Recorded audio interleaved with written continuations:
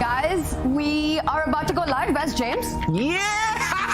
Woohoo! Yeah, boy! What's up? We here. You already know. Hey, Tanya, what's up? Tanya, hey. It's going to be intense as two players will be knocked out. This is the ChessKid Cup.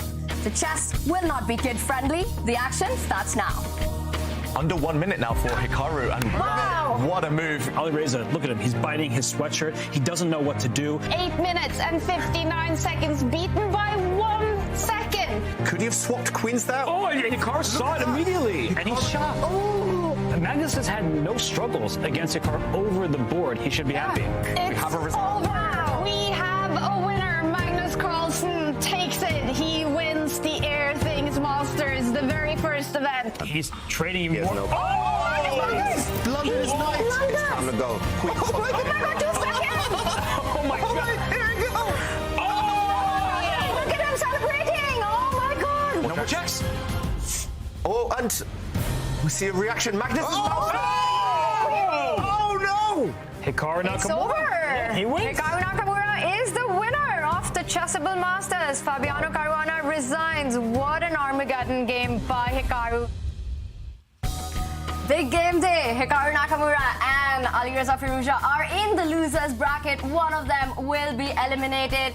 It's getting hot at the ChessKid Cup, and to make sure that you don't miss any of it, we've got Grandmaster David Howell, Grandmaster Daniel Nodirbek, and PD Master James Canty. Daniel, such a big day of action on day one. What was the highlight for you? Man, I mean, the highlight was definitely our 2 upsets. 2 dragons. Tanya got slayed yesterday. One of them, Hikaru Nakamura. The other, the world number 2, Alireza. Incredible performances by JVF and by Dimitri Collars. Let's see if they can keep it going today. Expect the unexpected at the ChessKid Cup. Such surprising results. A lot of action there, James. And I have to ask you, for all the chess kids around the world, what was the one big takeaway? Be like Michael. Jordan Van Forest, okay, as he did his thing yesterday. I mean, he was taking down a Goliath like Hikaru Nakamura. I'm absolutely feeling unstoppable at this point if I'm him. Big result for Jordan Van Forest, taking down the absolute beast, Hikaru Nakamura. David, was that the most shocking day one of the tour? I think so, Tanya. It's rare to see such a big favourite like Hikaru Nakamura lose on day one, but he has a second life, and it's now or never, especially for Nakamura and Firouzja. It's their time to shine. It was a day of twists and turns that saw the big names being toppled over. Take a look at the roller coaster ride. Jordan Van Forest is on fire! Michael Jordan Van Forest. It ain't game 7, but he's playing like it's a game 7. Forest fire here from Jordan. I think Hikaru's playing for a win because knight c7, David, that was a forced draw. I think rook c3 signals that Hikaru actually feels that he can pull this out. Jordan's just hopping around hoping now, but the pawns are coming. Soon that white king is going to come under an attack. Oh my God! e4. Bring that bishop in. Oh, goodbye. Yikes. End of the game. Now he needs a miracle. Yeah. Oh, slam. Oh, you can see the anger. Rook f6 would have been very strong as well, but this is just looks like game over. I love what Jordan's done, though. He's kept his king and rook as far away apart as possible, literally as far away apart as possible, and therefore no forks. Jordan Van Forest takes it with some brilliant technique. The black king running out into the open. Now there's a threat of checkmate. Queen takes pawn. The black queen on the diagonal, coming and taking the pawn in front of the white king. White's queen has to swoop back and defend. Uh-oh. What happened? I don't like that move. What G5 happened? maybe. Get him off the board! A one-move made blunder by Alireza Firouzja. And Dimitri Kolar And he was takes winning the lead. too. If he had played G5, White's in charge there. Let's not forget that Dimitri has to win the game. A draw would mean that Alireza Firouzja takes the match. Seconds Oh, left. he He lost hasn't his done mind. it. King F8. What are you doing? Allowing what? Queen G3? You have lost it. Just feels like panic what? from Firouzja. He was the underdog in this match, but he's clearly been the better player today. And Dimitri Kolar takes it in the Armageddon. Some great attacking chess there on day one, and that's exactly what we're expecting more of. Take a look at the matchups that we've got lined up today. We will have the winner semifinals later, where we'll see Fabiano Caruana take on Nodirbek. Huge match there, and of course the two slayers, Jordan van Foreest, will be playing against Dimitri Kolar. But before that, we will start with the losers bracket. Hikaru Nakamura against Alireza Firouzja. We've got Shimonov against Jules, but we've got to talk about Hikaru against Alireza. That's world number 4 playing world number 5. An amazing, incredible matchup. David, who gets by? Oh, this one is a tough one to call. I'm going to say Firouzja, actually. I just have a feeling that he's going to step up another couple of gears, and Nakamura yesterday didn't feel like he was at his best. Controversial take, I know, but we'll see. Wow, David Howell there saying Firouzja might take this one. James, would you agree with that? Well, I'm going to say Hikaru is Mr. You don't like me when I'm angry, okay? I'm very mad right now. I lost. You could see the frustration there just yesterday. He was very angry about the game. Of course, Firouzja was too as well, but Hikaru definitely shows the emotions a little bit more. I think today he's going to look for that revenge against Firouzja. One thing's clear, the two players have to forget about what happened on day one. We saw Hikaru there after the final decisive game for Jordan with masterful play, frustration on Hikaru's face, and at the very end, he decided not to resign, but let the time run out. With seconds on the clock, he gets up and leaves. Daniel, we've seen this before from Hikaru. We have. I mean, it's not a secret that Hikaru doesn't hide his emotions, positive or negative. He's done that before. He did that in a U.S. Chess League game a couple of years ago, letting a couple of minutes go down on his clock without resigning. So, you know, when he's mad, he shows it. But when he's mad, he's really hard to play because he steps up his game to what seems like an impossible level. So Alireza, he has to step it up tactically. If he misses the amount of things he missed yesterday, he's going to lose without even a fight. And Alireza Firouzja, he is one player who has the most number of decisive games. So it's going to be a very intense battle between these two. They both have to step it up. And now Alireza, he became a grandmaster at 12. He is the youngest ever player to have crossed the 2,800 mark. And we've got a little take by David Howell telling us exactly what makes Alireza so dangerous.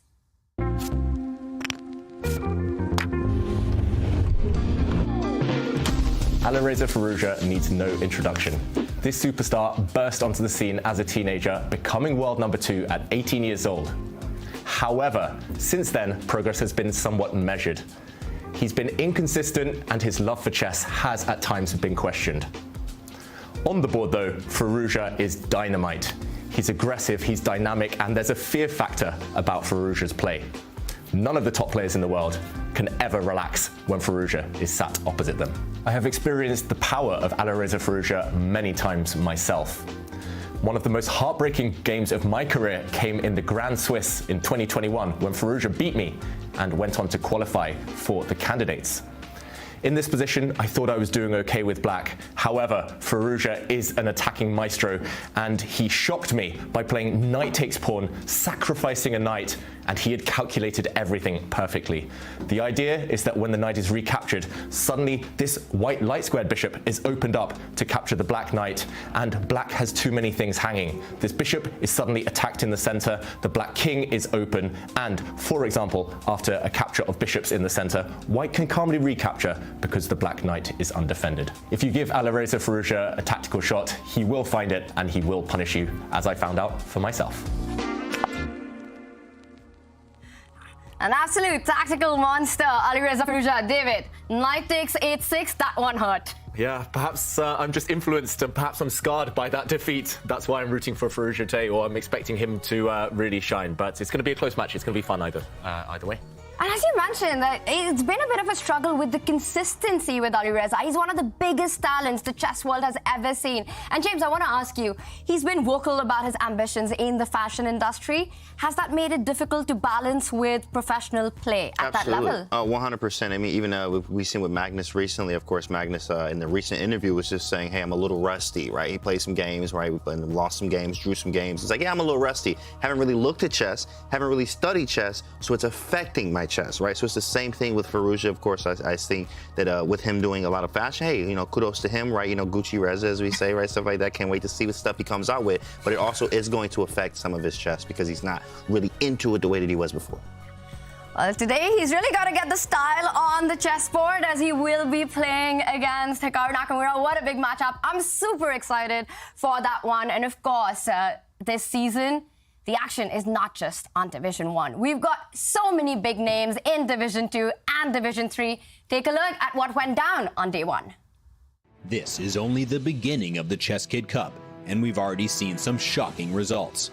Vietnam had a big day in Division 2 as Le Quang Liem and Nguyen Ngoc Truong Son won fine matches, with Nguyen upsetting former candidate Dmitry Andreikin. In one of the heavyweight matches, Vladimir Fedoseev ousted another former candidate, Shakhriyar Mamedyarov, in tiebreaks. And then just resigned? Was it a one-move blunder? Fan favorite David Anton Guerrero won one of the prettiest games of the year in the ChessKid Cup play-in, and today he continued his winning ways with a victory in the final game over the Ukrainian Martin Kravsis. The third division features 2 matches in the first day, and only 8 of the 32 players won both matches. Tomorrow, we'll see grandmasters Sam Sevian battle Alan Pichot, Mikhail Antipov face Vitaly Bernatsky, Pantala Harikrishna against Igor Lisi, and finally, the young Denis Lazovic faces Ding Liren's favorite player, Francisco Vallejo Pons. And don't forget, the winner of Division 2 punches his ticket into the next event's Division 1. So there really is a loser who has been keeping us updated with all that action. Simon, did you have fun on day 1? I had a great time, yeah. It's great to be back in Oslo with you lovely people here, and a bit of a new crew, but everyone's so nice here. It makes it so much easier. And of course, there was loads of action in the chess, and we're going to have a look at some of those results and some of the pairings. So Division 2, this is the winners' quarterfinals. And let's remember that it's a double knockout. So anyone who loses gets another chance. They don't get knocked out straight away. But you've got some big names here fighting it out. I'm very interested to see David Anton of Spain, who's got a lot of experience in this competition, playing against Vladimir Fedoseev. And then if we go to the losers bracket, it's double pressure for these guys, because if they lose their match, they go home. Well, they're probably already at home on their computer, but you get the drift. They kind of go home. They're out of the competition. So, yeah, some very exciting stuff there in Division 2. It's been so much fun following the action all around, and not just Division 2. Division 3 has some big names, big grandmasters, and also we have been seeing a lot of young talent there. Sam Sevian, he took Division 3 at the Athens Masters. He's got a big chance to do it again this time, Simon. He has indeed, yeah, Sam. And the impressive thing about Sam is that he's playing in another competition as well. Oof. So he's playing over the board, and then he's running back to his computer. I hope the connection is good to play in this competition, which is clearly the better competition. And there he is in the winner's bracket. He played fantastic chess yesterday, and he's playing a very experienced online player, Alan Pichot. And the losers bracket, a lot of pressure on there. Could we see the legend Gadakamsky go home? Well, I'd like to see a little video of that if that happens. But look at those names there, and again, double pressure for a lot of these guys. And I'd like to see Arjen Tari go free. He's the only Norwegian playing. Yeah. So, yeah, lots of big names, lots of big encounters today. I was going to ask you, looking at this list, Simon, who's your favorite chess kid from Division 3? I'm going to go, I don't know if he's a kid anymore, but I'm going to say Arjen Tari because he's not really a kid because I see him in the pub very often. But I'm going to go for him anyway. So a bit of an older kid. Should I say young adult, maybe? Otherwise I'll get in trouble. I'm not sure if we were supposed to give that away, but of course the fun keeps coming and so much on the line. They've got tour points. They've got the big ticket to the season final. And of course, the big bucks. Take a look at the roadmap of the biggest ever season of the Champions Chess Tour. Each event in the Champions Chess Tour is broken up into 3 divisions, making the CCT even bigger than ever before as the best players in the world work to win their division and progress to higher divisions, hopefully securing a playoff spot, big prize money, and tour leaderboard points. Here's what's at stake in the 3 divisions in each event. The winner of Division 3 receives $5,000 and 20 tour points. Those with the most tour points at season's end will secure the wildcard slots for the playoffs and additional prize money. The winner of Division 2 claims $10,000, 50 tour points, and secures a coveted slot in the next event's Division 1. Finally, the winner of Division 1 receives $30,000, 150 tour points, and a guaranteed spot in the playoffs.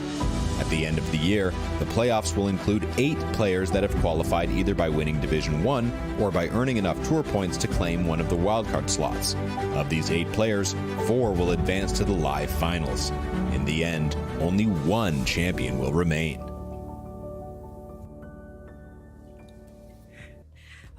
So much to fight for, and let's take a look at the action that we start with today. We will be taking a look at the Hikaru Nakamura versus Alireza matchup, and of course it will be the losers round 1 that we start with. Later on in the day, we also have the winners bracket and some big matchups there as well. Super excited to see Fabi take on Nodirbek, and of course Jordan Van Four's Dimitri Kolas, who scored big upsets on day 1. It's going to be interesting to watch them fight it out, and this is the format for the players in the elimination bracket.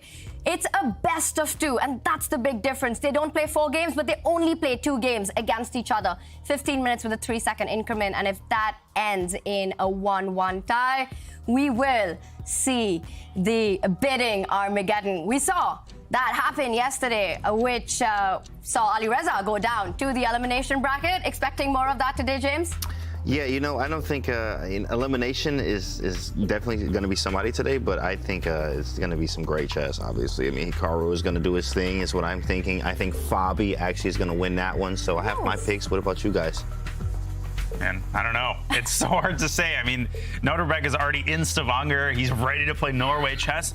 And I found that I play really well before and after classical tournaments because you're in the zone, you're doing a lot of training. So, man, it's going to be a tough one for Fabiano. Yeah. Wow. But right now, it's all eyes on Hikaru versus Alireza. Chat, get involved. Do you think this will go into an Armageddon? Or will this match be decided in the Rapid? And we see Hikaru there. He leads their head-to-head in the Rapid with 6 wins. David, does that margin surprise you? It does, actually, because I do remember some of these games being very close. Often it is actually Nakamura whose nerves just hold up better. But we mentioned the Armageddon. Hikaru's chances will increase if it gets that far. I do think Firouzja needs to strike as early as possible, and he only has 2 games, best of 2, to do that. Ready to start the players any moment now.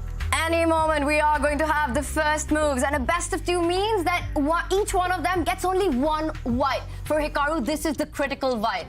One thing's for sure, no more London, James. Oh, yeah, of course. He probably not even gonna spend no time there at London. Not the London, but the French. The French, right? Very close, of course. E4, E6. We've seen a lot of Frenches lately, guys. What's up with this French wave? You've been seeing this lately? Even Origin, the Indians too as well. A lot of the Indians are playing French. It's been a wave right now.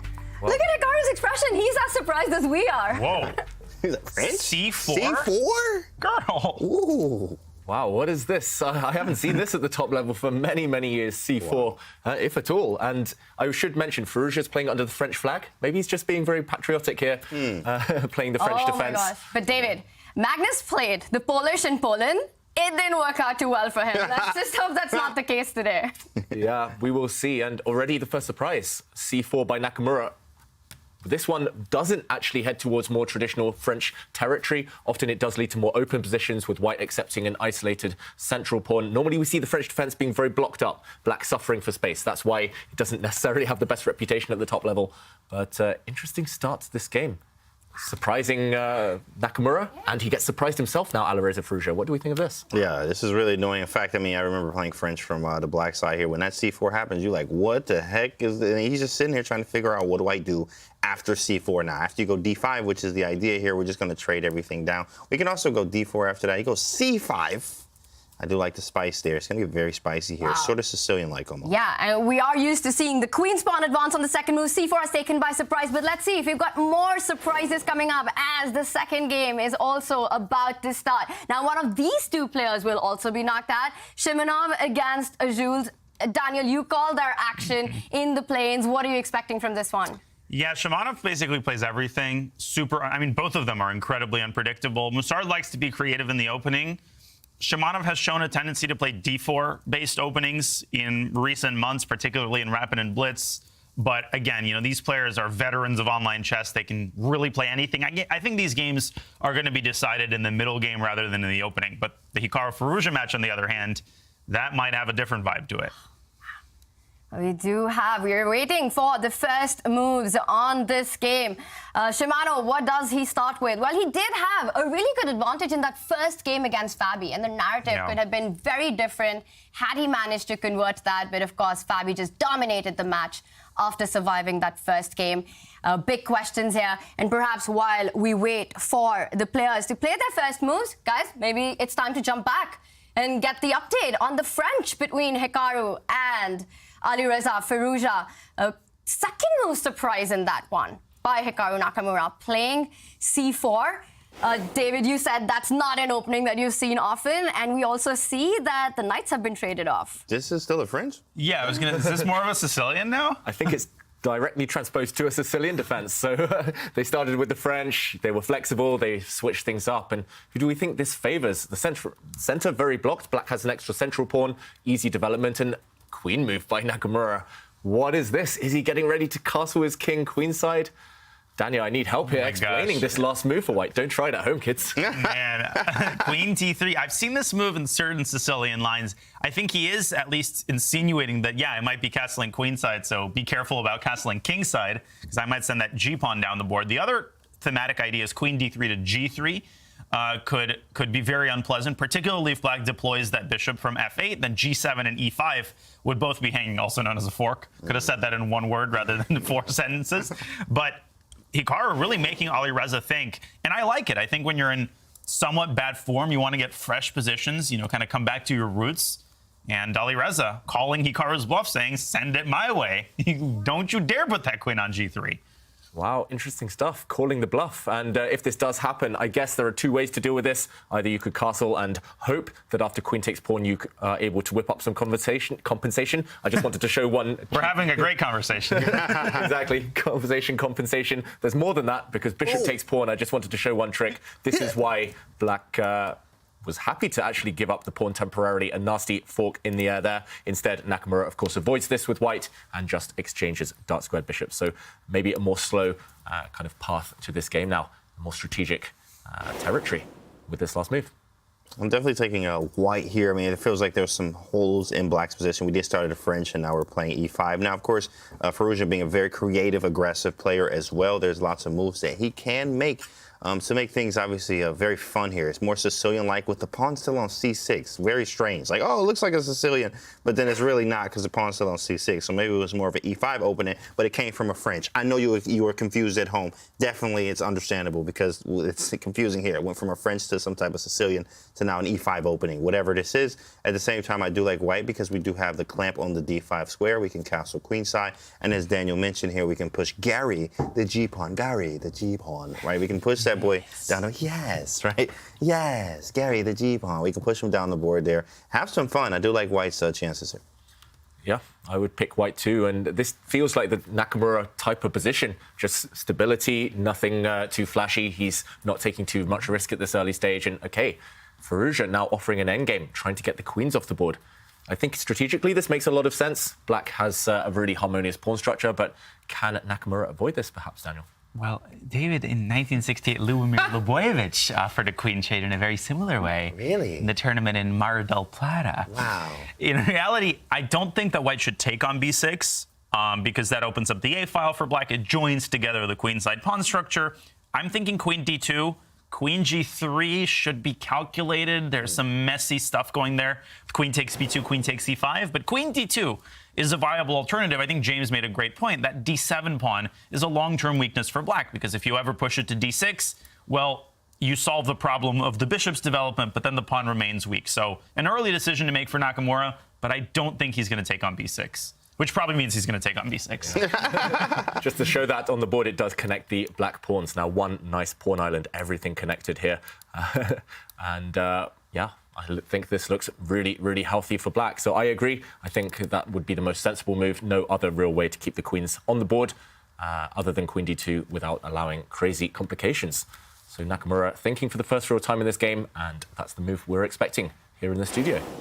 I would love to see those crazy complications, but it's perhaps too early in the day for Hikaru Nakamura to start with that. Well, he is taking his time to evaluate the endgame or whether to keep the queens on the board. But definitely Alireza Firouzja can be happy with this opening outcome, not just keeping the clock in balance, but the queens stay on the board. Let's not forget, there is such a nice post on that d4 square. Black's knight eventually, once as the game progresses, can maneuver and find its way to d4, take control of that. Meanwhile, that light squared bishop that Hikaru still has to find the future, and the one future that is happening is an endgame. Queen b6, commentators. As I predicted.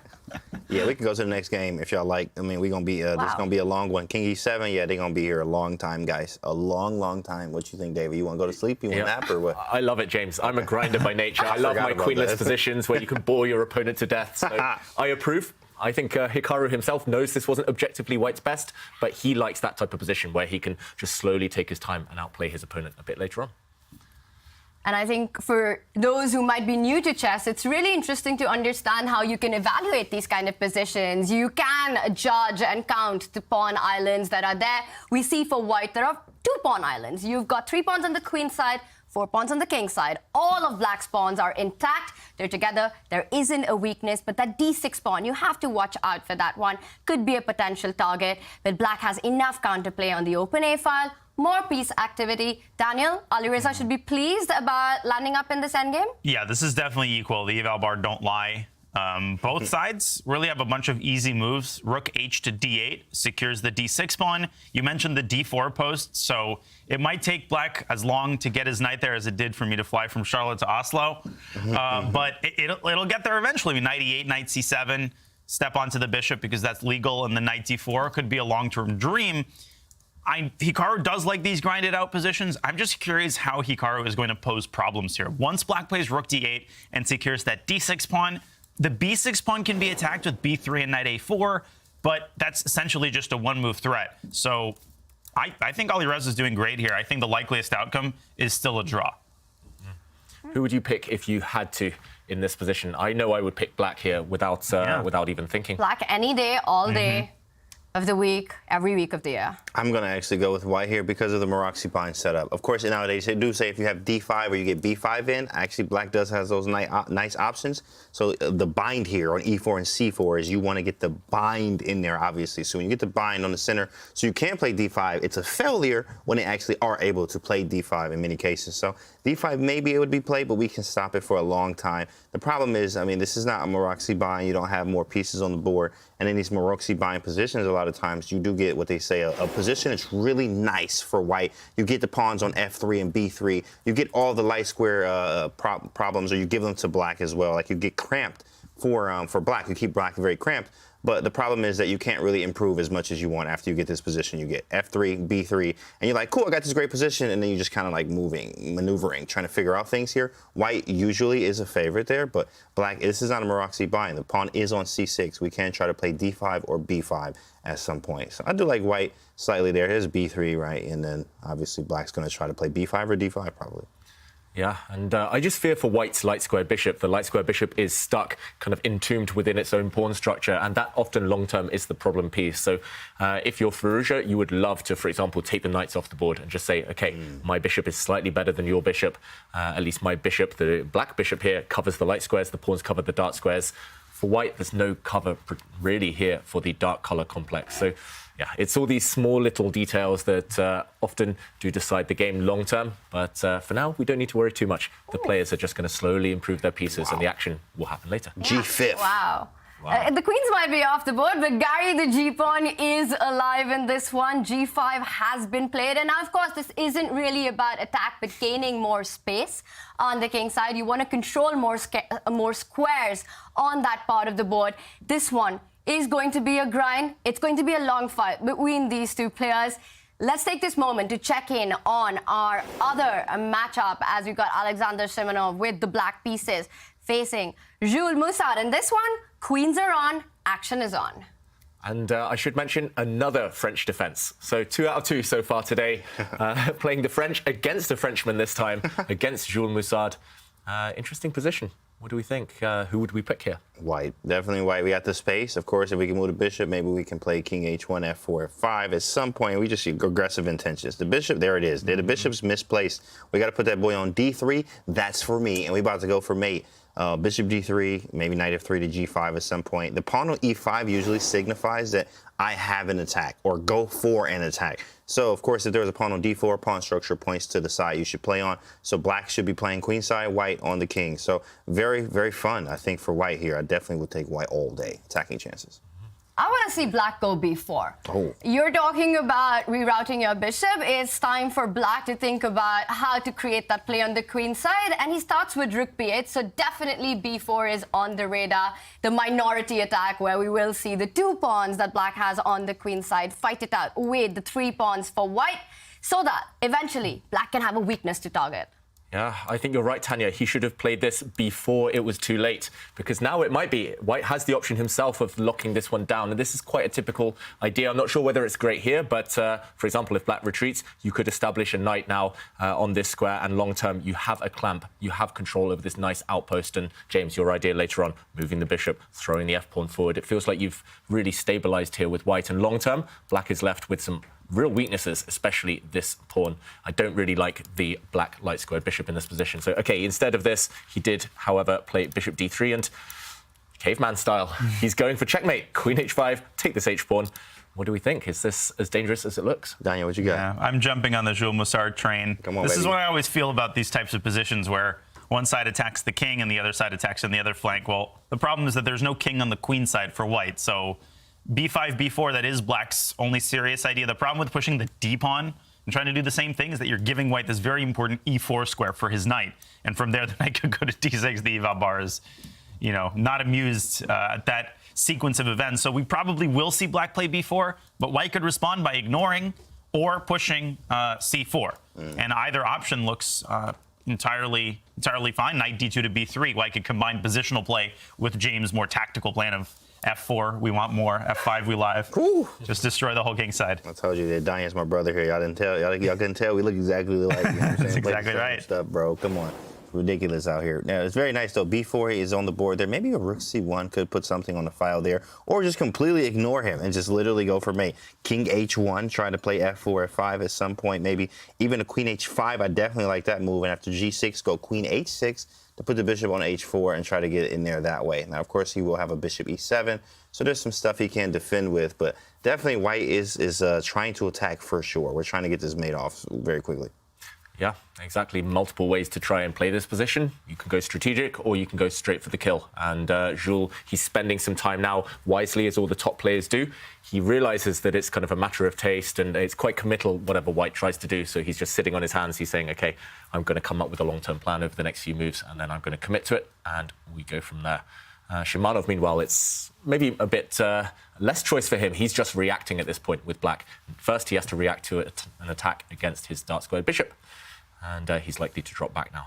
Classic chess stuff, right? Your opponent plays on one side of the board, you target the other side. This is going to be an action on, well, all over, with white going for a king side attack, black trying to create weaknesses on the pawn structures on the queen side, falls back with the bishop to e7. We are expecting also the a pawn to advance down the board. Meanwhile, white still has to push the f pawn to try and break open black's king. This is going to be a hot middle game, but let's just zoom out for a moment and go back to the other big game. We've got an end game there already. Hikaru Nakamura is facing a pawn storm. There's h4, g3, Harry and Gary on fire. Are there queens on the board and they're just missing? Invisible queens. Invisible, yeah. Fog of war. Are we looking at the same position here? Wow, this is crazy. Firouzja, just despite the absence of queens, going straight for it. He's thrown all of his pawns forward on that king side for black, and I like it. Look at that white bishop now. It is really stuck on the light squares, no dark square control, and it's an easy path in for Firouzja's knight as black. It could be good knight versus bad bishop. Could be good knight for Nakamura's chances in the tournament. He might have to be going to the good night bar after that. Exactly. I do envisage, and now on the next few moves, this knight coming into the juicy f4 square. From there, it's going to sit pretty for the rest of the game, and you can't challenge it. I'm wondering whether you do this now as black. For example, okay, we can trade a set of pawns, but black is going to be the one fighting for the h-file later. This knight is going to sit targeting this weak backward pawn, and watch out for this one long term being a real menace. The pawn on g3 might well promote to win the game at the end. Looking good for black, I've got to say. Yeah, it's positionally gross. I mean, like, that's just, it's positionally gross right now, especially after the knight coming to f4. He just has a clear plan. Knight h5 to f4. You can't really even stop b, and then you can't really get this g-pawn off of the g square on g3, right? So after we trade, I mean, then even, and you're trying to play something like knight f1, I mean, we even have rook g8 there, then swing the knight over to h5, and then to f4. It's very tough here, weirdly enough. You can even somehow get the king to g5, right? And then just to tell you how strong the position could be, get the king to g5, maybe bring the rook down on the h-file. I mean, there's so much play on the dark squares here for black. And obviously, as you pointed out, David, too, as well, the bishop on d3 is absolutely gross. The position, I mean, dark square gross, bishop gross. I mean, this is a bad position, I mean, practically for white right now. Daniel, can you see anything good to say about the white position here? Not much. I mean, Hikaru hasn't gotten anything started in the center or on the queen side. And another problem is that if white plays h3 and tries to lock up the king side, in the long run, once the knight gets to f4, there are ideas of the bishop sacrificing itself on h3 once white moves the rook away from h1. And those two menacing connected passers, especially with another pair of rooks off the board, are going to get really dangerous. This may sound all hypothetical, but that's how you want to think in these types of endgames, right? It's not just about the next 2 or 3 moves. You want the game to head in general direction that favors you. I still think Hikaru is probably going to be able to hold this, but he's got a long task ahead of him, and he's just not looking like the Hikaru that we're used to, Tanya. Absolutely. And as you're pointing out, these threats, difficult for Hikaru to face them, to think about them, keep them in his mind right now, because it could mean game over. You got knight h5 jumping onto f4. But David, I really want to use this moment, because the last time we saw this position, that pawn was on g5. And now we come to this point where there's h4, g3 that's already happened, and black's the one who's pushing on the king side. Hikaru under tremendous pressure. We've got to do an action replay. How did Alireza manage to get so much? Meanwhile, Hikaru hasn't built that counterplay on the D line. Yeah, let's go back in for that action replay. It was here that Firouzja started the pawn storm, the avalanche. He played g5, gaining space. Why not? You're putting pawns on dark squares as well. They complement your bishop. Nakamura moved his king.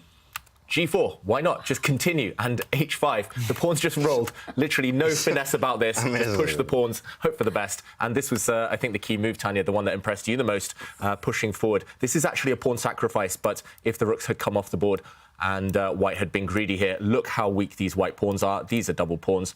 This e4 pawn as well, tying down white's bishop long term, and it's just a temporary sacrifice. Now I think this pawn will fall off the board. So Nakamura is trying his best to keep things compact. He's trying to protect everything, and okay, let's go back to the game.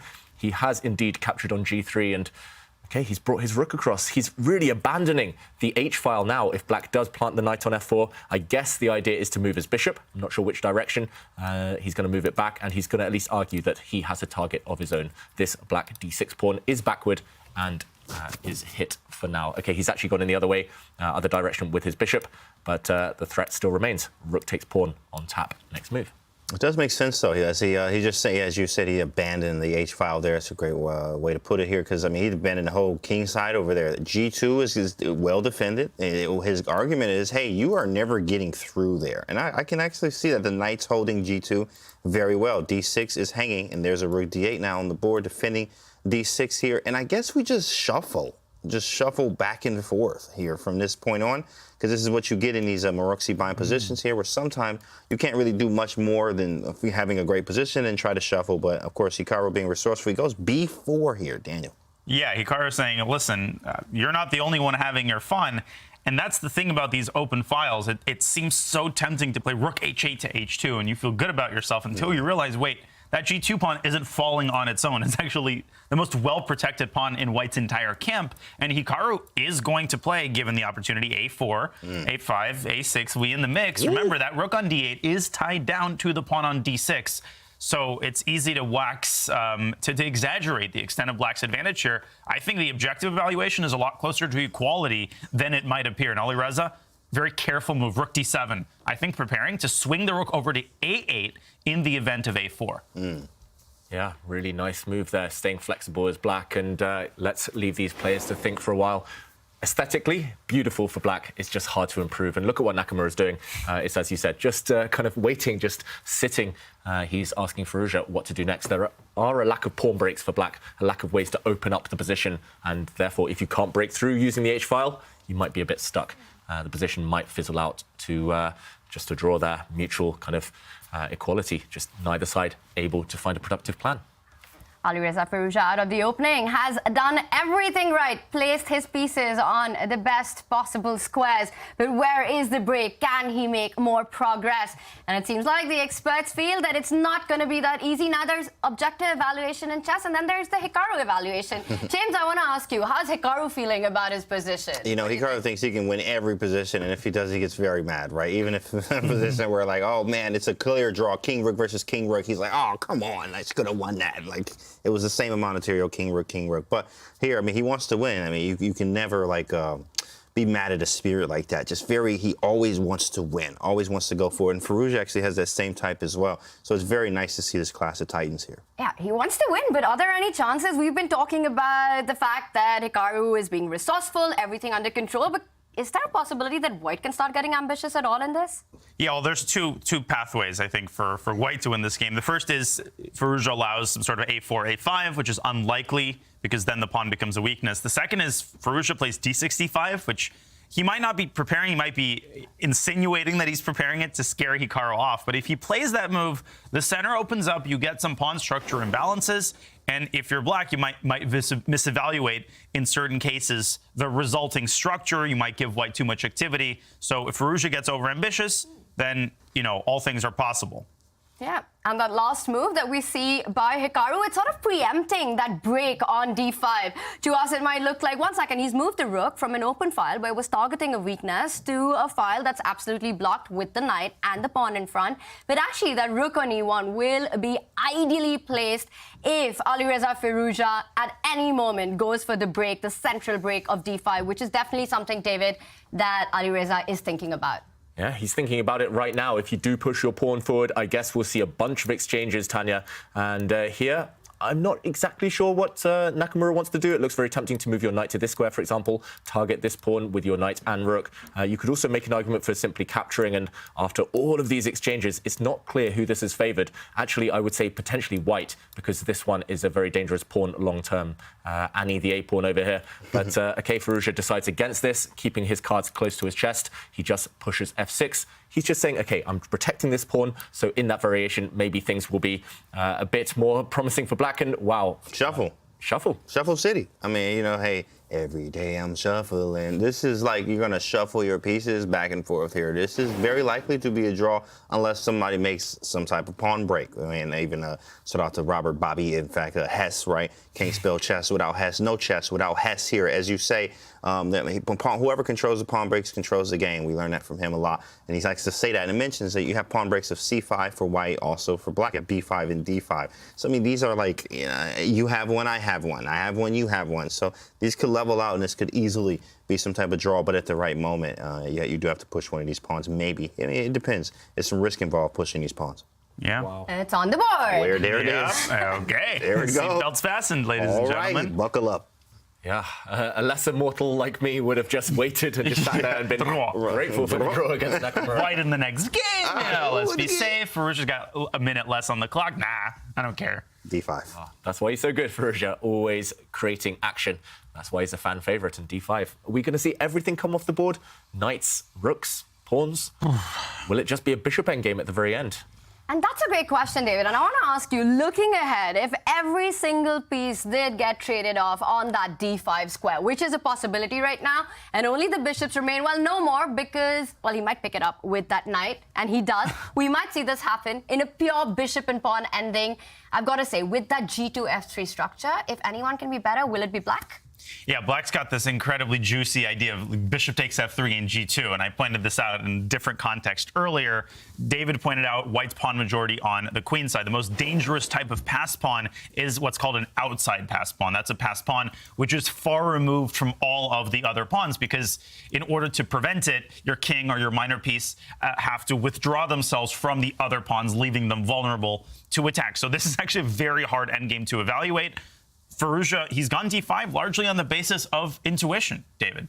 Yeah, I completely agree. He feels that this position is relatively risk-free for black, despite the fact that white is about to create a passed pawn. He is very much banking on the fact that, for example, here, white can never, ever move the bishop. As you guys mentioned, just to put this on the board, moving the bishop would lose instantly, always to bishop takes and running the g-pawn through to victory.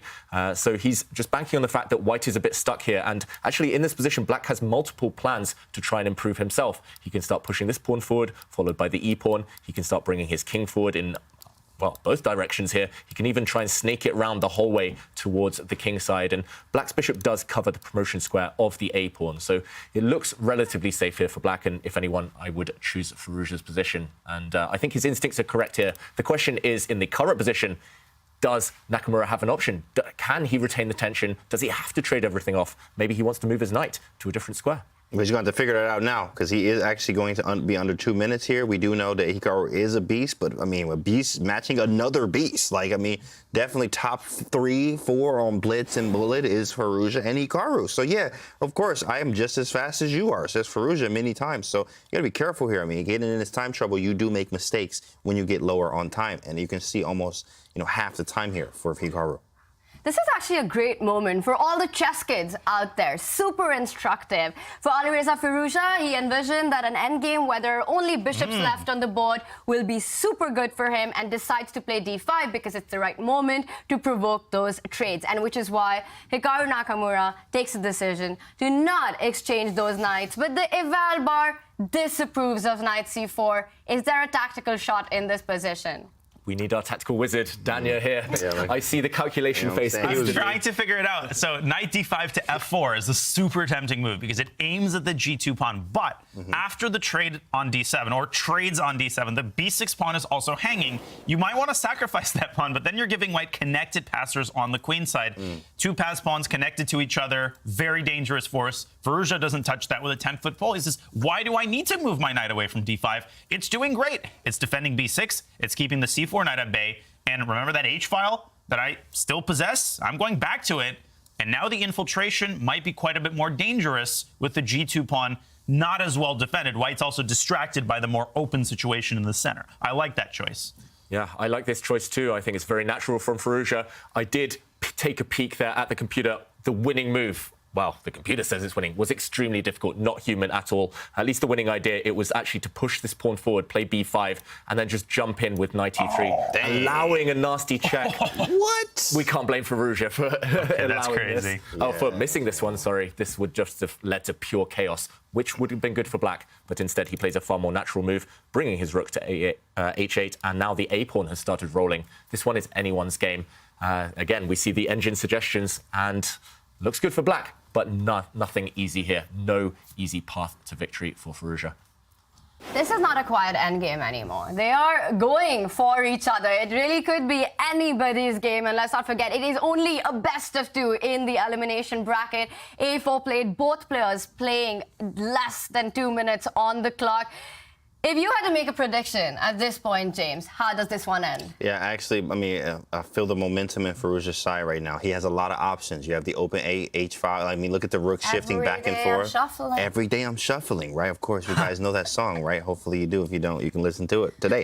But, every day I'm shuffling. I mean, he shuffled that rook back and forth. I have options. I got to pass G-pawn over there. I feel like I have more initiative, which is time, space, activity, things like this, than white does. Of course, in these Maroczy bind type positions where the bind's now broken, white usually is just shuffling, in fact, or trying to find good moves to play and improve my position. But we've already improved it. We got the double rooks. The bishop is actually doing something. It's active. It's not the greatest bishop, but it's useful in doing things here. And we're just kind of defending, it feels like, from White's point. We do want to push the A-pawn, have a pass A-pawn, but then again, that could be weak, depending on what Black does. We can double the rooks. We can also attack that pawn later. So objectively, practically, I think Firouzja definitely has a nice chance here.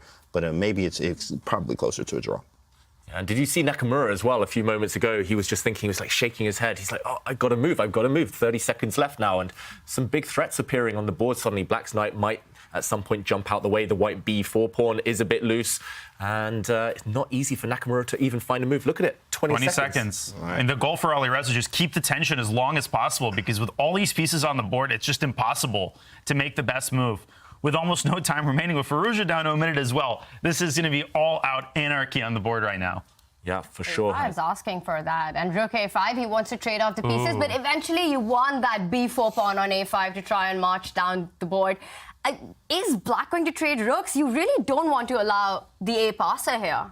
No, but if you play rook b8, you allow White to get 2 pieces for rook. Even that position's hard to evaluate. It might be good for Black with the rook invading b1 at the end of the line. You could also play rook a8 to d8 in order to keep the sort of general character of the position. 40 seconds now for Alireza. So many decisions to make on every move for both players. Yeah, this is a key moment. If he swaps the rooks, I think actually things will turn, and there we go. And he did. Wow. And, oh, that was a terrible move. Yeah, that white a pawn now is going to be so strong potentially long term. Still some threats. White's knight under fire here, has to retreat. White's bishop really passive, but that white a pawn is going to be a thorn in Black's side for the rest of the game. That made no sense to me, because rook b7 was a safe option to play for 2 results. Hikaru seems annoyed, but that's just Hikaru doing Hikaru things. Probably annoyed about what he did 15 moves ago. Right.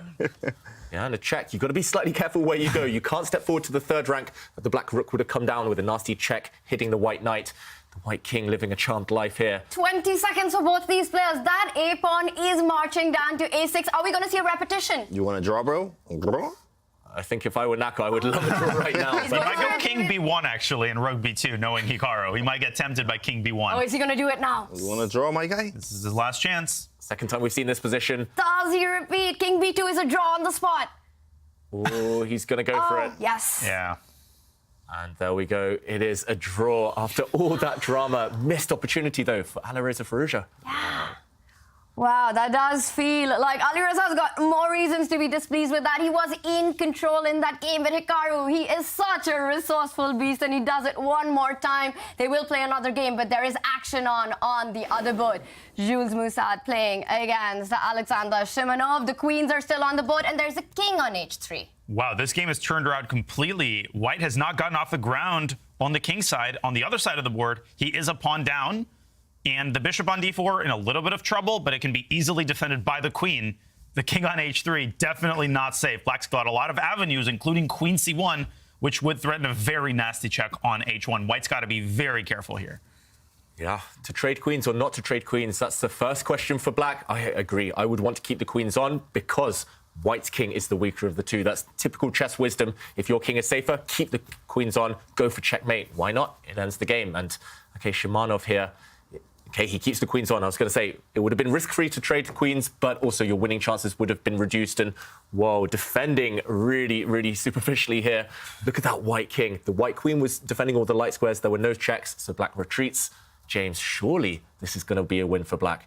Just looks so pleasant to play. You know what's funny? I am that guy. I'm that guy that's like, nah, I'm good. I'm good here. I'm Nigel Short King walk to h6. Now, of course, you're going to get mated on national television if your king is on h6 in this position. But it is some things that you can do with like f5s coming, because we do have the back rank, the problems of the pin here, you know, with the rook. So you can't move the bishop because we'll take, right? And the light squares are defended by the queen. So if I get f5 in, 10 seconds. You know what I'm saying? There may be some problems here. So queen d8, okay, you make queen b6, defending d8, but f5 is definitely something to look at here. I mean, we do have the opposite color bishops here, and I feel like the light square bishop, if we can play f5 and take on e6, we have some chances here. But of course, definitely you have to be very, very careful because your king is out in the middle of the street on Goes h3. for it. There it is. Let's go. It's on the board with 7 seconds. Will he be able to handle this position? There are big threats that Shimanov is facing. 3 seconds. He's got to make a move. To the house. Take him. Oh, queen h6 check, I guess he wants, and then queen c6 check, some sort of perpetual. Queen f4 and control the h6 square. Ooh, that's interesting. See a perpetual. White might be taking over here. Oh, yeah, definitely. We Takes taking on over. F5. Yep. He's in trouble here. Check. Shamanov. Check. No time. Check. Oh! Queen, did Bishop he F7, must Queen G5. That's a must. my I think that goodness. queen was headed to H6. We see Shamanov. He Shaking is his head. shaking his head. Oh, Bishop man. F7, and that is game over. The queen picks it up. There's a check on G5. The rook falls on D8. And Shamanov, he shakes his head. It's all he can do right now. Yikes. And he walks away after that one. That's tough. That's tough. Wow, what a last-minute blunder. And we see there Jules celebrating Queen G5 check, wins the rook. This is what is so tricky about these formats. You've really got to be on your A game with the tactics. Shamanov just cannot catch a break, particularly in game one. Again, everything seeming to go his way, but James Canty, he called it. F5, it didn't come as quickly as we thought it would, but when it did, it caused total pandemonium in Black's position. You let his clock run too low. Alexander Shamanov is on the ropes now. He has to win game two to force an Armageddon. An absolutely intense round one. And David, we have to turn to you. What were the big takeaways for chess kids watching around the world? The big takeaway is just to stay calm, even if you're in time pressure, and go on the attack. It's far easier to attack than it is to defend. And just to show the closing stages again in slow motion in that game between Jules Moussard and Alexander Shimanov. Black panicked here, retreated the queen, allowing white to step forward. The attack begins. The black king peered down on this diagonal by the white bishop, and it was this position where the final blunder happened. Black needed to slide across and give a check when the white king retreats. Actually, multiple ways to defend here, but at the very least, you can slide your king in the corner, and the game goes on. Things have turned, but Black's still fighting instead. Queen to G6 allowed a nice killer blow. Always look for checks, captures, and threats. Bishop takes a nice double attack, forcing the queen away, and another double attack wins the game. Checks, captures, and threats. Write that down 100 times right now. What a game one we've had, and this is the scoreline. Only one more game remains in the elimination bracket, and Hikaru Nakamura survives. A bit of a scare there with the white pieces. Alireza Firouzja created his chances out of a French defense. On the other hand, Jules Moussard did play the French defense and won his game against Alexander Shimanov after a big miss by Black. Jules was the side which faced the French there. It's going to be a big round two coming up. But before that, we're going to go into a short, quick Twitch break.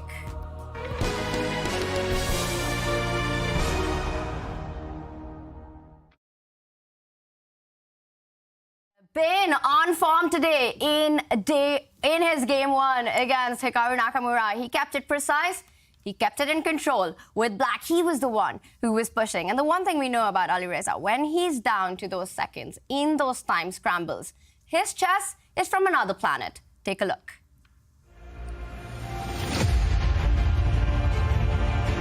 The A7 pawn at the right moment? Yeah, I think Hikaru's waiting for that. He watched that match for sure yesterday. But you can't, it's check now. Oh, wait, what did Hikaru just do? He moved his rook. He's gonna get flagged here. Oh my gosh! He tricked him! And Oliver's trying to win on the clock. Doesn't help. Oh my god! Firouzja's gonna extend it overtime. No, he's gonna win it. He's gonna win it. Yeah, he wins it. He wins it. Oh god, this is insane, man. This is insane.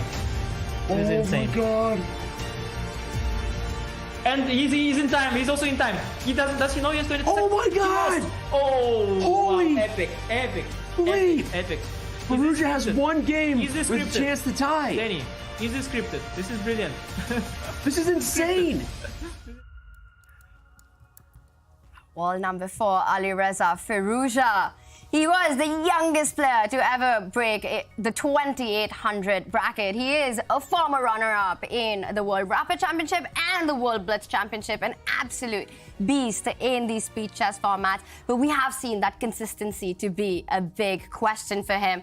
And David, he's got a big game 2 coming up against Hikaru. He's got to keep in control just like he did in game 1. Yeah, good news and bad news for Firouzja. Good news, he played very well in the first game. He had opportunities. The bad news is he didn't capitalize on them. So now with the white pieces, he has to find that killer instinct. Yeah. Wow. Alireza Firouzja will start with the white pieces. And for Hikaru, it hasn't been the steady start that we expect from him. But let's not forget, even though he's down in the elimination bracket, I think for a lot of us, he's still a favorite to win the tournament. And we've seen him make these huge comebacks, Daniel. Last event, he was in the elimination bracket. He beat Magnus. He beat Fabi. He can still do this. Listen, that's just the byproduct of winning as much as he does. We expect him to win every tournament, every single match, and sometimes we forget who his opponents are. Right now, his opponent is the world #2 player. His previous opponent was a super grandmaster who has won the Tata Steel Chess Tournament. But again, Hikaru wins one game right now. He's right back in this tournament. Nobody is counting him out. But he is playing very shaky right now, as is his opponent. That was a back-and-forth game that Alireza is going to kick himself, Tanya, for not winning, because he was really one move away. That B5 line, that basically ended the game. Alireza Firouzja was the world #2. Currently, he is world #4. And that has also been because of his inconsistency that we've seen. We haven't seen him that much in classical play as well. But right now, it is going to be about his opponent, Hikaru Nakamura. He can't be too pleased with the way he has started at the ChessKid Cup. Alireza there looking confident with the black. A solid hold in game 1. He starts with white. James, opening predictions. Yeah, Firouzja can play really anything here, but he's very ferocious, so I'm definitely looking for some E4 here. But of course, hey, Hikaru, one of the best to play against E4. He's going to play E5, very solid stuff. It's hard to get chances against him with that. Maybe he needs to mix it up, maybe with some C4. I think C4 is probably a great option here. Just to mix it up, you got so many routes you can go with the C4 option. So I'm saying C4. What you got, David? Yeah, every time I play Firouzja, he tends to open E4. He goes straight down the Italian game, and he knows everything there is to know, all the little details, all the little nuances. But wow, okay, that was very quick. A bunch of pre-moves there, maybe. Speedy stuff. Wow, my goodness. It's the Italian game, and both players huge experts, maybe leading experts in this field, Daniel. Yeah, you know who's not a leading expert in this field? Yours truly. Like, I can't even get the move order right. I don't know when to play D6 and D5. I always lose the light squared bishop with white. There's so many subtleties that the players are completely fluent in. You know, when to pull the bishop B3 lever, when to play knight D2 to F1 to G3. I guess the answer to that is now. And of course, for black, when do you castle short? Sometimes delaying castling. That's in fashion. I mean, Alireza knows perfectly what's in fashion. Bishop E6 is a move here. So very hard opening to study. I think you'll back me up on this. Yeah, I've lost countless hours in my life, probably hundreds of hours trying to study the Italian, and my only conclusion is just like you, Daniel, I still know nothing, and it's still so confusing. One little move order trick often changes everything, changes all the plans, changes the evaluation, and these players have to stay flexible. But Nakamura, he's really experienced in these positions. He does react quite quickly. He does commit his king to the king side. And will the fact that Firouzja hasn't castled yet play a factor here? White doesn't necessarily need to castle the king yet. You can still maneuver around. There we go. He's playing the waiting game, just covering some squares, and we'll see how Nakamura reacts. Wow, Alireza keeping flexible. He hasn't committed his king on the king side yet. The knight can jump over to G3. He will take these decisions. This will be a slow start, but we've seen exactly how that ends up with the two of them in round 1. But the other game, there can't be any slow start because Shimonov has to win on demand to force an Armageddon. He is trailing, but the good news for Shimonov is that he starts with the white pieces. He can start attacking. But I have to ask, you know, I know that as commentators, we are a bit hesitant to talk about body language. Is Shimonov looking way too relaxed right now? What's going on there? I think if he leans back any further, he might fall off that chair. That's funny. Yeah, it looks like he just literally don't care, right? I think he feels, you know, he doesn't feel good about the loss, obviously, but at the same time, I think he just is okay. He's calm, you know what I mean? You can tell he's not really tense. He's just chill and relaxed. I mean, usually you lean into the screen every move like you've never seen the first few moves before, so intense. But here, I mean, he seems relaxed, so that's a good thing. Yeah, partly relaxed, but partly regretting life choices in the previous game. We've all been there. We all have that kind of dilemma. How do you recover from a loss? And okay, quick opening. It's a kind of an anti-Sicilian, not one of the main lines, not the open Sicilian yet. But there we go. He throws his central pawn forward. And I've seen this before a couple of times. I'm not a big expert here, though, Daniel. No, I'm just captivated. I just wonder what chair it is that allows him to lean that far back and how he's making moves with his hand on the mat. I just want to know the logistics of his setup. But yeah, this actually is a fashionable line. I talked about this yesterday, this tendency to discover new anti-Sicilians and rejuvenate them. Just nobody wants to swim in the crazy waters of the Najdorf anymore. This is a pretty positional line. White just develops normally, knight f3. Bishop can come out to f4, g5, and typically, I think in this line, white castles kingside and tries to apply slow but steady pressure on black's center. Of course, objectively, the position is pretty much dead equal. Yep, dead equal, but plenty of scope for either side to outplay the opponent. And black has a nice compact pawn structure, white has the space. So you have to give to take, and yeah, here, very balanced. And I think a good choice for Shimanov. No forcing lines, still plenty of pieces left on the board. And if he can hold his nerve, then he will get chances later down the line. Looking at Shimanov, it just doesn't feel like he's going for the kill in this game. And that better be deceptive, because he needs to do exactly that. He has to win to keep his chances alive in the ChessKid Cup. The good news is that there are still a lot of pieces on the board, a lot to play for here. Knight d5 has been played, and very often black doesn't want to trade on d5, allow that white pawn to get there, take away more space, open up the e-file. That just gives white a lot of play in the center. Knight d5 is not a move that you usually want to make. If not, that knight that white has planted there can be a bit of a nuisance for black. Yeah, it can be a nuisance, and black did ignore the temptation to capture, and Shimanov saying, please capture my knight in the center. I'm putting extra pressure now on f6. If you allow me, I will wreck your pawn structure by taking here next move. And now the question for Jules is, do you take? I don't really see any other attractive option. You could potentially drop back, but this looks odd somehow. It looks really clumsy. I think maybe now it is time to take. And Tanya, you mentioned this pawn a real kind of thorn for black, but you can kind of play around it, maybe trade off all the remaining knights, and well, he does indeed go back. Wow. Wow. David, commentator skill strikes again. Knight e8 on the board. Jules Musa playing with fire. Indeed, and now the knight on d5 is really the jewel of white's position. But it might be kicked away with e7, e6. When you play that move, of course, the d6 pawn becomes a weakness, and that's a very common instance in the Sicilian. You made the move c3, David. That's probably, I was going to say that's going to be white's move. No, he's playing rook a d1. I'm not able to predict a single one of these moves. I guess bishop takes b2 might be met with c3 then, and then the bishop will have a hard time rejoining its side of the board. That's like a mousetrap. You invite the bishop with a cheese bait on b2, and then you shut it down. And that's not a position that black wants. It feels like somehow Shimanov might still be in preparation. I know he streams a lot, he plays a bunch of different openings, but what he does play, he tends to know extremely well. And, okay, no temptation to take this pawn yet. He kicks the bishop away. I'm expecting the bishop to drop back somewhere. I'm not sure where. C1. Yeah. Maybe the whole way back, just to defend this pawn. And still the problem for black is how to get your knight back into the action after retreating. Sometimes you've got to go back in order to go forward in life, but here I really don't like it for Musad. Wow. Where will he retreat with the bishop? Will he stay aggressive, keeping it on that h4 d8 diagonal with the bishop coming back to h4? Or will he fall back? Well, a samurai knows when to retreat. You've moved that rook from a1 to d1, so bishop c1 does make a lot of sense. You keep your eye out on that h6 pawn. You also keep the b2 pawn defended.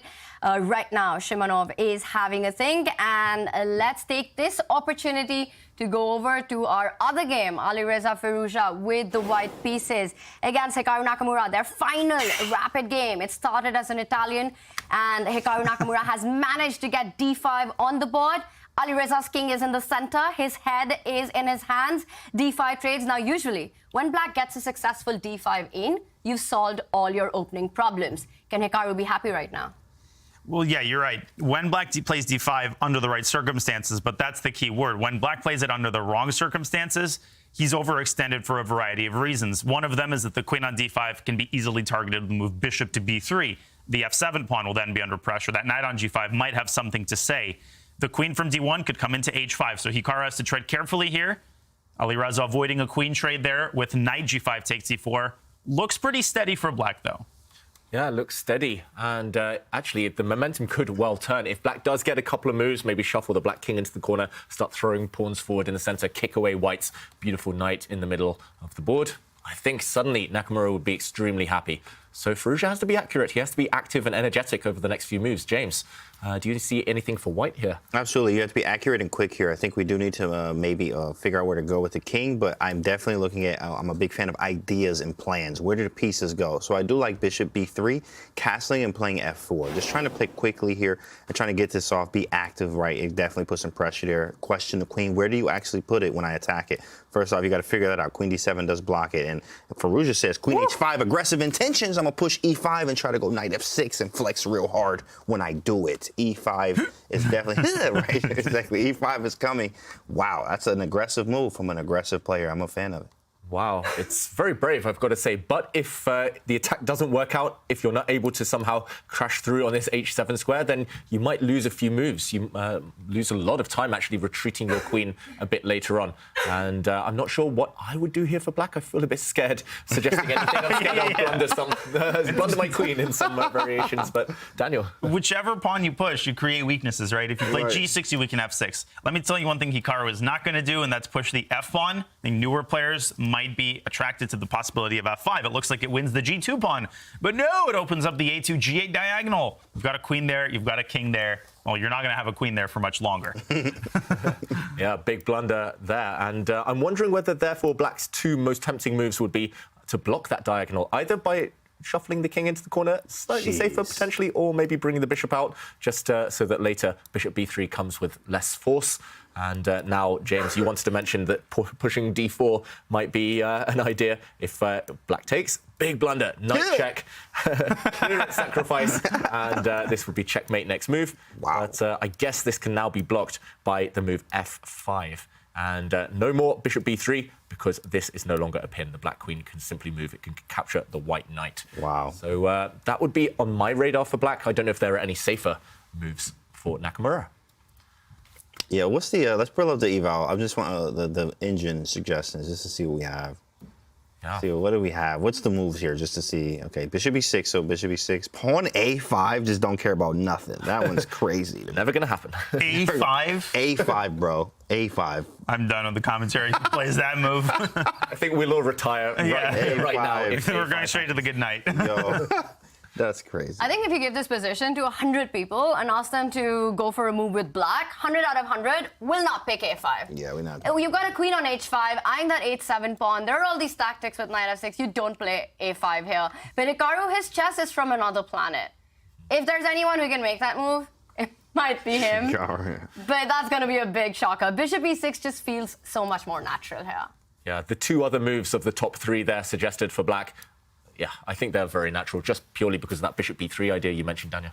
Yeah, no, I mean, a5, move on the other side of the board, just ignoring all of the threats. And paradoxically, that often is how we define a computer move, right? Our human instinct is to react because the queen is on h5. We got to do something about it. The engine just looks at it, laughs, says, there's no threats. Okay, well, it could expand a little bit on queen's side. I don't know if the engine has a Russian accent, but if it did, I think that's what it would be saying, David. Okay.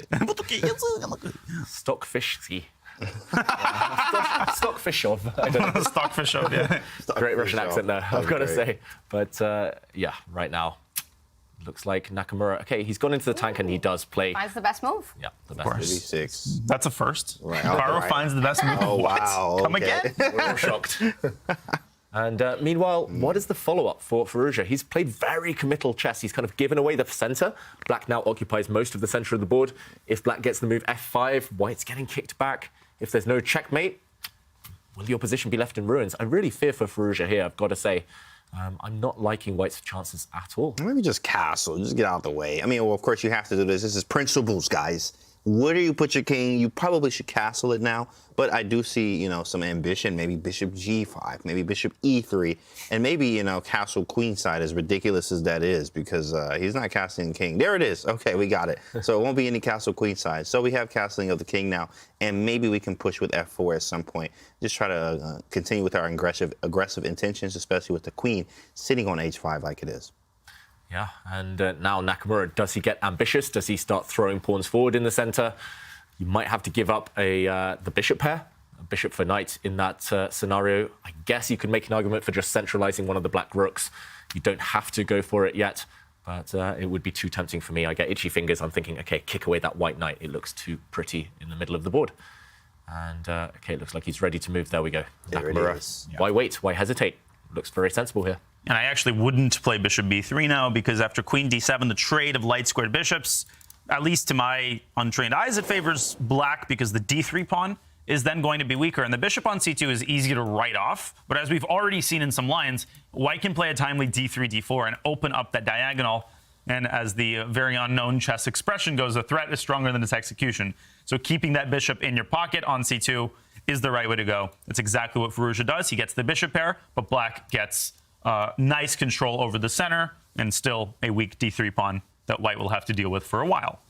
Yeah, long term, this bishop is going to be tied down. And the first thing that crossed my mind was, okay, let's try and push this pawn forward, go for the attack, maybe even trap this bishop. But just to show Daniel's point as well, now suddenly d4 would come with a lot of force. You'll be glad you kept this bishop on the board, because suddenly, again, white's attack will be unleashed. So I don't think black can get too tempted to push pawns yet. You kind of have to consolidate first, bring your pieces to better squares before you initiate any further action. White has the bishop pair, but the bishops aren't too impressive right now, and Nakamura does indeed centralize his rook. Sensible, logical play by both sides so far. Beautiful.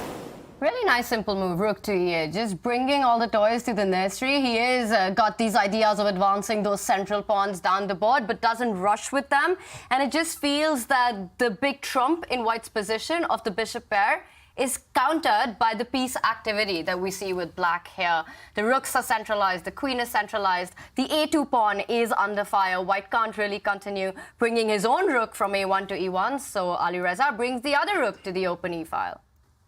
Yeah, and Nakamura reacts preemptively by retreating his queen. Now there'll never be a hit with gain of time by white's bishop. And I've got to ask you guys, bishop pair or bishop and knight? What are you picking here? Bishop pair, definitely bishop pair. I mean, this actually feels more Armageddon-like, if I'm going to be honest here. Very Armageddon-like, because I don't have the break. I mean, my bishop on c2 doesn't look that good either as well. So, I mean, okay, we can make moves here, but it is quite difficult to really make some real chances against the black king. I like black's position. I mean, the bishop pair is a long-term trump card, as Tanya mentioned, but Hikaru doing a good job just biding his time, and you know, those kingside pawns are pretty intimidating. f4 could come at an unpleasant moment, and that bishop on g5 would be cut off.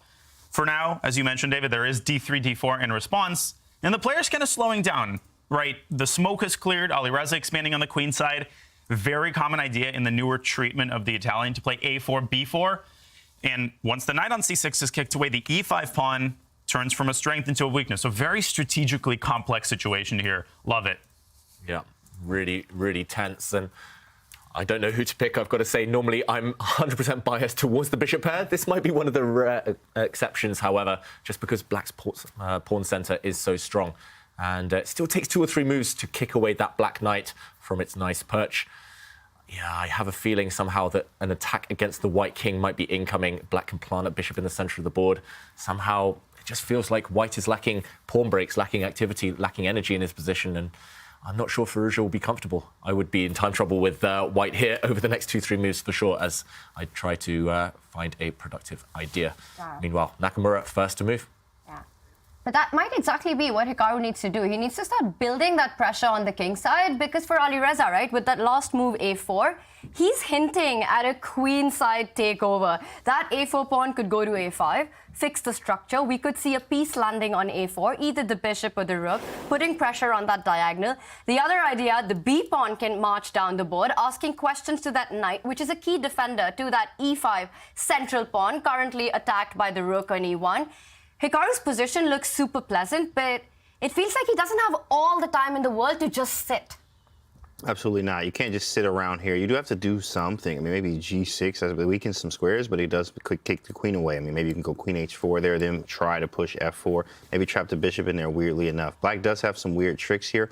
a4 and b4, like Firouzja is doing, is actually the usual stuff you would do here in an Italian game anyway. I also see maybe white playing an f4 in the future somehow, just to try to create some chances here, bring the a rook to d1. You couldn't do that before. There was a bishop a2, but you could trap the bishop Bobby Fischer style b3, right? But rook a to d1, d4, f4, still chances for both sides here. It really depends on where he goes next here, and him meaning Hikaru, I wonder what he's going to play. What do you think, David? G6, Yeah, H6, King H8. Like, what do you do? Like, good question. If I'm going to touch one of these 2 pawns, I would rather maybe touch the H pawn just to kick away this bishop. Actually, I'm a bit gutted there because I was going to say the other move that struck out to me was playing A5. Just as Tanya was saying, push those pawns for white. The only way to stop that was to clamp down. I was going to say either H6 or A5, one of the 2 corner pawns, and that's what Nakamura does. Now, no further advance for white on that flank, and therefore we see a bit more maneuvering, and white's queen about to get kicked back. So nice centralization for white, but still not clear what to do next for either side. And okay, queen H4.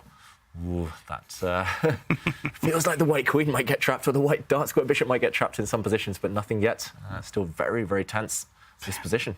Something's going to happen. I know those are very deep words, but the situation is not, it's calm, but it's the calm before the storm. I mean, the moment white plays D4 or F4, or black plays F4, all bets are off, the tactics are on, and you want to give yourself enough time to process those complications. Firouzja doing somewhat better job with his clock management, but both players accelerating their pace. And rook to E6. Hikaru not messing about. That rook wants to move to G6. The bishop from F7 can hop into D5. And so suddenly, we didn't think that the center of action would be the G2 pawn, but it very well might be. Yeah, you said the calm before the storm. Something's coming, something's brewing. And rook G6, bishop D5, Danya. Yeah, if white does nothing here, I'm not sure how you do nothing, let's say, moves the king, then suddenly, yeah, this is going to be disaster time for white. Suddenly, big weakness. White doesn't have too many defenders around, and, okay, again, preemptively, look at how the players are just reacting to threats before they even exist. White drops his bishop back, and now the rook slide. What's the plan to meet that one? That's a strong move there. That's very strong. I think somehow you have to break with D4 at some point. You have to get this D4 in, open up this bishop. Your pieces need to be active. Of course, the only thing you do have is like the rook on E1, the bishop on C1. D4 does come with some activity right after pawn takes. Weird, maybe not take it back immediately. You can maybe make a waiting move. I don't know where. Yeah, but bishop D5 is coming too as well. So you have to do something, or like you mentioned, I mean, black's just going to steamroll you here after putting the bishop in the center of the board, as Danya mentioned here, and G2 is loose. Yeah, looking very good for black. I wouldn't be surprised if Nakamura plays that rook swing, that rook lift initiated already. And, okay, first he does maybe fight against your idea, James, just trying to control the center, reacting in advance to white opening things up there. Oof, yeah, it definitely, I can feel the tingles. Something is about to happen, and it feels like it might be in black's favor. Definitely. Hikaru does give that feeling that something is always about to happen on the board. He does double up on the E line before bringing that other rook into the attack. Might be a moment for white to start considering a potential trade of the light squared bishop. Bishop to B3. You want to try and get rid of that bishop on F7, but black's queen can also land on D5. Lots of targets on the king side, the central pawns as well. Big decision, big moment for Alireza here. But it's not only a big moment in Division 1. We are also getting an update from our one and only Ginger GM, Simon Williams, with us that big things are happening in the other divisions as well. Yeah, there's lots of stuff going on, Tanya. I don't want to take too much time away from this big encounter, but both Division 3 and Division 2 are heating up. We've got losers brackets going on there, so people are getting knocked out left, right and centre. And I'm just going to pick 2 players from Division 3 that you might not be aware of. And there was a great result by the youngster, Denis Lazovic, who was born in 2006, so he's definitely a chess kid. And it's a bit sickening, really. Sort of makes me a little bit depressed how good these youngsters are and how many of them are. But he actually beat Vallejo Pons in the winners bracket. So he's won every match so far. And Vallejo was one of Ding's favourite ever players, as we mentioned yesterday. So a great result for Denis there. And if we go to Division 2, again, some really big names there, but I'm going to pick 2 players which are of big interest. And we've got another youngster, Ranuk Sadwani of India, who we mentioned yesterday, is currently 1-1 against Aleksenko. And Aleksenko played in the candidates a while back, so he's a very, very good player. So that's a really tense match again in the winners bracket. But we'll try to update this more a bit later on. And yeah, I think things are really heating up in this big encounter of the day. And who are you guys rooting for, by the way? Am I allowed to ask that question? No. No? But I just did. I just did. Surely. Fired. Yeah, okay. See you later, guys. Yeah. So. Well, that's a great question, Sai. I don't know who we're rooting for, but it does look like, looking at this position, that Hikaru Nakamura is in driver's seat right now. He has managed to create play. Looking at that kingside attack, I have to ask you objectively, do you agree that Hikaru might be pushing this one? Yeah, it seems like a very tense moment at this exact point. I think they both got opportunities there. I quite like, when I'm playing, having more space, and we can see that Black has more space. He has more pawns advanced up the board. It's a bit easier to play when you have that space advantage. But on the other hand, Alireza's bishops, they have a lot of potential. So I think it's any moment now, it's just going to fire up and come to life. So it's very tense, that's for sure. But I might even go Armageddon. I kind of want to see an Armageddon between these two. Yeah, legends of the game. So it's going to be interesting. That would be a lot of fun to watch. Alireza doesn't have the best memories from the Armageddon yesterday, but before that, he needs to keep things under control in this one.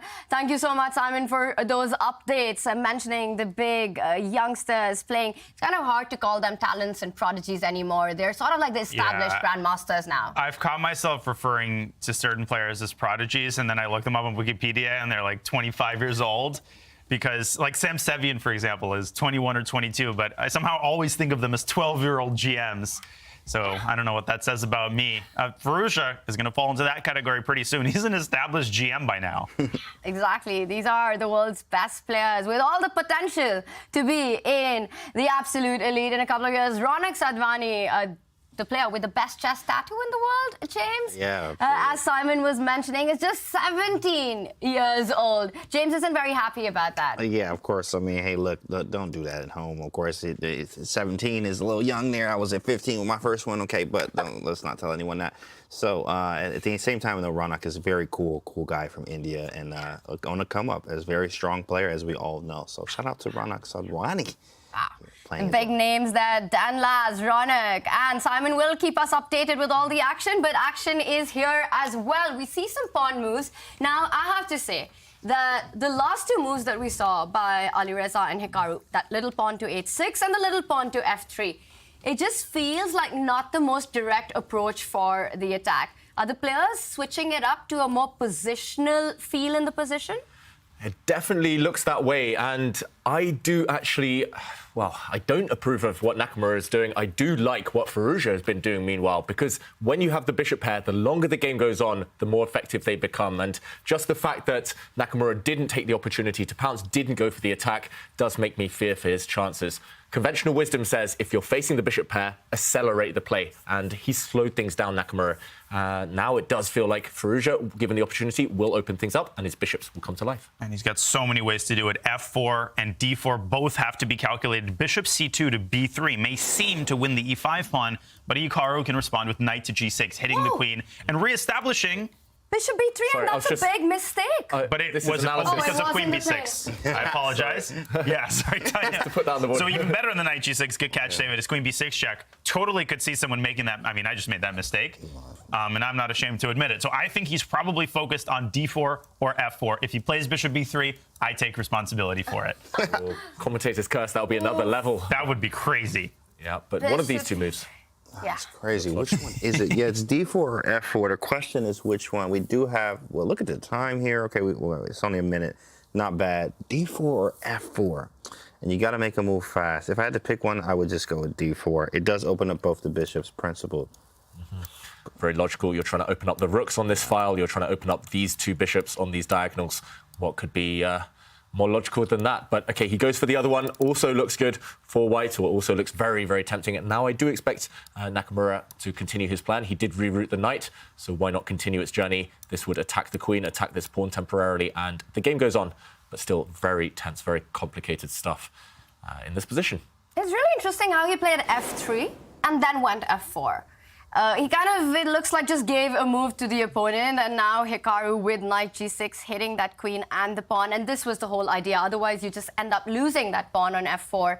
You want to trade on e5, hit that queen on d6. And are we expecting a queen trade here? Knight h4, take on d6? We should. The rook is hanging on e2. Yeah, we should mention a very cool variation right now. If black does get tempted to be materialistic here, take the queen, and then suddenly take the white rook, then this will backfire. Yes, you win a rook for black, but at the very end, the sting in the tail, the pawn will promote on d8 next move, and I think the best bet here would be to retreat your rook the whole way back, give it up just for the white pawn. So, yeah, a queen incoming, really tactically aware there from Firouzja.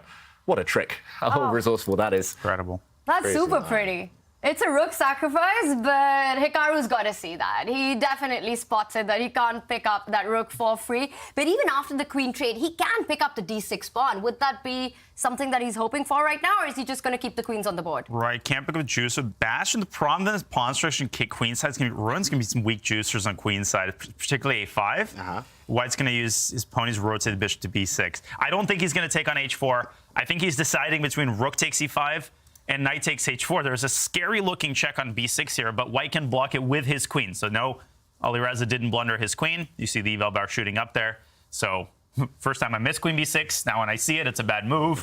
I think he might play knight takes e5, but again, the clock is on 90 seconds. That's kind of what happened in the previous game. And so he's trying to keep it more simple with a potential exchange of the heavy pieces. Yep. Simple chess. However, remember that bishop pair. If the queens come off, if the rooks come off as well, white will have a big advantage due to the power of his bishop. So Nakamura is banking on this last move, pawn to c5. He's trying to prevent white from stepping forward in the center. White's light squared bishop still unable to really open up right now. So I'm going to take white here every time, I've got to say. But Nakamura still has the queens on. And if the knight gets into the position, still with no time on the clock, it could be tricky for white. Nakamura shaking his head now. Is it time for Alireza to go for d4 in the center, open up that other bishop? He starts with bishop e3. He's putting pressure on c5. You defended d4 coming up.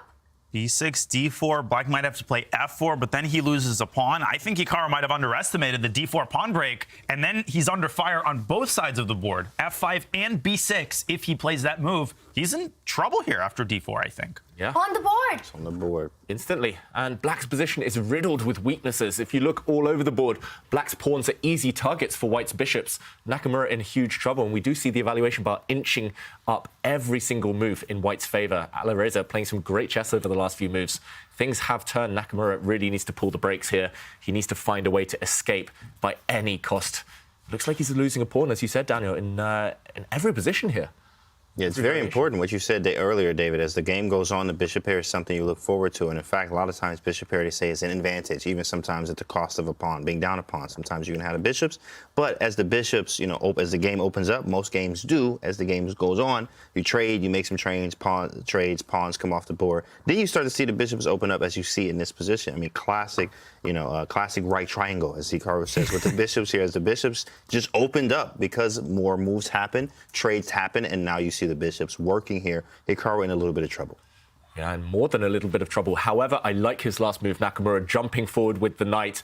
Ooh. He's trying to set up some tricks, and alarm bells ringing here, Daniel. Bishop d5? I mean, I was looking and trying to figure out a response to bishop d5, which targets the g2 pawn. And if that pawn disappears, then all hell breaks loose on the king side. Alireza must have something prepared here. I was having a hard time finding a move. Dang. Yeah.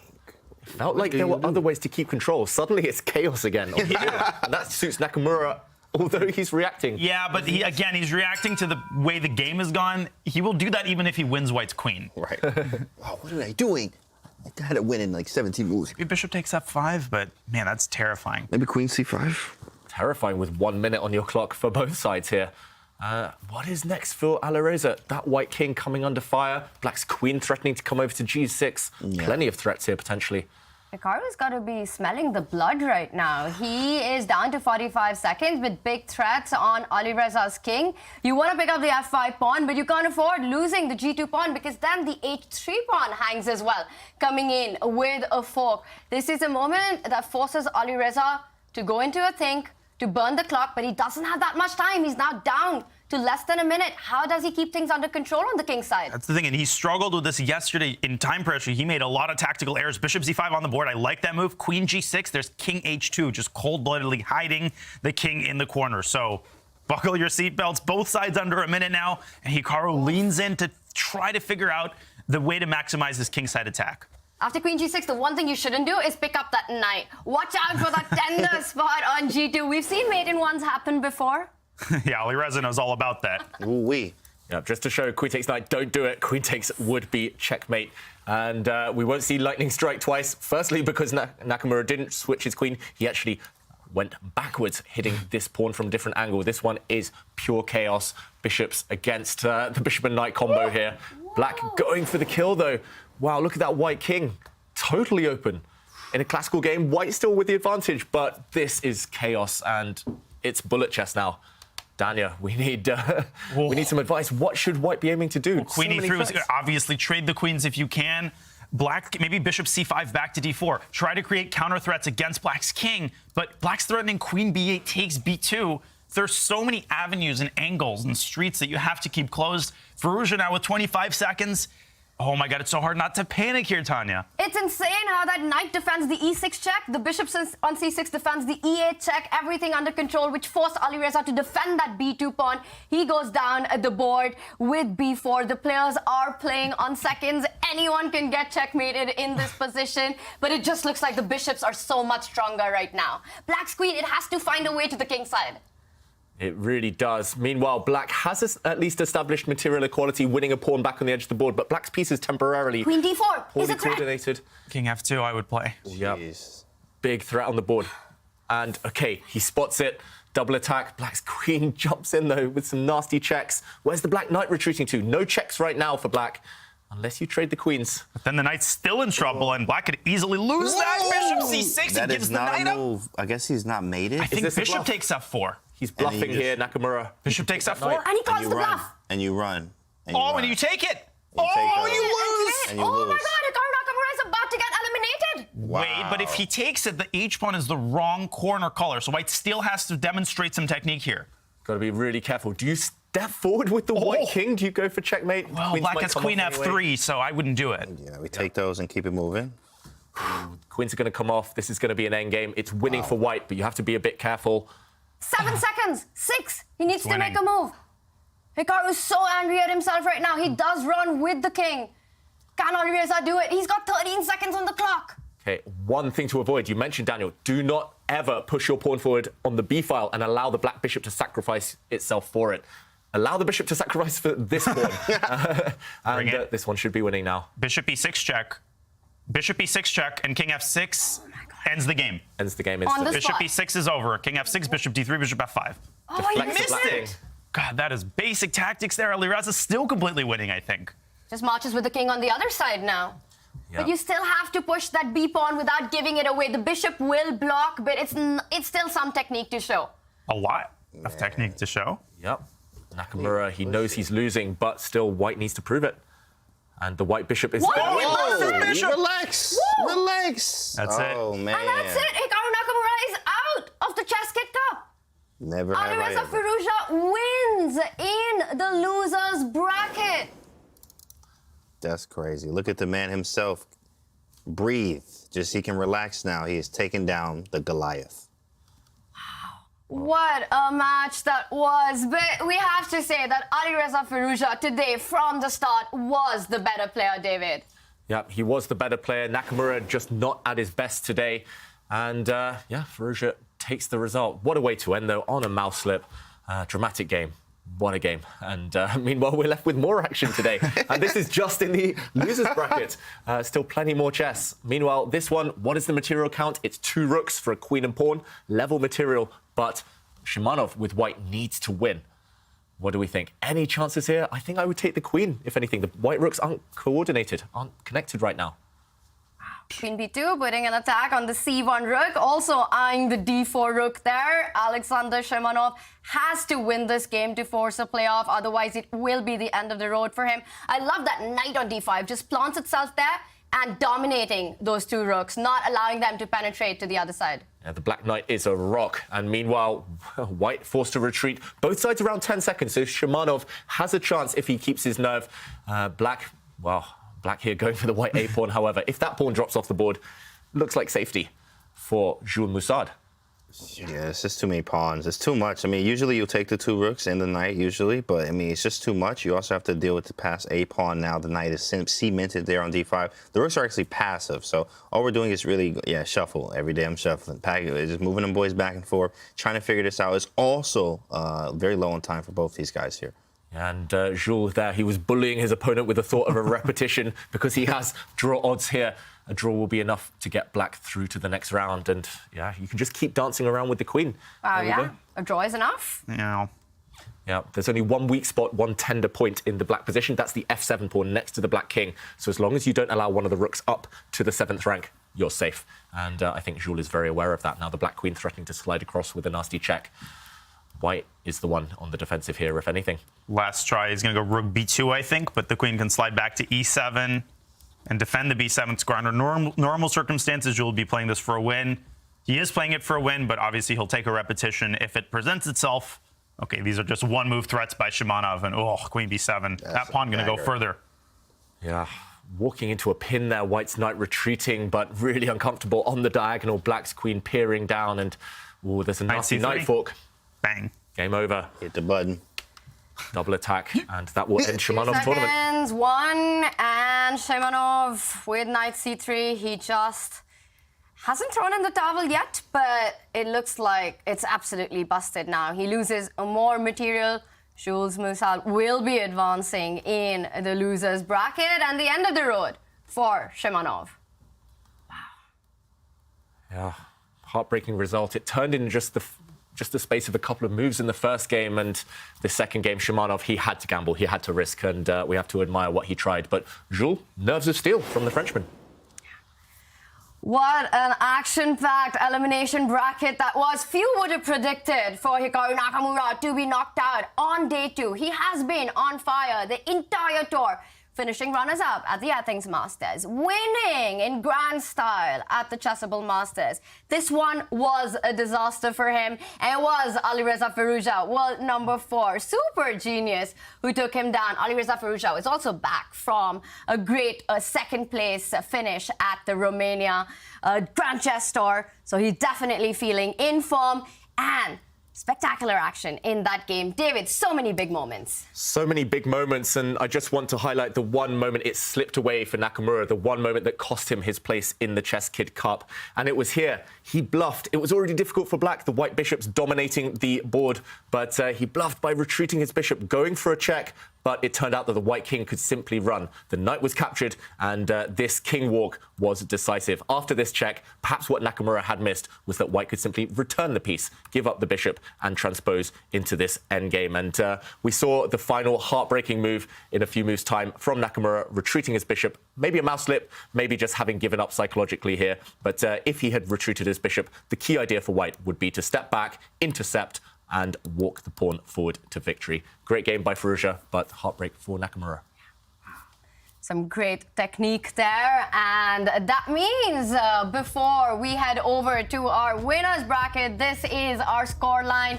Alireza Firouzja, he advances through in the ChessKid Cup. It is the end of the road for Hikaru Nakamura, and Jules Musad, he takes down Alexander Shimanov, makes his way into day 3 of the ChessKid Cup. But of course, we have to talk about Alireza Firouzja's great performance in that match against Hikaru. And we've got Alireza. He is joining us there from Paris. Alireza, congratulations.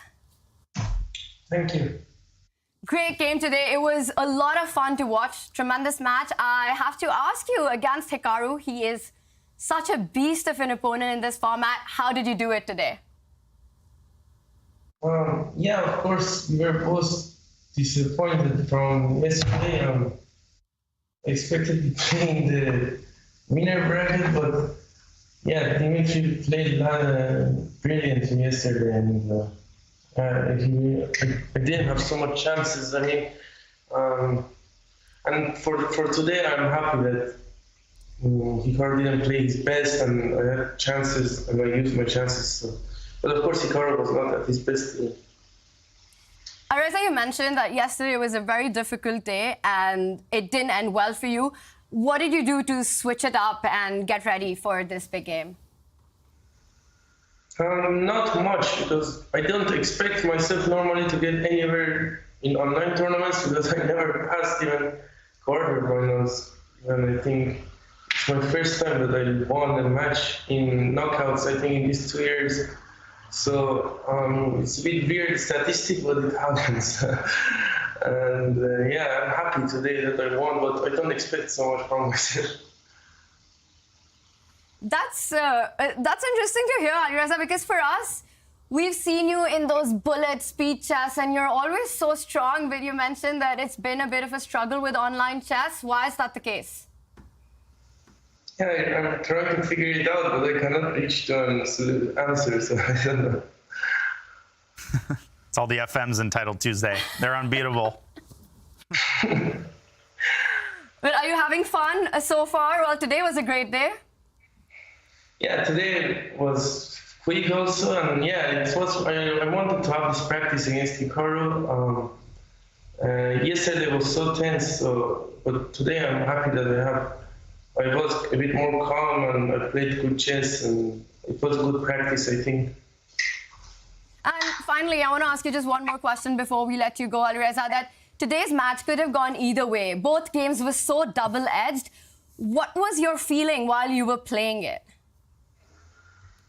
There was not so much pressure on me, because I expected, I just wanted to play good chess. So at the end, I was trying to make good moves and practice for the future tournaments. And so I was trying to be more calm, and it's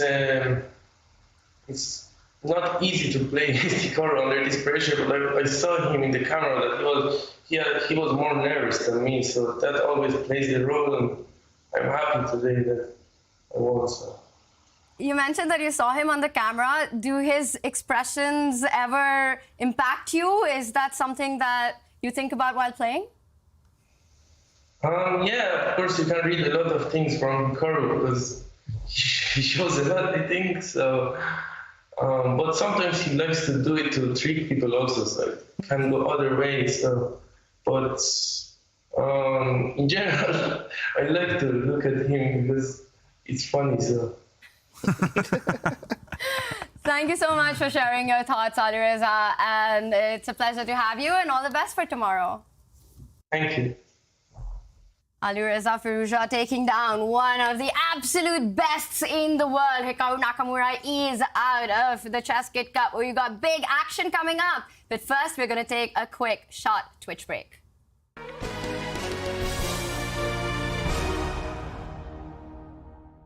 ChessKid is fun. Chess is great for the brain, but it's also fun to play. And ChessKid makes it easy to have fun. Whether your child is a total beginner or a prodigy, they can hop on and find a well-matched opponent from around the world at any time. ChessKid is the safe, parent-approved way for your child to play chess online. ChessKid is educational. To kids, it feels just like playing, but chess is a great way to learn patience, strategy, and critical thinking. ChessKid features a comprehensive training program that guides kids to level up on their way to mastery.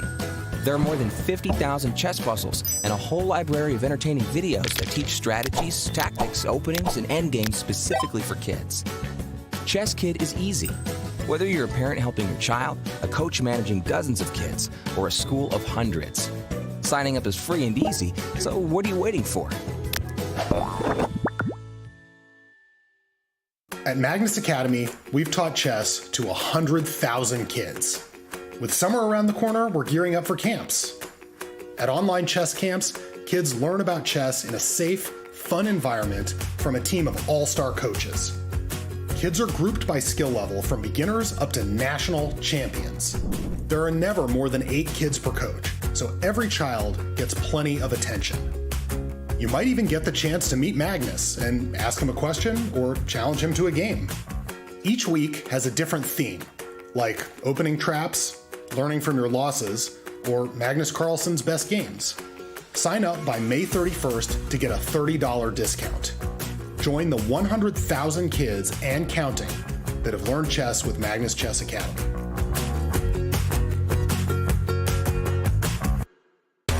For over 75 years, we've witnessed moments that will last forever.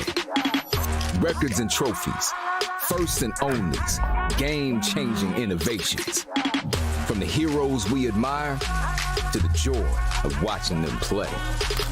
Our history defines us, inspires us, and pushes us into the future.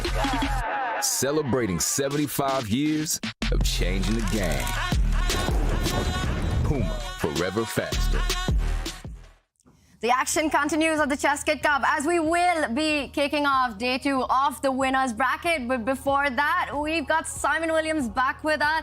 Simon, that was a dramatic round. Alireza taking down Hikaru.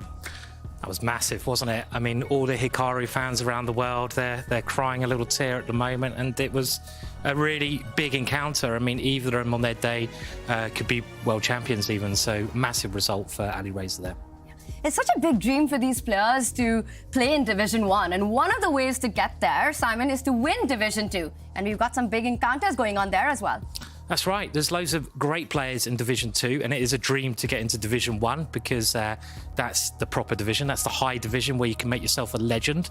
And I think we should take a look at what's been going on in those divisions. So here we'll start with the winners side of Division 2. And anyone who's been winning this match is in a great situation. And you can see some rather shocking results. I mean, Liam Lee losing there. I mean, he was ex-Blitz world champion. He's losing to his fellow countrymen. So that was really quite a result. David Anton still fighting against Vladimir Fedosev. And the young Indian player, that's a fantastic result because Kirill Alexenko is a star. And Sadwani winning that is a brilliant result. And the losers bracket, who is going home? Well, Mamedyarov stays in the competition by beating Kratsev. And you can see Dmitry Adriakin, another big name, has also stayed in the competition as well. And yeah, it's getting very tense there already. So, Simon, it's such a grueling format, and we see all these big upsets and these results, as you've been pointing out. What do you think is the reason that we often see the favorites kind of being knocked down? I think everyone's just so strong nowadays. Everyone has the potential to win. It's quite a quick and exciting format. So anything can happen, really. It's just unpredictable. And that's what makes it great to commentate on, really, and to watch. So we love the unpredictability. And one player who is quite unpredictable with his style is the Indian grandmaster. He's just 17 years old. He has been making news, well, for his chess, but also for this super cool tattoo. I've got to ask you, James, what do you think about that one? Oh, that boy fire. I understand. That's sick, man. Look at the time. I have to talk to him, young fella. That's actually really nice work from him. Yeah, that's a nice tattoo, but he's 17 years old. What does his mum got to say about that? I mean, his mom, he's got a tattoo, but he's got a baby face. He looks about 12. I mean, with a tattoo like that, you should at least have some like scars or something. Yeah. If it's a chest tattoo, then it's allowed. Okay, Simon. I guess so. Those are the rules. Tattoo. If you're 17, the only tattoos that are allowed is the knight and the king on the hand. Now, who's the king in Division 3? Because we are seeing some big results come in. We are. So let's have a quick look at Division 3. And again, there's lots of action going on. Hari Krishna in the winners quarterfinals has impressed me the most. But also, we did say this young player, Denis Lazovic, has been playing so well to put Valieko down a division. Alan Pitcho also impressing. Sam Sevion, I thought, would win that one. But all these guys who've won that match are in a great situation at the moment. All chances to go through to the next stage. Benjamin Bock stays in the losers section. So does the legend, the one and only legend, Gata Kamsky, a veteran of the game. And in the all-German clash, we see Vincent Kmart go home, another prodigy. And another rather disappointing result was Arjen Tari there, the only Norwegian. We want a bit of Norwegian love here. We're in Norway. He goes home as well. But David Navarra, the sweetest guy in chess, he stays in the competition. And that will put a smile on a lot of people's faces. Wow, thank you so much for that, Simon. And we will keep our eyes out on the other two divisions as well and keep getting some spicy updates from Ginger GM. But the big spicy news for now at the ChessKid Cup has been the elimination of Hikaru Nakamura. What a performance there by Alireza. And after what happened on day 1, David, that's got to be a huge confidence boost. Yeah, a huge confidence boost. I backed him to step his game up a level, and he really did, Alireza Firouzja today. I'm still reeling, actually. It's a bit of a shock and disappointment that Nakamura has to leave us, but what a clash it was. What a match. James, you're just not used to seeing this happen. Not at all. I mean, Hikaru just was off 2 days in a row. I mean, what, like, is the sky really blue, or like, what is really going on here? But of course, it is Firouzja. If anybody can do it, it's definitely Firouzja. And now Firouzja is definitely a huge favorite to go all the way, especially we have to see what Fabi does. But I mean, Firouzja fans are raving right now. Wow. And we will have more chess in the winners bracket. And this is such a big game. 2 heavy hitters. It is a clash of generations.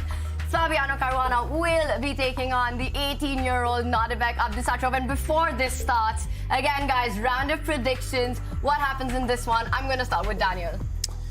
I hate making predictions because they're so close in strength. I'm going to have to go with Fabi for this one. Oh, Fabi. What do you think, James? I got to go with Fabi on this one, too, as well. I think the experience there, the preparation. I mean, he's played Magnus in a World Championship, classical games, made it all the way through, lost in the rapid portion. Definitely looking for Fabi. And we are seeing a reverse Grunfeld. David, what do you think? Yeah, I love Fabi, but you guys have forced me to say Abdusattorov in this one. And yeah, reverse Grunfeld so far. It feels like Fabi's trying to move order. Abdusattorov here, he's trying some of that old trickery. He knows his openings inside out. But is it fair to say, David, that you're giving the Nodirbek to Abdusattorov for winning? Definitely giving him the Nodirbek. Yeah. And Abdusattorov, he's happy to transpose now into a Catalan opening. We talked earlier about how the French can transpose into a Sicilian, as we saw in that game between Nakamura and Firouzja. Now this started as a kind of offbeat queen pawn opening. Now it's going into the Catalan. And yeah, interesting start to the opening. I didn't predict this from Fabi. I thought he'd be a bit more direct against his younger rival. Me too, actually. It's usually E4. I mean, just go with your guns here, go with what you like the best here. But I think he just wanted to mix it up a little bit, which is totally understandable. I'm sure probably Nodirbek was prepping E4. So he's like, oh, let's play something different, take him out of his comfort zone here. Takes A3, B4 looks good. C4 also common here. You can many ways to play this position. You can play it non-theoretically. He decides to transition things back into sort of a Catalan semi-Tarrasch-esque structure. Some big decisions on this one. In the center, we'll see what the players decide. But now it's also action in the other matchup as Jordan Van Foreest takes on Dimitri Kolarz. This is a big one. These two players scored big upsets on day one. And today they face each other. It's going to be a fun one. What are we expecting from Jordan? Run, Forrest, run? Yeah, we need more great opening preparation. 1 D4, even though Jordan also, by nature, is an E4 player. But man, Tanya, Jordan versus Dimitri, and then we had Hikaru versus Alireza. This is the winner's bracket. That was the loser's bracket. Mind-blowing stuff here at the ChessKid Cup. And this opening, not particularly mind-blowing. A Slav, that's pretty standard fare. And Queen C2 variation has been sidelined, but well-known for many years now. Yeah, well known for many years. And it does have a more kind of positional nature, at least a reputation. Queen C2, it basically takes the game into the middle game. White has a little bit more space. If you look at the central pawn structure, White is the one who can pull the trigger at any time. White is the one who holds the key to opening up the position.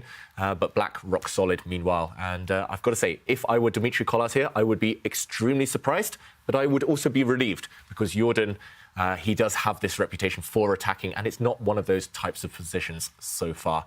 Just interestingly, I noticed that Anish Giri, one of Jordan's good friends, had this exact position himself earlier today in a different tournament, and now it's appeared on the board here. So, yeah, maybe some synergy there, maybe some work done on this exact opening. James, who are you picking in this clash? Yeah, I actually like the fact that White can be very flexible here. You can still go aggressive. I mean, we saw a weird Catalan yesterday from Firouzja, actually, that we saw today, even if you're watching Sharjah Masters. There's a weird Catalan just thing going on with Bishop G2 and playing H4 that we saw yesterday, and even casting queenside. So that possibility is still here too as well. I mean, you see with the neural network engines now and Alpha Zeros, H4, H5, right? Especially when you see a Finchetto Bishop here, it's very nice. You have lots of ideas. You can also go to classical route, Knight C3, Bishop D2, castle, Knight C3, B3, castle, right? So lots of options. I like to have flexibility in options. Black here also has not as many. Going with C6 and D5, you are forced to try to play certain ways of doing things. Where does your bishop go? You Finchetto it, or do you go bishop F5? That's something you have to worry about as well. Yeah, Jordan didn't get the memo, though, that he needs to open a window. Air quality, carbon dioxide levels very high in that room. Yeah, I think it's grown from yesterday. And man, 75 degrees Fahrenheit, that's, I mean, I like it warm, but I don't go above like 73. Yeah. Sorry, David, 24. I forgot where I am for Celsius. a second. Yes. Celsius. Thank you, Europeans. Oh, wow, and talking of getting hot, this position is spicing up. C5. Whoa. Already moving the C-pawn for the second time in this game, losing a tempo. Dmitry Kolar's very direct play, and look at this, pawns capturing all over the place. Not a position I've seen, I've got to admit, at this early stage. Move 7 only. E4 after this? I like this for. I mean, this is definitely Yeah, girl, E4. you know what I'm saying? E4 anyway. Like, this is up to Jordan's alley here. He took on D4, but I thought E4 was definitely something spicy to keep D4 kind of loose there. But okay, right? We takes here, and then we takes. We have sort of a just equal position. I think what's attracting Jordan is the prospect of castling and quickly putting a rook on D1. Now, Queen D8 takes D5 is inadvisable because of a small positional detail. Bishop on C8 would hang. And wow, I'm not able to predict a single one of these moves. He castles kingside first, maybe so that he can take on D5 with the queen. Nope, never mind. And there we go, rook D1, and suddenly the knight on D5 under a good deal of pressure, particularly, David, if this knight moves away from D4, E4 will be threatened. Black's got to keep an eye on the bishop on C8. Some logistical problems here for Black, but maybe Queen B6 solves a lot of them. Yeah, I like it. Just getting the queen out of the way. You never want to be feeling uncomfortable with your queen stared down by a rook anytime. So get the queen out of the way. It looks a bit loose, this black knight hanging in the air, undefended right now, but you can always move it out of the way with tempo. You can hit the white queen, gaining time to retreat it a bit later on. So I think Dmitry has this all under control. He does indeed play queen b6. And either this is opening theory or it's very impressive play from Dmitry Kolar's so far. I'm not sure what to expect here from Jordan, but if he can't generate anything in the next few moves, watch out for Black actually taking over the advantage, because this bishop, this kind of silent assassin from afar, an archer, is peering down this diagonal. Very strong play, and it's actually a reversed Catalan, pretty much, this type of opening. So Jordan needs some action here and now. Wow. Will he be able to do that? Well, one thing's for sure, he has played with confidence and speed, and he continues to do that. He's about 14 minutes on the clock, so there has been an impressive amount of time usage there. But for Dmitry Kolar, yesterday when we had him on the show, he mentioned that he wasn't even sure about getting through to the second round in the winner's bracket. It was a big upset that he scored against Alireza Firouzja, but confidence is key, and Dimitri's got to find that at some point, because in these formats, it's so much about the inner game. He's got to feel that he belongs here with the very best. Well, first of all, I hope he canceled his appointment from yesterday, or whatever his engagement was. But, you know, he's very modest. Obviously, he's ecstatic to be here.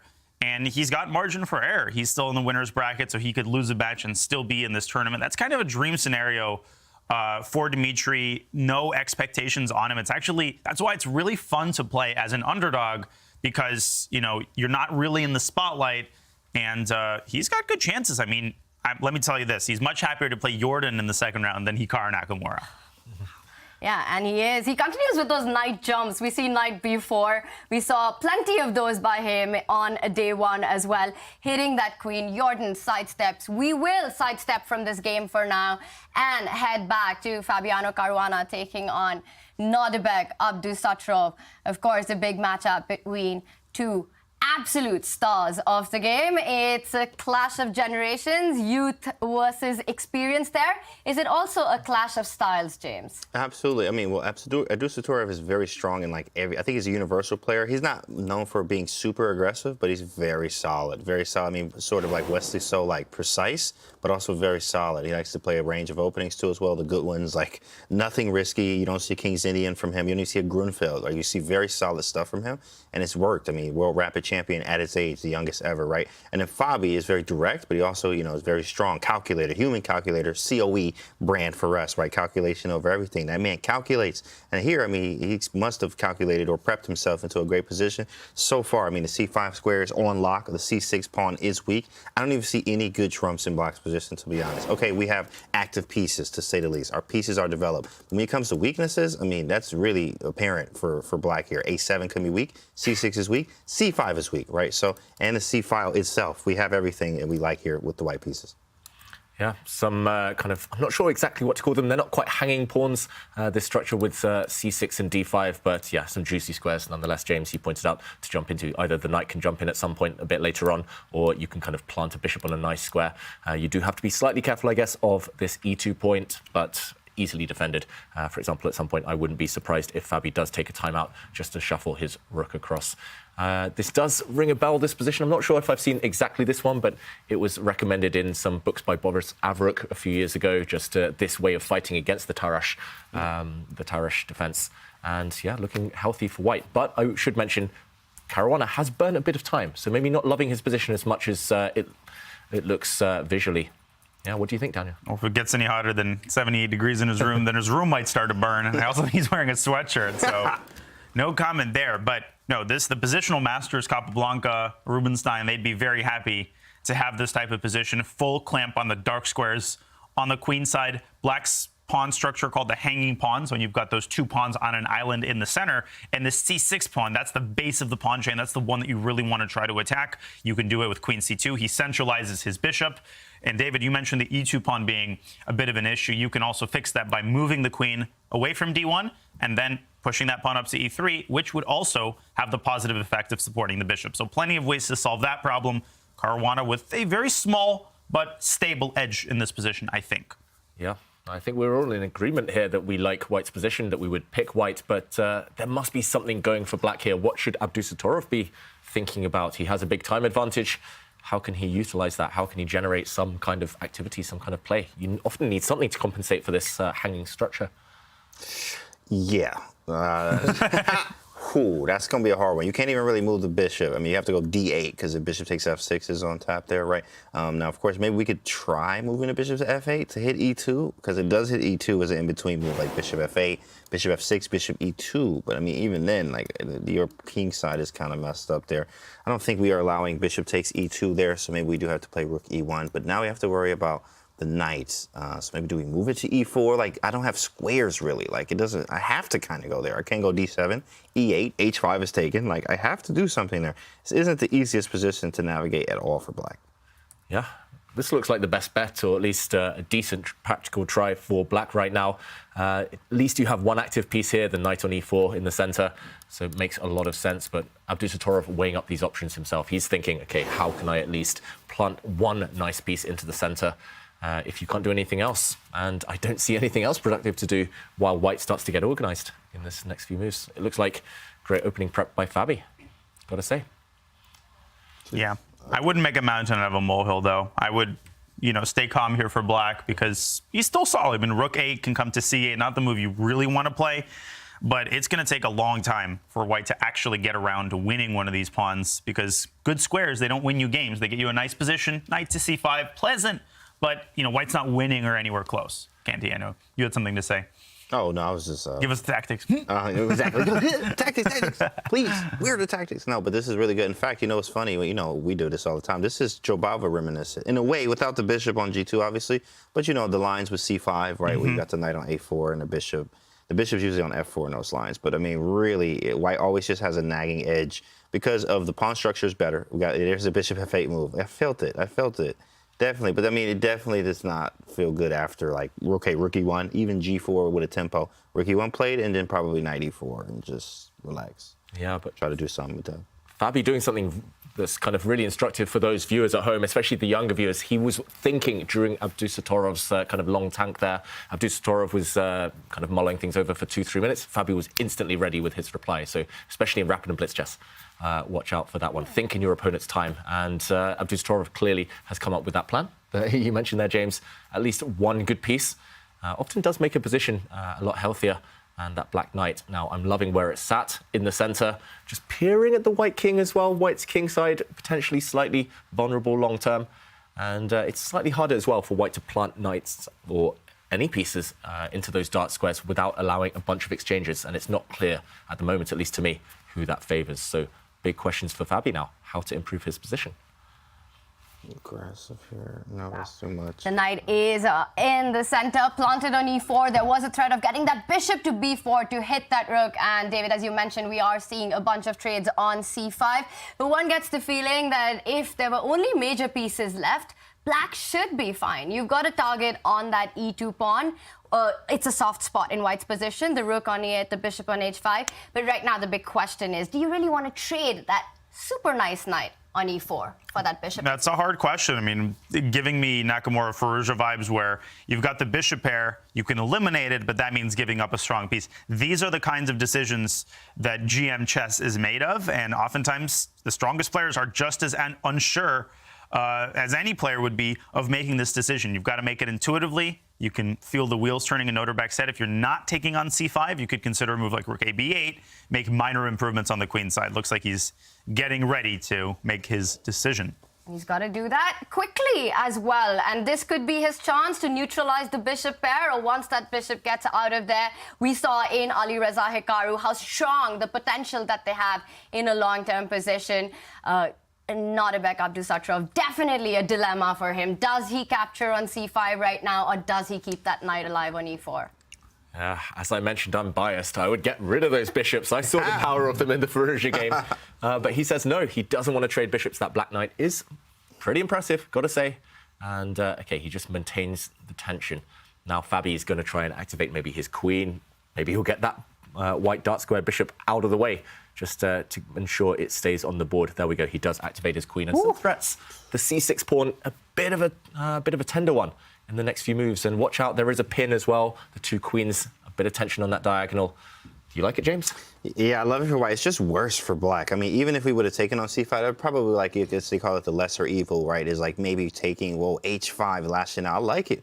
h5, he wants to go h4. Maybe we play h4 ourselves here as Fabi, but I mean, it's just worse. Even if we do take, yeah, he moves the bishop now. So now we have the bishop here, but he's arguing, hey, at least I have a knight here. If we would have traded the knight for the bishop, then we do have, you know, a worse position where c6 is just completely weak. We play e3, we double the rooks on a c-file. We always playing for 2 results in that game for white here. So I guess he wanted to keep the knight on the board to say, okay, I have more chances here, keep my position and maybe options alive. Like maybe if I could get a c5 in, rook e6, queen d6, rook c8, somehow play c5 and then use the hanging pawn structure to try to maybe move forward. It does weaken the pawns a little bit, but sitting around and waiting is something that we don't want to do, especially Nodirbek here. Rook e6 is very common. I like it. Bishop f5, maybe swinging the rook on the h-file.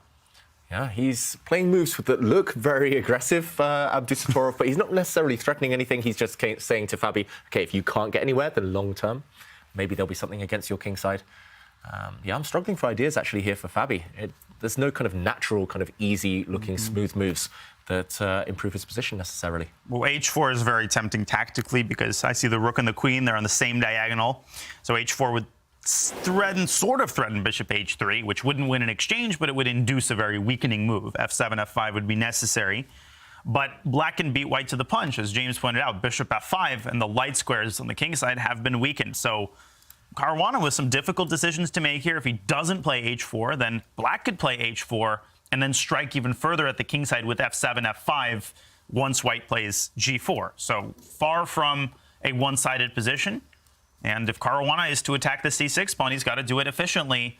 It's not clear how to pile the pressure onto that pawn, David. Last thing I'll say, rook c2 walks right into a potential x-ray. So difficult stuff here, and Fabi does decide to push that h-pawn up. He does, and I expect a quick decision from Abdusattorov. Looks supernatural here, just to bring the bishop, there we go, to f5. And no threats now for white, and at least he's solidified on the dark squares here. I do wonder whether later on in the game we will see some sacrifices, maybe by the knight on one of these 2 squares. Maybe we'll see g5 at some point. If black gets really desperate, there will be at least some counterplay against the white king to fall back on. But, OK, Fabi reacts by attacking the h-pawn. Bit of a strange-looking move, but also asking black a difficult question. You don't really want to push a pawn, for example, to g6 to defend, because suddenly huge weaknesses on the dark squares long term. And, yeah, how will black react to that? Big question. I mean, you know me, David. I just want to play g5, my guy, and the rook can go to g6 at some point. Like, g5 is definitely tempting, right? It's not that bad. The engine's like, okay, it ain't terrible, but it's not that good either, but it's not terrible. And then as you let it think, it almost goes to equal. G5 is definitely a move. And then we play something like rook g6 and like, go at him. He did play h5. He put the bishop on f5. He played rook e6, signifying I want his king side something.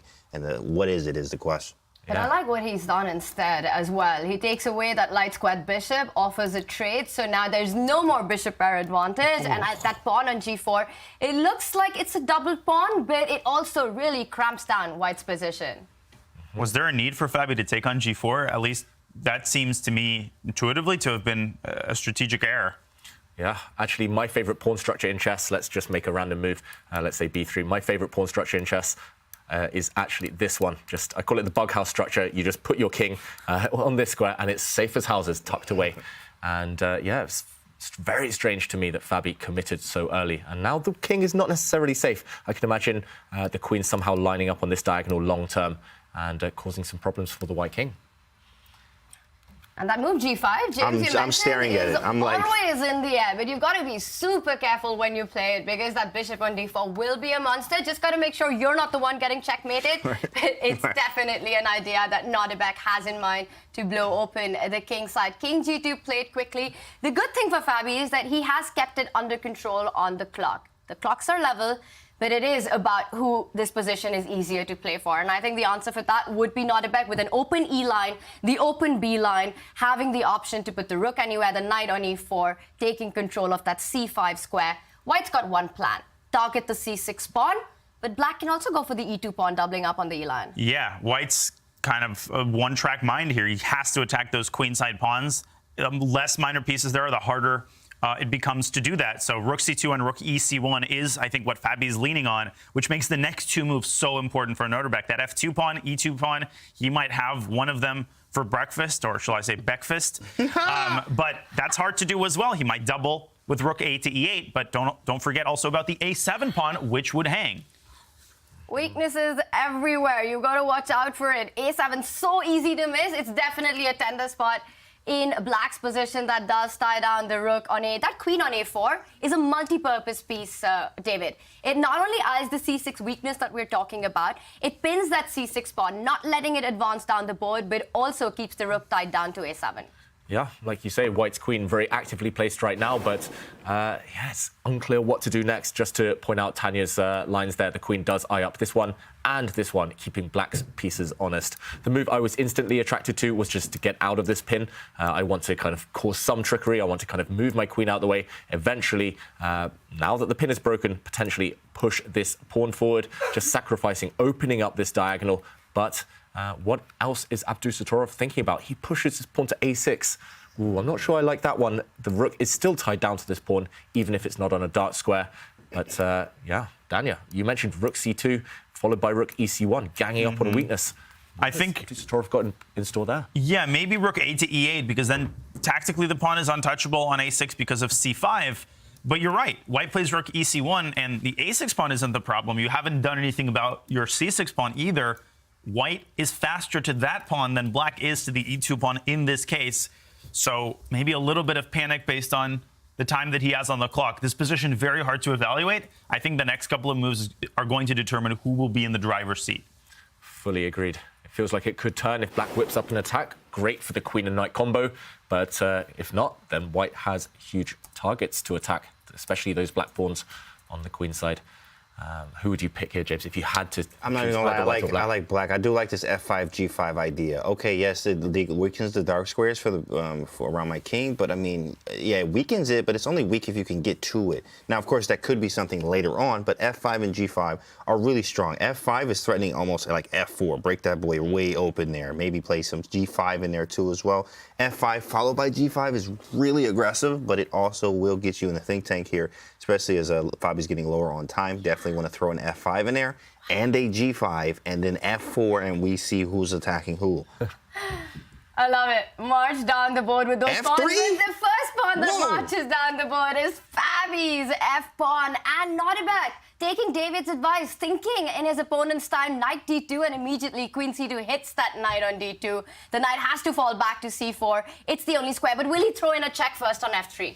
It is possible. There's an evil tactic, but please go on. Oh, no. I think you need to hit us with the evil tactic there, Daniel. No, but it's a long line. There's this line I was thinking knight c4, b3. Got it. The knight drops back to d6. Got it. And then if white takes the pawn on c6, if I calculated this correctly, after the trade of queens and g takes f3, Can't take with the e-pawn because the rook is pinned. If you take with the king, there's knight b5 or f5.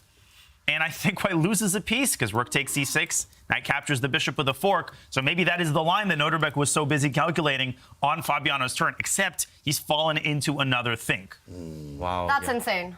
That's a crazy line. The position that we have on the live board, and look at the position that we have on the analysis board, but we might be, well, I don't think we'll head there, but it's definitely something the players have to think about. What are the chances of this being an intense time scramble? They're both down to about 4 minutes on the clock. And who do you think is stronger playing on seconds, James?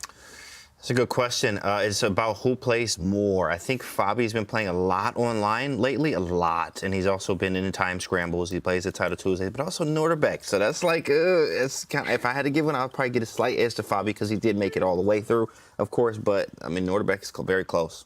Very close. Yeah, and it's just crazy. Daniel, you calculated a 6-move variation in like 2 seconds. And I think that actually is Abdusattorov's best bet, because you don't want to put that black knight on the rim. You don't want to put it on any weird kind of superficial squares. You want to centralize it. So retreating that knight, super logical and actually pretty strong, I feel. He moves it into e3. Ooh, okay. Right, but he can't pick up the c6 pawn. What are the tactics in that position? Is black just playing for initiative? I don't see a way to keep the queens on the board here. Ooh, this is getting very sharp. Do you have to move the king here as Fabi? I think you cannot take that pawn. The black rook would have been able to capture on e1 at the very end after a queen trade. White would have lost a piece there, so you have to shuffle across. And as you say, Tanya, how do you keep the queens on the board? You can't is the answer.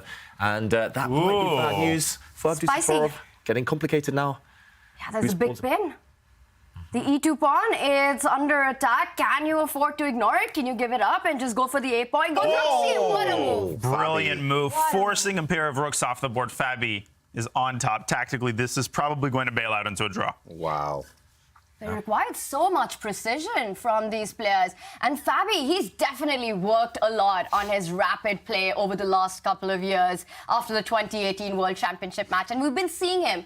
He didn't win the Chessable Masters, David, but he was absolutely incredible in that tournament. The only player to stay in the winner's bracket throughout. Yeah, he's just so impressive, Fabi, and he keeps upping his game, especially in the online format and the rapid format. And yeah, we mentioned that it might fizzle out to a draw, but Fabi will be feeling optimistic if he can keep some tension over the next few moves. He's got a couple of extra minutes. Ooh, really classy move there from Abdusattorov. I was going to say, White's trump card is the fact that you have an outside pass pawn, 2 versus 1, potentially on the queen side. That is gone now.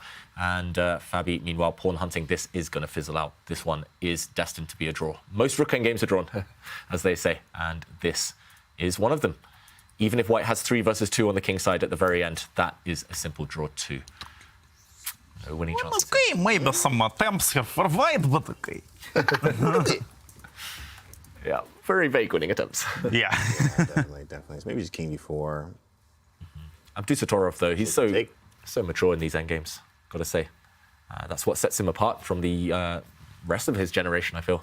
He's able to calmly hold. Look at him sitting back, sipping some tea. He knows he's going to draw this one. Very nice. With the black pieces, too, as well, the professional way. When with white, draw with black, right? So looking very draw-like here. Don't see any chances for white, right? He's going to try, Fabi. Yeah, of course. He's trying. H5. Yeah, and I've actually had that exact endgame, I think, half a dozen times in my career, the 3 versus 2. Let's imagine that all the pawns on the left half of the board disappear. White just has F, G, and H against black's 2 pawns there. And the calm kind of way to defend that is to put your king in front of the H pawn. He's even forcing the issue by trading more pawns off the board. Abdusattorov, really simple, really classical stuff here. And yeah, at the right moment, he will liquidate. He will just trade off the whole of the queen side. Yes, it's going to be 2 versus 1, but it should be an easy draw. Yeah, and that's even if White is able to win the d5 pawn, which is not a given either, because the king picks it up and the rook on d3 is undefended and black can play a4 then. Yeah, I think this is going to be a draw. The only question is in how many moves. Fabi does strike king d4, and Abdusattorov does not delay. He can just play f5 and trade all the remaining pawns off the board. Yeah, you can tell body language, neither player too excited about this one. It's going to end in king versus king. And we do have the draw. Beautiful. a peaceful result, but the game was anything but peaceful. We saw dynamic play by both these players, and it ends in a draw, but we've still got action on in the other game in the winners semi-finals. So let's quickly jump over to Jordan Van versus Dmitry Kolas. They were the big news from day one, taking down Hikaru Nakamura and Alireza Firouzja. They're fighting against each other. It's an end game, but I love how black's pawns are on h4, g4. What is this pawn structure that we've got? White's got 2 double pawns there. The f6 one feels really weak. Black's got a double. Who's better? First question. The evaluation bar says black, so I'm going to trust it here. I don't like white's bishop locked in. If the rooks disappear, black is almost guaranteed to win. It's going to be a good knight versus bad bishop scenario. The black knight will be sitting pretty on the light squares. But while rooks remain, anything can happen. Jordan trying to break through, trying to get rid of one of those duo that you highlighted, Tanya. Those 2 scary black pawns. Yeah. You can protect it, though. You can protect, just swing the black rook across. Looks very strong here. White's f6 pawn is doomed. Level material right now, but black about to go a pawn up. And once the black knight jumps over to c6, how are you defending the other weaknesses for white? b4 under fire, d4 under fire, and it all comes down to this bad bishop that white has, the dark squared bishop. It doesn't have much of a future because all of black's pawns are on light squares. And that's a great instructive point for all the chess kids out there. When you're playing in a knight versus bishop, you're facing the bishop, put your pawns on the opposite color of your opponent's bishop so they can never be a target. Yeah, I'm struggling to find a defensive idea here. Rook h1 can try to go to c1 and then to c8, but black's rook could shuttle back to d5 at the right moment. Black's got all of the key central squares under his control. White's bishop is a big pawn, and David's showing that line right now, just rook d5. And if you can get to that b7 pawn, that's your one major hope to get a past a5 pawn. You're not going to win that pawn in a million years. The knight on d8 is actually a great defensive piece here. So maybe that's out of the question. Maybe swing your king and then bring the bishop back to f2 and target the h4 pawn. That's another defensive attempt. But all of this is water under the bridge. I think black should win this with precise technique. Yep, fully agreed. It looks like Jordan as well struggling to come up with ideas in the current position. He's down now under 2 minutes. He spent almost half his remaining time on this one move because there's simply nothing to do. OK, he does swing his rook back as you predicted there, Daniel. And yeah, I think you're safe to take the pawn on f6. Why not? This is definitely rough. Definitely rough. Yeah, I mean, bishop is, as you see, all the pawns are on the dark squares. Wow, king e2, and look at the eval bar just eat up the whole side of the board there. Of course, as it blends in with the board almost. Black is completely winning. Everything can be played here. Marching down the board. h3 comes, and that's a strong pawn because it's just going to deflect all of white's pieces to defend that pawn, and that means the queen side falls apart. Yeah, literally all his pawns now are on the opposite colour to white's bishop, Tanya. So you predicted it. Put pawns on light squares. Now it's only pawns on dark squares for white, only pawns on light squares for black. Worst case scenario for the bishop. That poor bishop on e3. It wishes it was anywhere else other than this square right now. It's worse than Jordan's air quality. Not many things worse, but wow, Jordan's air quality is actually significantly worse than just a few moves ago. Just from the beginning of the game. That CO2 is increasing with every push that the H-pawn makes. Right, it gets a little worse quality every time, and quality of this bishop is very bad, obviously. So we have the queen coming in, or we're going to queen. We can get the king to e4 quite quickly too, as well. Weakness on f4. Knight c6 is on tap somewhere. You're gonna have to use the king and the rook to defend. Obviously, the queen square. We can even queen give up the pawn and still end up probably winning this endgame. This is just really bad for white. Dmitry playing strong. Very strong from Knight c6, maybe time to hit the button. Yeah, hit the button. Okay. Pretty soon. Hit the button. Yeah. Yeah, you can tell Jordan wants to get out of here. He wants to move on to the next game. But as a professional player, you have to keep going as long as there's even a 1% chance of a swindle, of a fight back. Where is that 1% chance here, David? That's the big question. On the clock? I don't know, Tanya. Wow. But even on the clock, things don't look good for Jordan Van Foreest. He's down to about a minute. Dmitry Kolas, he makes his debut in Division 1 of the Champions Chess Tour, and he has been on fire so far with the black pieces in driver's seat. The rook on h5, the king on f5, it just seems to be dominating the board. The only thing remaining is to get that knight over to c6 and start hitting those pawns on the board. Yeah, and the pawns are going to start dropping like flies. You can even take, you have your choice of which one to take. Ooh, with that poor white rook as well, sitting in the corner, totally stuck. This is game over, Daniel. Once white plays bishop takes h2, he won't be able to get that bishop. It's going to go move from e3 to an even worse square, which does exist, and that square would be h2. I think knight c6 will be the final nail in the coffin here. Yep, those pawns are ripe for plucking right now. Just go for that b4 pawn. I mean, you can do anything, as you called it, knight c6, and white's actually in Zugzwang pretty much. You can't move anything right now. Another pawn drops. 2-pawn advantage. You can go back to knight c6 again and like take the third pawn there. It's crazy. Yep. What a game. Just centralize that knight, put it on d5, put it anywhere. Yeah, there we go. Push that pawn to b4. Everything's defended. That bishop on h2, is that a bishop? What bishop on h2? Wow, that's been the nightmare in white's position. That bishop on h2 isn't going anywhere. The only active piece, the rook on c1, that's the last hope that Jordan has. Is it difficult technique? What's the easiest winning plan for black here, David? Ooh, I'm not sure the easiest. There's a bunch here. If I'm not mistaken, you can actually just take white's remaining f-pawn. Pushing this one forward makes a bit of sense. The black rook can always step back to the 7th rank if it really needs to defend the weakness on b7. White has no counterplay, essentially. White's king is stuck, bishop is stuck, pawns, especially the f4 pawn, about to drop. Yeah, I think he's found a really nice kind of thematic, sadistic way of doing it. Just dropping the black rook back. There we go. Protecting the final target for white on h7. And yeah, he's just going to mop up. The black pawn will act as a distraction, and black will win on the rest of the board, essentially. 2 pawns and counting. And that rook's coming to c7. He wants to try to trade that rook, take control of the open c line. Or g7 and take f4. I mean, my first coach would always remind me the number of moves in the game isn't recorded. Only the results is recorded, so you can take as long as you want to. I don't think he's going to take all that much longer. King takes f4 and press the button, as one wise man likes to say. Hit the button. Start a new one. Yeah, actually, Daniel, you mentioned the moves not counting. I pride myself in going for as long as possible. Yeah, exactly. I want the more... Extend the torture. 100 moves? Yes, please. Yes. What's your longest game, David? No, 236. But meanwhile, this game Whoa. has not lasted. Disgusting. Say that again? 236.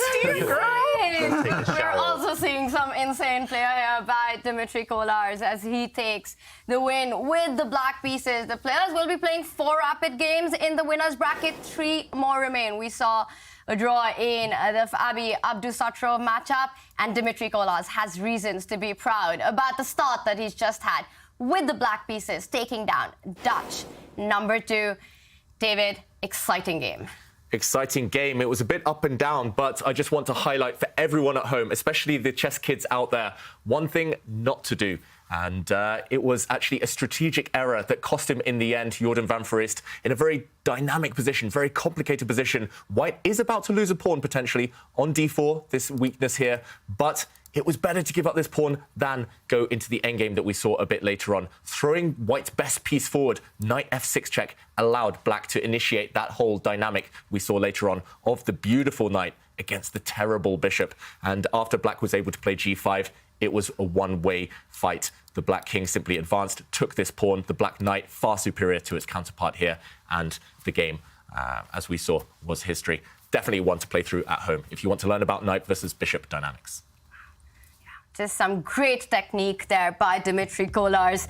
This is how you play an endgame. Take advantage of all the weaknesses. And that means that these are the score lines going into round 2 of the winner's semi-final. Dmitry Kolarz takes the lead in his match against Jordan van Foreest and Fabiano Caruana, Nodirbek, Abdusattorov. A tough, combative fight. Could have been anyone's game, but eventually fizzled out with a lot of trades. But it was an exciting round 1, and we are expecting more of that. But first, we do have a short Twitch break.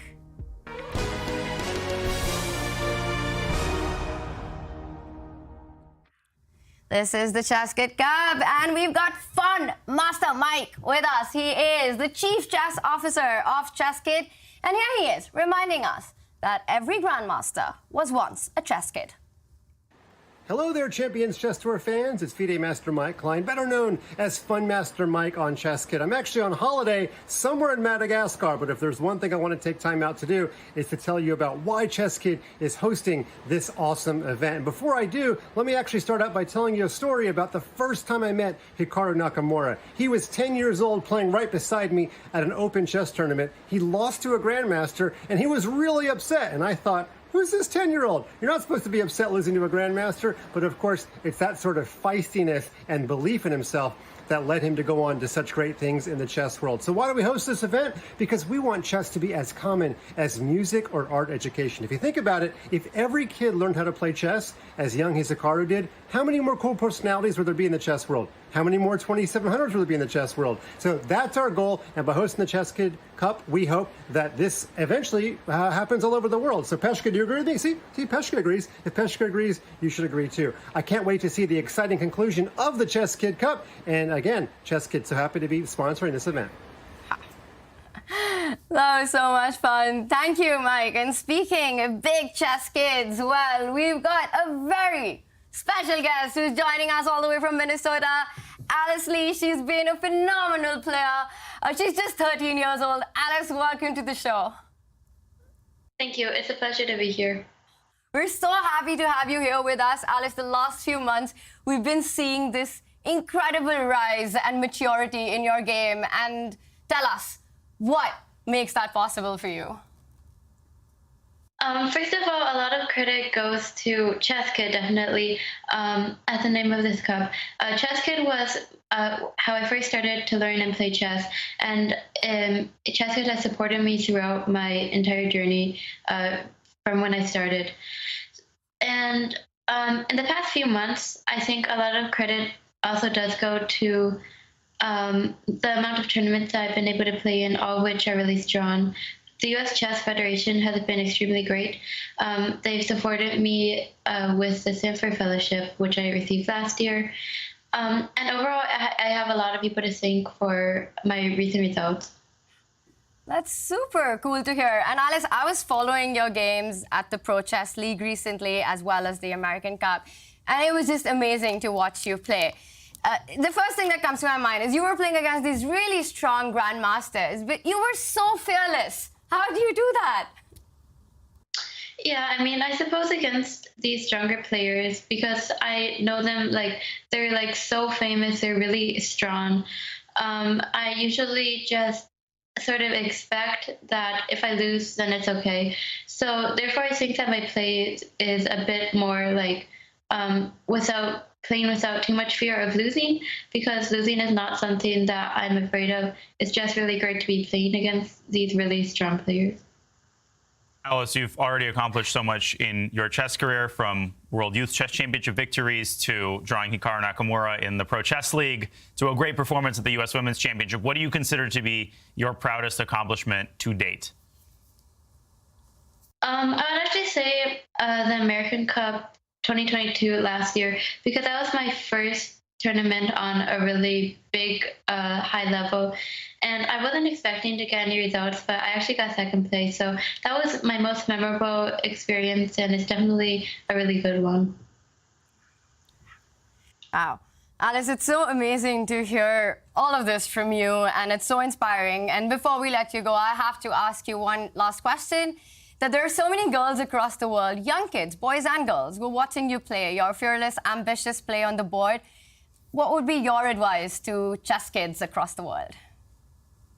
Yeah, try to just enjoy the game. Chess is really a beautiful game. It has a lot of aspects, geometry, art.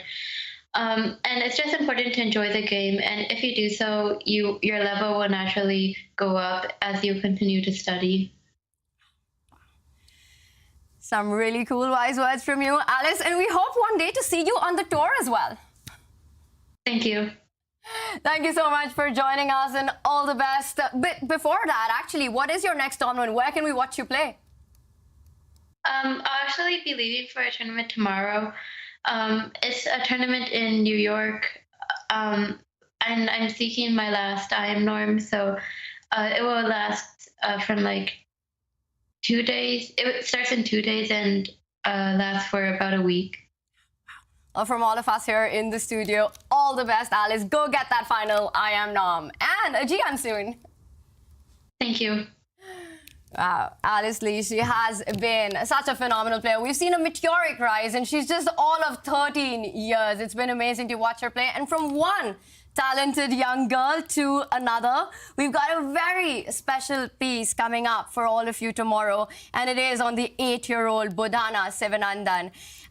David, our very own David Howell, actually visited her and had a great conversation. And here's a little look at what's coming up tomorrow.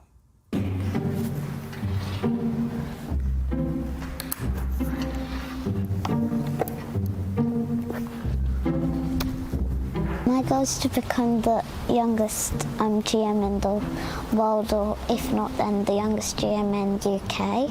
After that, I want to play in the World Championships and get World Champion. I think it will be hard, but I still think I can do it. Oh, that was amazing. To have this dream and ambition to become the youngest GM. She finished second in the British Women Blitz Championship at just 8 years old. That's amazing to see, James. She's absolutely strong. 8 years old, too, as well. And she has dreams and ambitions here. Never let anyone tell you what you can and cannot do. She's telling you that at 8 years old, she's telling you what I want to do. That's awesome. We got to see more of that for sure. Awesome chess kids all around, some of them as well in Division 2 and 3. And as always, we've got Simon updating us with the action. Simon, what's been going on? Loads of stuff's been going on. I'm just going to show you a little sweet tactic now. We all love a bit of tactical play. I know you do, James. Oh, absolutely. Yeah, you're tactic master. Come on, baby! Talk to me, Simon! And I have to admit that young girl we just saw, I actually lost to her in a similar as well. So that was, I was going to say embarrassing, but she's so strong. But this was a big game. It was in the quarterfinals, and it was between two of the favourites, Fedorsev, and Fedorsev was playing with the white pieces against David Anton of Spain. And it was a very messy position, and the finish was really quite sweet. It was black to move, and David, I'm sure you can show us the moves there with the black knight now jumping into the position. So we saw knight d3. And now, can you spot the cheeky tactic here? The cheeky tactic that won the game was knight to f7 check. Wow. Boom! Put that in your pipe and smoke it. Say English people. And this was a very nice way to get a back rank checkmate. After rook takes, the queen comes in to the back rank, and black can't defend, and it's going to be checkmate. I would say one more thing, though. If we just go back before knight f7 was played, if you're an artist, as I know we have some artists on the panel. I didn't see knight f7, actually. I only saw queen c8. That's it. There we have an artist, our own artist on the panel. And Daniel points out that queen c8 would have been the artistic way to finish it, because you pretty much have to take the queen. And now look at this checkmate. That is beautiful. The knight slides in and checkmate. So that was a very nice finish, and that put Fedorsev into the semi-finals of Division 2. So he's getting nearer and nearer qualifying for the first division. Fedorsev, known as the Big Fish. What a tactical beast. Lovely finish there. Thank you so much, Simon. We will check in back with you. But right now, it is time to check into the action in Division 1 as we are about to lift off Game 2. And we have seen amazing stuff, amazing play by the players. Some resourceful defensive and attacking chess there. And look at Nodirbek Abdusattorov. That is full focus. Yeah, if you look up focus in the dictionary, that picture is going to be there. Nodirbek, he's known for his focus, and especially with the white pieces, he's extremely dangerous. So it's a queen's pawn opening, no Nimzo Indian, transposing now to the queen's gambit declined. What do we think? Is Fabian in a solid mood? Is he just going to try and survive with black and go for it with white? Ooh, Rogozin, and now transposing to a line of the Nimzo Indian with g3, which has been pretty popular. Usually black takes on c4 in these lines and then goes knight c6 and tries to cling to that pawn. That knight from c6 then often goes to a5. You get very complicated positions here.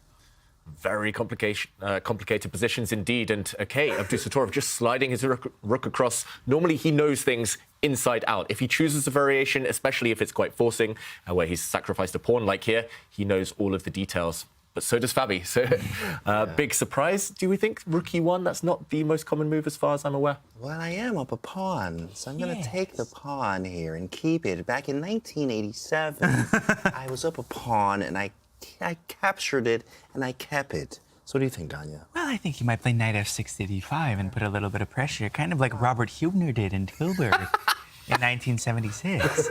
The only idea that I'm familiar with, and yeah, rook e1 is not the most common move. I think bishop g5 is the main line, but knight d5, and then the knight can drop back to b6. The key thing for black is to keep that pawn on c4, because if you lose that pawn, then you don't have much to show for in return for white's superior control of the center. But definitely, it's safe to say that Fabi is out of book. Yeah, so the move we're expecting, knight to d5, maybe planting this knight over the other side. It's all about keeping this pawn. If he does, black is doing very well. Okay. Well, one thing's for sure, this is going to be a fun one. Fabi trying to hang on to that pawn. The idea is to advance with the b pawn. You want to get b5 in. You want to keep that c4 pawn defended for as long as possible. So this is going to be a fight for the initiative. The fight is also on the other board, as Dimitri Kolas did take that first win against Jordan Van Foreest with the black pieces in convincing style. And now he's got the white pieces. Jordan has to find a way to stop the bleeding. Yeah, he does. That was a painful first game. He beat Hikaru yesterday, but Dimitri Kolas is on a roll. And this is going to be a challenge now with the black pieces back against the wall. This was the situation that Hikaru Nakamura was in against Jordan Van Foreest yesterday. Hikaru was able to swindle Jordan in game 2, but let's see what Jordan comes up with in the opening. This is the same opening that Taimanov that he used to defeat Nodirbek in the last round of Tata Steel, an opening that he knows very well, assuming that he plays knight to c6 here. Of course he doesn't. Wow. He played a knight move. Every call we make seems to be cursed at the moment. Yeah. Okay, so With knight c6 now, he first attacks the central pawn. Same thing, yeah. It's Sveshnikov, Taimanov, Naidorov, it's all the same. It's all the Sicilian. Sicil for the kill. Is that what Jordan has in mind, That's James? exactly right. Sicil for the kill. Sicilian, okay. Now here, these lines get very, very sharp depending on what white does. I mean, every Sicilian one is it not sharp, really. But, of course, this knight c6 is usual theory, but you can also go bishop e3. You can go bishop e2, right? You can go h3, you can go a3, even rook g1, believe it or not. I love playing rook g1 in random positions just because you can, and it's fun. Even Richard Rapport does a lot of that too as well. But knight c6 here, curious to see which way he goes here. Yeah, and obviously Dimitri Kolas knows this position. Obviously he's had it before, but now with the match situation adding a bit of extra flavor here, does he choose a risky line? Maybe the most ambitious for white would be, for example, to take this knight on c6. There we go. Wow. Most principled as well. e5. Yeah. This line gets so crazy. Knight d5, and then white clamps down on the d6 square with knight e4. Then black usually plays queen c7 to induce f4, and then queen b6. There you go. c4, there's a check on b4. The knight is often sacrificed. This is about to get crazy. This is going to get crazy. And f5 also extremely risky for black. The black king now is going to be forced to stay in the center for a long, long time. Often white here plays en passant, capturing that f-pawn as if it just moved one square. And there we go. We're going to see a nasty check now. The white queen can check on h5. Normally, that's the end of the game if you ever allow a check like that. But the black king can slide across and try and hide on d8. Risky stuff from Jordan. He's really going all out for the win here.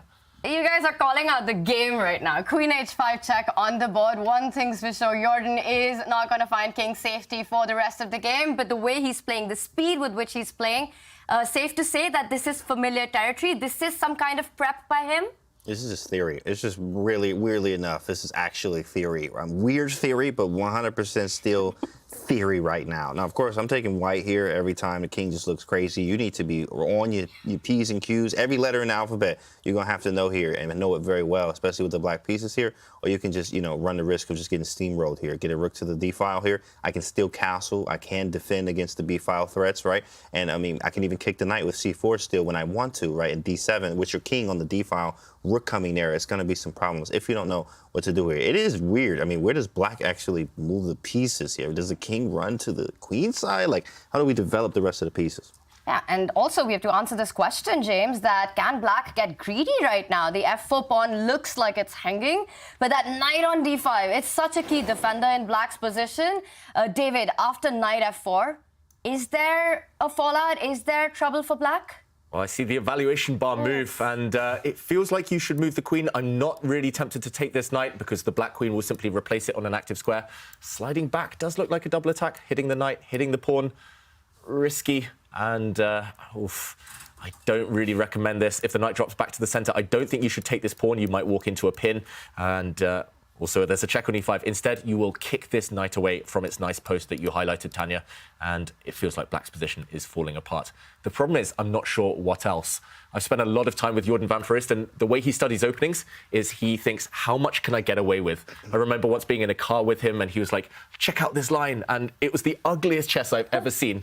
And he was like, the computer still thinks it's equal. You can get away with it. And I was like, no, I'm never playing this. And it feels like one of those positions again. Looks so dangerous for black with this king on the d8 square, but if he can get away with it, he will know what to do. Wow, that's number 2. Jordan van Foreest was in Magnus Carlsen's World Championship team for the 2021 match against Jan Nepomniachtchi. And Magnus did credit him with all the fun, offbeat, interesting, entertaining opening ideas that were there in the files. It was all Jordan van Foreest, and that's the kind of chess we've come to expect from him. That's the kind of chess we love, and that's what we're seeing right now. But that king on d8, it looks like an absolute nightmare to me. Yeah, show this position to, a Steinitz or a Capablanca, and they'd say, get me out of here. And that's an experience a lot of GMs have had where you analyze and prepare an opening for a long time. Your opponent deviates from the engine's main suggestion, and you look at the position, you say, wait a second, why am I not completely lost again? So when you over-rely on engine analysis, it's easy to miss the Van Foreest for the trees. But I think Jordan has reacted pretty decently with queen b6, which is a typical move in this line, reminding white who is in charge on the b file in the event of long castle. There might be mate threats with rook b8, tactics with bishop f8 to a3 are not uncommon as well. So Kolarz has to be very careful here. Important decision for white.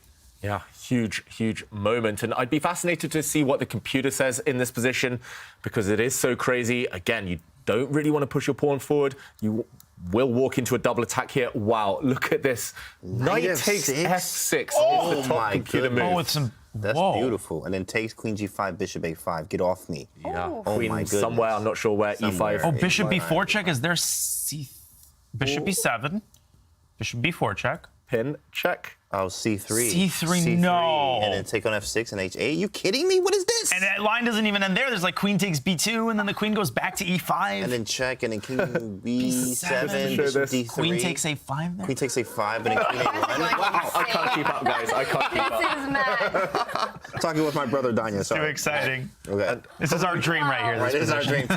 Takes.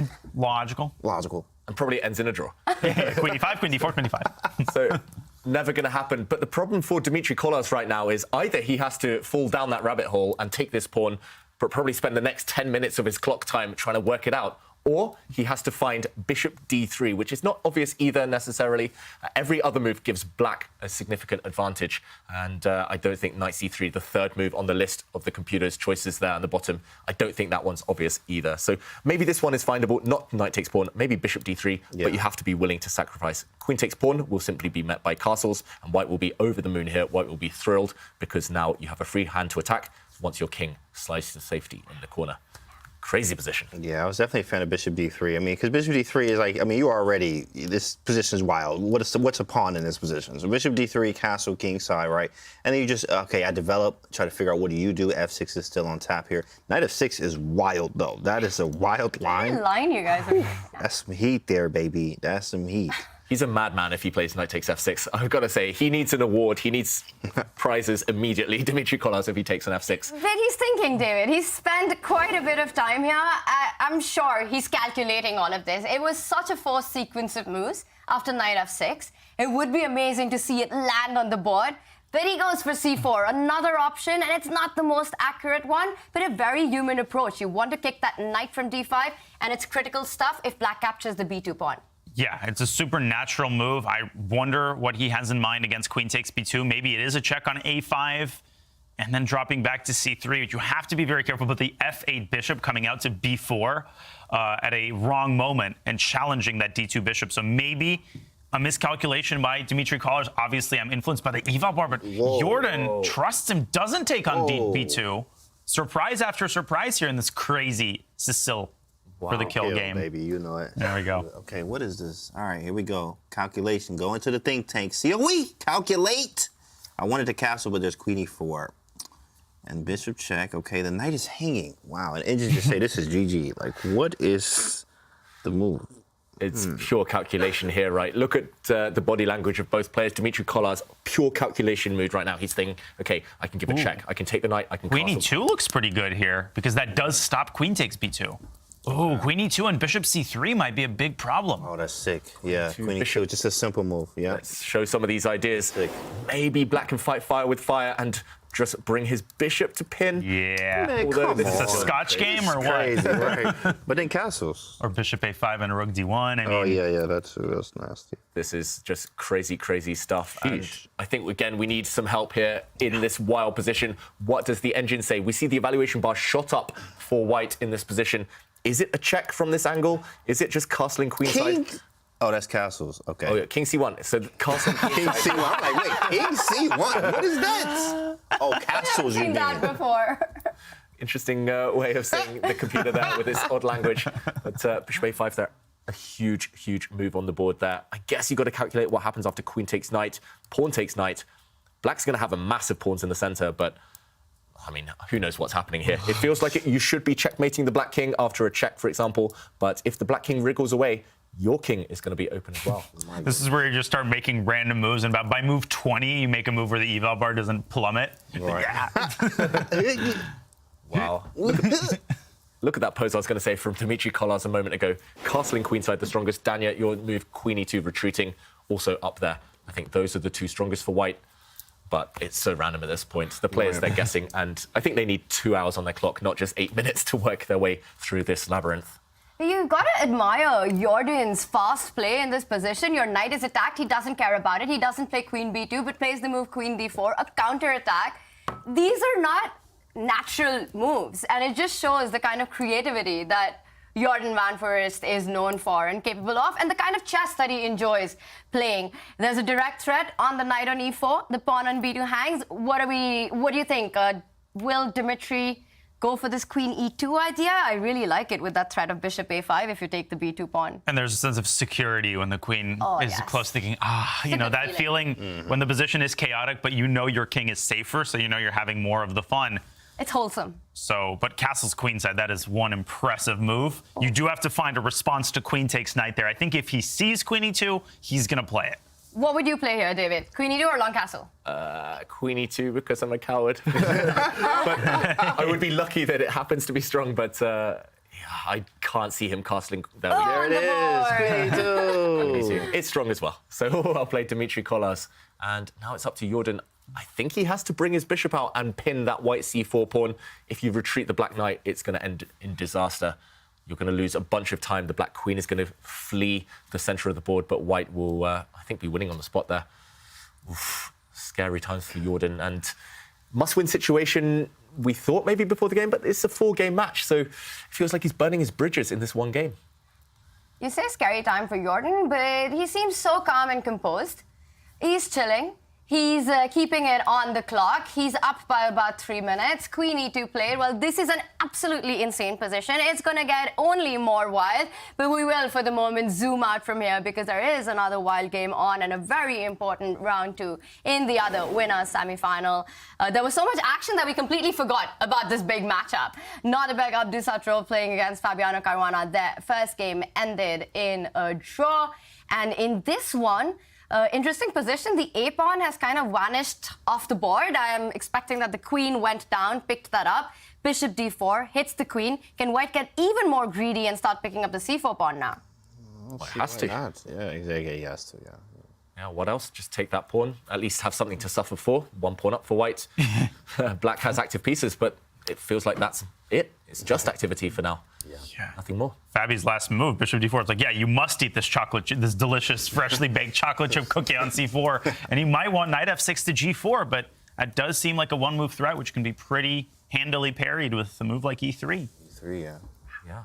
White has an extra pawn, but black's the one with all the activity, the piece activity. The bishops are chasing the queen. But guys, I have to ask you right now, there was so much action on the other board. A dramatic position. Do you think this is a good moment to jump back, keep an eye out on this? But it just felt like that could actually finish any moment with one bad move. Yeah, we probably need to go back over there. This one, I mean, he's just, it's a pawn. It's one pawn. Okay, it is what it is. A lot of chess left in this game. A lot of time, too. I mean, we're falling asleep right now, right? Okay. Yeah, we probably should Let's go do over there. Let's do it. Let's head back to Dmitry Kolas taking on Jordan van Foreest in an absolutely crazy position. And we see Jordan has taken a bit of a think here. Queen E2 has taken him off guard. And he was shaking his head there a moment ago. Jordan, he's realizing now that the damage has been done and he needs to walk a very fine kind of path here. He's walking a tightrope just to survive. And that black knight under fire, he might be forced to sacrifice material at some point. But with a king in the center like this, for black, it's unlikely you're going to survive. What was wrong with bishop a6 again? I mean, Scotch game? Like, I mean, like, just bishop a6? Like, let's jump in. Bishop a6 is probably, because, I mean, moving the knight, he's probably lost on the spot. Yeah, I think he's deciding between f5 and bishop a6, but bishop a6 does look like the move. Yeah, just to show again, if you move the knight, disaster, you get hit. The black queen is actually trapped here. Which, even if it wasn't, yeah. Even if it wasn't, then bishop takes would fork and win the black rook. And yeah, that leaves us with two options. Either we hit the knight, as you mentioned there. This one feels shaky as well. Feels like there might even just be a knight jump at the very least. Maybe you flick in a check first. All sorts of things to consider. But the move we're expecting is this pin along the diagonal. You cannot take this knight because the white queen will drop.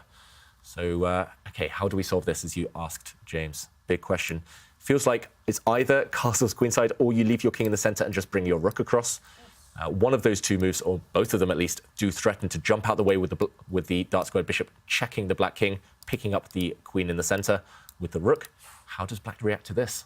You want to see a cruel line? Which on the board, James? Great call, by the way. Bishop a6. Yeah, what we got here? If white castle's queenside, it vacates the e1 square. And the reason that might be important is after queen b6, getting out of the discovery, there's queen e2 to e1, posing the threat of bishop a5, which is a devastating threat. So knight before a3. Knight before a3, okay. a3, that's sick. That's some super GM level subtlety. Why long castle is better than rook d1 is because you vacate the e1 square for the queen to land on, so you can threaten a pin on a5. That's a big ChessKid moment right there. Incredible geometry there, Daniel. He has played rook d1, perhaps missing this idea. Easy to miss, of course, but still a big threat on the board. Bishop a5 check would be devastating. Do you have to move the king? If you move the queen out the way, it feels like something is wrong. The valuation bar reacts. It just doesn't like the concept of queen b6 at all. I don't see. Maybe queen h5. I don't know. Back to that. No, but then bishop b4 check will always be a problem. So you want to get the white queen out of the way, out of this pin, so that we can safely eat this knight, capture this knight. Maybe we just move the queen. Where's this knight actually going? If it has to sit on some bad squares, at the very least, we kind of line up like we did earlier. Why do people play this line of the Sicilian again with black? I just wanted to know why this one. This one's very wild. There's many ones you could choose from, but this one is definitely didn't seem like we got the Sicilian we were looking for at all with the black pieces. Or maybe it's exactly the Sicilian that we were looking for with the kind of action that we're getting here. Wow. Bishop a6. David, has rook d1 happened already, or is Dmitry still? No. Because I think he's still thinking. Whoops, I thought he'd played rook d1, sorry. But no, he isn't. Yeah, he hasn't committed yet. So maybe you'll move on the board, Daniel. In a moment, castle queenside, that could be extremely strong. Cecile for the kill, more like Cecile be killed. Sheesh. Wow. Castle queenside, definitely. That would be super strong. If he's able to find this idea of queen e1, bishop a5, that would be Dmitry Kolar showing exactly why he's here in Division 1 of the ChessKid Cup. And there he's got his head in hands, as does Jordan van Foreest, but for two very different reasons right now. I think he's going to find it. I mean, he's just in the zone. You can tell how the focus is there. And also, I mean, limited moves. You have rook d1 and castle queenside. You do get the king safe that when there it is. I mean, you get the king safe. Like, you get the king safe. You're threatening bishop a5. And then you can move your queen. It's very, very easy after you realize, okay, how many moves do I actually have, in fact, in that position? Castles is one. He's working one move at a time. What was that GM? It was like, oh, how many moves do you see ahead? He was like, one move at a time, but it's always the best move, right? Like, work at it. What do I have? What is available to me? And make the best move. He castle queenside. Looks good. Jordan is in some trouble for real. This is impressive. Super impressive stuff. He finds the precise way. Do you think he's seen Queen E1? Because Black's got to retreat with the queen, right? Wait, what if we move King C8 maybe can we is move the the better... king? Oh, he does He it. plays it. Wow, he played King C8. Yeah. It's on the board. So bishop C3 doesn't work because you simply pick it up with the knight. Exactly, and the queen on E2 hangs. I think Jordan finding probably the only way to stay in the game. So kudos to him, not tilting. And Dimitri still with some work to do. Bishop A5 looks like it traps the queen, but no, it opens up the E3 square. And the worst thing for white right now is to allow a queen. Worst thing in general is a queen trade, but definitely in this position. Yeah, just one square for the black queen to find safety, but good enough. Check, and suddenly things turn in black's favor. Black is a pawn up, remember, so the stakes are still quite high here. So what else can Dimitri find? Queen E1 anyway, or I don't know, there's no threat there. It's not easy, actually, for white to generate the killer blow. And if there is no killer blow, then this one's still up in the air, despite what the evaluation bar says. So bishop C3 runs into knight C3. Does white have time to make, and the queen on E2 is hanging, does white have time to make a random move like king B1, just stepping out of queen E3, or is that... Wait. There's rook B8, bishop C1, queen takes C4. Wow, Daniel, just to show that. Easy to miss. That is brutal. And you win. This is a family fork, a royal fork. What do you call it here? Everything fork. Mama, papa, grandma, grandpa. Fork, Everyone's forked. everything. What about queen H5 then? Is queen H5 a move? He played queen E1. Played queen E1. Okay. So what's the idea? If bishop takes pawn now, that was the first move that came to mind. I guess now bishop C3, the idea is that knight takes C3 is not possible. It does not hit a queen on E2 any longer. So we would be safely able to pick up the black queen. Wow. He spotted queen E1, that's for sure, Tanya. To answer your question earlier, he was ready to play queen E1 after queen B6. He's played it again. Retreating sometimes is the best way to go forward. Incredible chess there. And the geometry, right? You go queenside castling to vacate that square on E1 where the king belongs at the start of the game for the queen. Just amazing play there by Dimitri. Very creative stuff. David, after you take on C4, bishop C3 does look like a killing idea.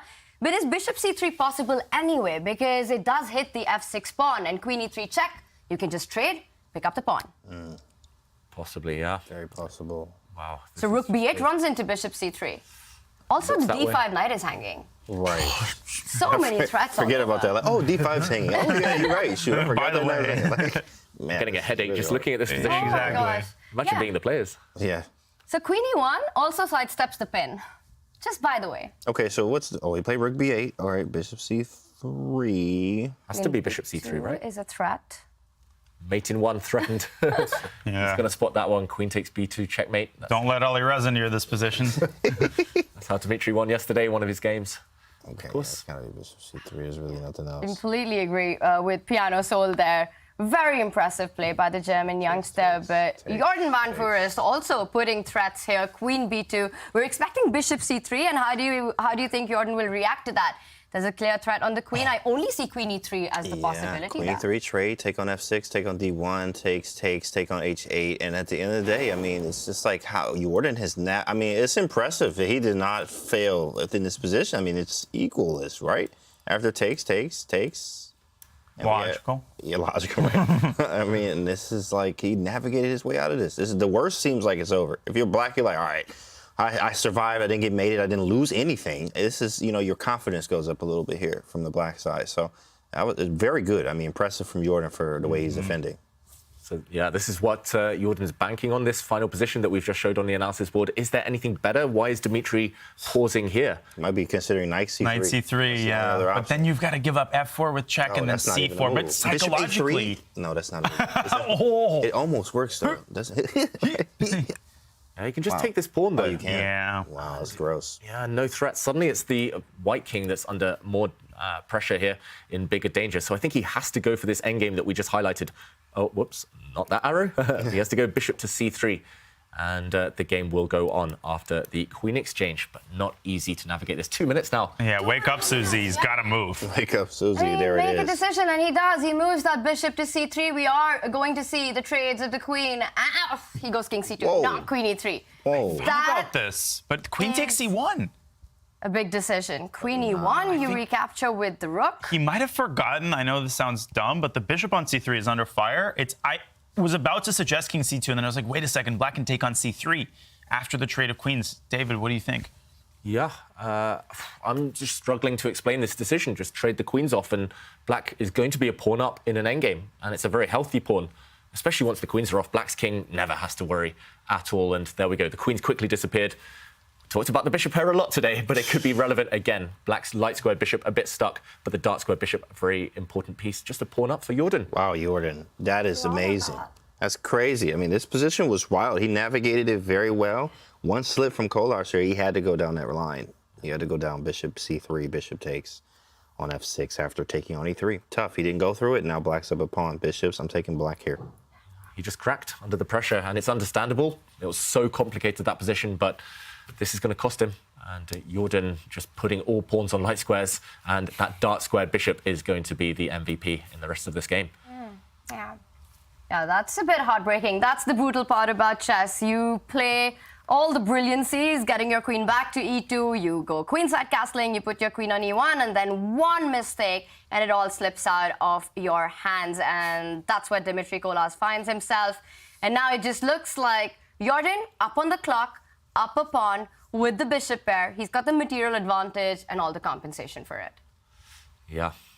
There's one threat on the board. That white knight is threatening to go and gobble up the a7 pawn. So either you defend it or you eliminate that knight. I'm reluctant to trade off the bishop pair, but that endgame looks pretty straightforward as well. Which one will Jordan go for? Take a timeout, maybe, just defend that pawn? Yeah. Looking good either way. White's just reduced to kind of one-move threats here. The two white rooks can't really do anything. The white bishop a bit stuck. Looks like a very one-sided endgame. Maybe even rook a8 to keep the b7 square open for the bishop. Looks very awkward, but then you can chase the knight away later with a6. Jordan trying to find something a little bit less awkward than that. But clear that black is in the driver's seat. He should be able to win this game with a 2-minute time advantage as well, Tanya. Wow. It does look like Jordan is on the brink of equalizing this match, but there's still work to be done. And on the other board, we do see the eval bar gives a big advantage to Nodirbek, Abdusattorov, and David Daniel. You both nodded to the last move by Jordan, just defending that pawn, keeping things under control. But this is the game that we have to rush to because there's a lot of action on, a lot of trades on, and white has an extra pawn. Yeah. 4 versus 3 on the king side, and actually the white knight here beautifully placed. That's why Fabiano has weakened his position to kick this knight away. Pretty much all that's changed since we were last here is that pieces have come off the board, and that favours the side, of course, with the extra pawn. Abdusattorov must be a huge favourite to win this one. Wow, yes, I have the extra pawn, so I'm a pawn grabber. And he's up a pawn, and he's going to take that and push that boy all the way through. The A pawn is a passed pawn, so I have a rook on the C file that's very active. The knight can come into E6, right? My pawns aren't as weak. They are weak, but not as weak as we see C7 and F5. Even the 7th rank could be weak.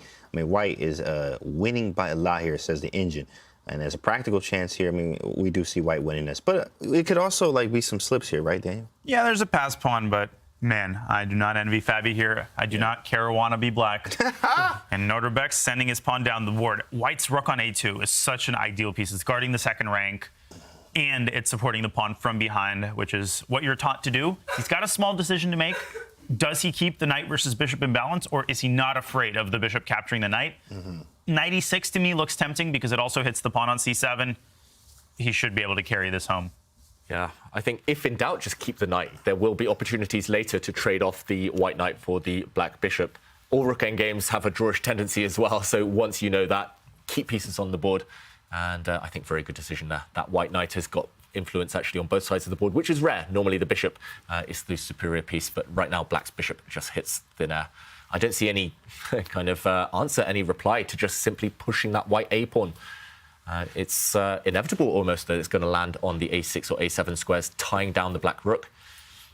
Fabi, oof, yeah, he's clinging on here by the skin of his teeth, but this pawn advancing should signal the end, or the beginning of the end of this game. What technique Abdusattorov has. Yeah, it's crazy. I mean, the technique, when he's in form, I mean, he beat, you know, that when he became world rapid champion, right, youngest ever, he beat, I think, Magnus and Jan in the same tournament. Like, that's crazy to do that at that age, too, and also, you know, with confidence. And, you know, we see it now here, too, playing Fabi. He's just clearly winning. It's clearly winning. He's pressing for more, and this could be very bad for Fabi, as he might be, you know, almost in like a must-win, 2.5 wins match, right? So you lose this game, you need to not lose again, or you're out. This is really rough. Yeah, really rough. And okay, I was going to say, what would you do now? Keep pushing as far as you can go, or just maintain control? And Abdusattorov, rook c6. You mentioned that tournament where he became world rapid champion, James. Not just did he beat Magnus, Jan, he beat like Aronian, Gelfand. Oh my goodness. Most of them were with the English opening as white. He was just on a storm and just crushed them all, essentially. And what can you do against the teenager when they're that fearless? It's scary. It's just facing them and look at this position. And board one of the Uzbek team that scored the shot gold medal at the Olympiad. I mean, this guy is ridiculous, and he's not even 20. Nodirbek, I mean, this guy is so fun to watch. He's got the technique and the poise of El Capablanca, the tactical ability of Atal. The guy is truly universal, as you said it, and now we know it's not an exaggeration to say that. I'm excited to see him in Norway chess, but first I'm excited to see him finish this game with perhaps knight d4, and then either knight b5 or knight c6 after the rook moves away. He's got many roads leading to Rome here. Yeah, and the worst part for Caruana here is that he's completely stuck. Even if Abdusattorov were to take a timeout, just move his king, the domination is not going anywhere. Yeah, he's just going to bring his rook up to the He's going to go king g2, I think. That would be the Capablanca approach. King h1, just because I can. Yeah. All pieces on light squares. The opponent has a dark square bishop. Why not? in the first improved position. But if you go rook b7, then Fabi takes, goes rook d1 check, and rook b1. So Caruana playing to the last drop of blood. So it's not just over yet. He goes back to d4, and I like that approach as well. Very strong move. I mean, just blocks the file. Your rooks are not active. Those are not rooks. Looks really rough for the rooks there on d7 and a7. All they're doing is holding. And we're under a minute here, so definitely going to see some time pressure issues or mistakes that happen in time pressure. Rook to d6. Do we trade or not to trade? That is the question. He says no. He says no. If there is a trade of rooks, white knight will replace the white rook on c6 with even more effect. Oof, poor Fabi here, just struggling to survive the next few moves. I think the white knight will land on that square almost no matter what now, and that white a pawn will become even stronger. You can trade off the rook safely now on your own terms. You can maybe be a bit fancy here if you want to be. Daniel, you have an idea in mind? Yeah, well, I'm trying to calculate rook takes d6, knight c6, a7, and then quickly get your rook to b8. Correct. And I don't think black king is in time. I think that's precisely what Nodirbek is taking the rest of his time to calculate. You mentioned fancy. He's even fancier. This guy's on another planet. Yeah. Yeah, look at this. A fork. You pretty much have to capture this white rook now. The black rook, the blockader, is eliminated. And so accurate. It's crazy. Crazy stuff. Next move, you just move the knight no matter where, and you advance. c6. Yeah, wow. Knight c6. It's on the board. He gives up his knight, and this is What a going to be finish. crowned. Look at Fabi. He's like, yep. All right, this Oh is my right. gosh, 25 seconds, but Fabi could have all the time in the world in this position and it wouldn't help him, and that is it. He resigns, and Nodirbek Abdusattorov takes the lead in his match against Fabiano Caruana with some great technique there. We've got action on this one, but before we jump into it, we are going to get a quick update from Ginger GM, Simon Williams, with all the action that's on in the other two divisions. Simon, what's up?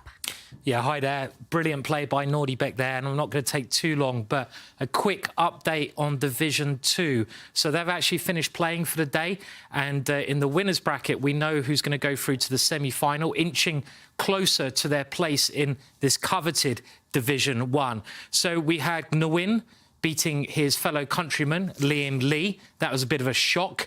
And the next person to go through was Fedorsev. We saw that beautiful tactic against David Anton of Spain. And then our tattooed friend from India, Sadwani, hope he asked his mum about that tattoo, beat Alexenko. And the final person to go through to the semis is Oparin, who won against Ilyanov. So those four players getting very close now to a place in the main event. But obviously, there's a lot of action going on, so we should probably go back there. Thank you so much for keeping us on our toes on all the chess that we're seeing in the other two divisions. We are seeing qualifiers in that one, and it is the big question who goes through in the winners bracket here. And looking at what we've got, Jordan has played flawlessly after surviving that opening scare. Those two pawns, c4, d4, that's going to decide the game. Yep. Those pawns are too strong. Look at That's that something white I do in a bullet game. Right. Yeah. These pawns.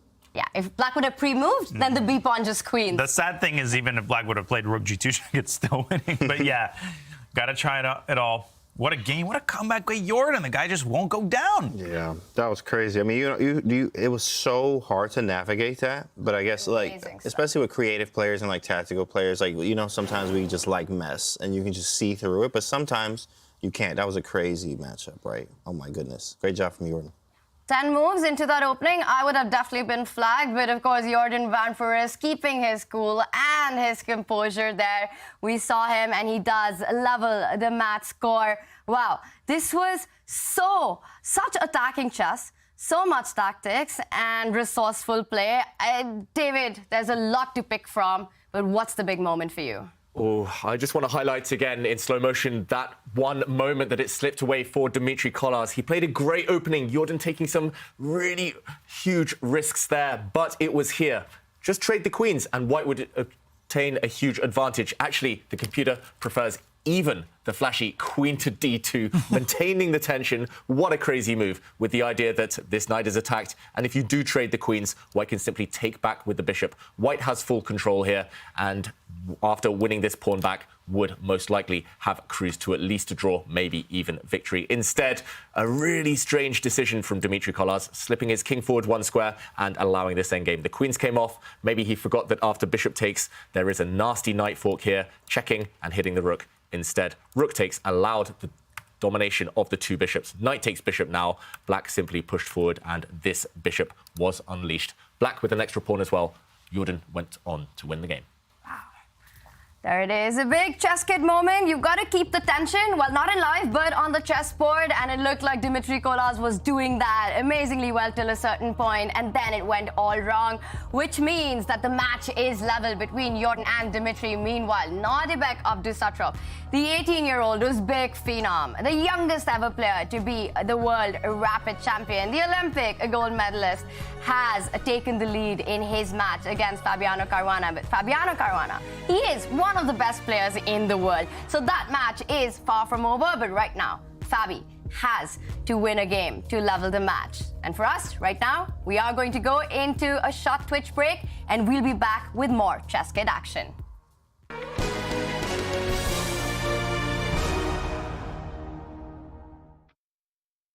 ChessKid is fun. Chess is great for the brain, but it's also fun to play. And ChessKid makes it easy to have fun.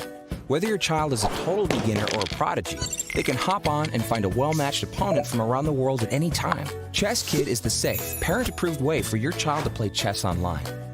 ChessKid is educational. To kids, it feels just like playing, but chess is a great way to learn patience, strategy, and critical thinking. ChessKid features a comprehensive training program that guides kids to level up on their way to mastery.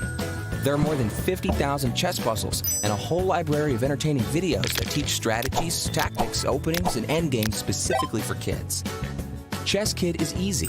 Whether you're a parent helping your child, a coach managing dozens of kids, or a school of hundreds. Signing up is free and easy, so what are you waiting for?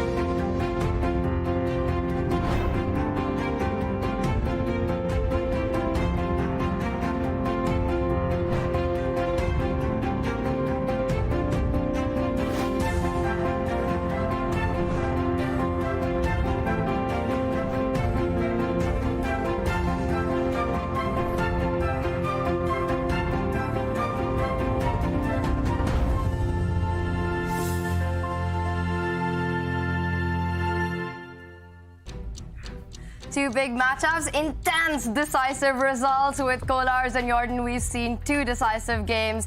And meanwhile, Nodirbek Abdusattorov takes his lead against Fabiano Caruana. Fabiano starts the next game with the white pieces. Daniel, will he strike back? I mean, the way Nodirbek played that game, he just looks completely unstoppable. The confidence with which he handles a wide variety of positions, and then the precision with which he converted that endgame, he is making a big statement before Norway chess. But Fabi, he is known for his opening preparation. I think he should play 1e4 and stick to what he knows best. That'll give him the best chances of striking back. Best by test, will Fabi go with 1e4? Whatever he does, it is his final white of the day. The clocks are ticking, and we know what that means, that we will have the first few moves in just a couple of seconds. One can feel the heat in this match. Nodirbek Abdusattorov has made it look easy so far against Fabi. Draw with black without too much trouble, winning with white in a convincing manner, showing great technique there. And of course, in our other matchup as well, we've been seeing great chess. Nodirbek, picture of focus there. Wow, this guy is definitely one to watch out for. And the one person who is watching out for him right now is Fabiano Caruana. He has to win a game to level the match. Fabi with white, 1e4 by Daniel. James, is that what you're expecting as well? Absolutely. That's what he plays best. That's what he knows best. And it's on the board. Another French? What is this epidemic, Tanya? The French. This is Anish Giri's fault.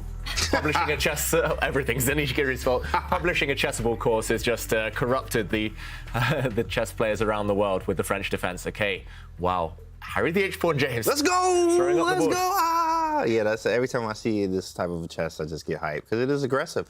H4, Harry the H-pawn. Ideas are very simple. We just want to go and make you make mistakes and go for mate. Like really what it is. Queen G4, H5, Rook H3, Rook G3, Rook F3, like all kind of just push everything to that side of the board and just go for mate. Now, of course, black can just, go the other way, castle queen side, but it's very aggressive, and aggressive chess is a very fun chess at the end of the day. Yeah, what do you make of this opening choice by Abdusattorov? He's 1 point up in the match. He doesn't need to take huge risks, but this is a really, really double-edged opening, Daniel. Listen, I know black scores pretty well in this structure, actually. I tried the French 4 times in my classical chess career. I'm 0-4. Wow. And the most painful game was against, I forget his name is evading me, some grandmaster during the 2017 U.S. Championship, Fabiano Caruana. He beat me in 26 moves in this exact structure where I played an early c4, and he just checkmated me on the king side with a rook left, rook h3, rook g3. That's pretty standard fare, rook h4, rook g4. Obviously, black has his own stuff going on the other side of the board. This personally is not my cup of tea, but Nodirbek, you said it, whatever he plays, he studies really intensely. He is not one just to experiment with random stuff. Lots of attacking possibilities for white on the king side. So the big question for Nodirbek will be, where will he find his king safety? And very often it's at the center of the board. And sometimes even looking at a queen side king march, it just looks you would be inviting sacrifices on that 8-6 square. The 8-6 pawn is now a hook, which also invites the g pawn to advance down the board if given an opportunity to strike on the king side. Things can get super tricky for Nodirbek if he does go short side castling.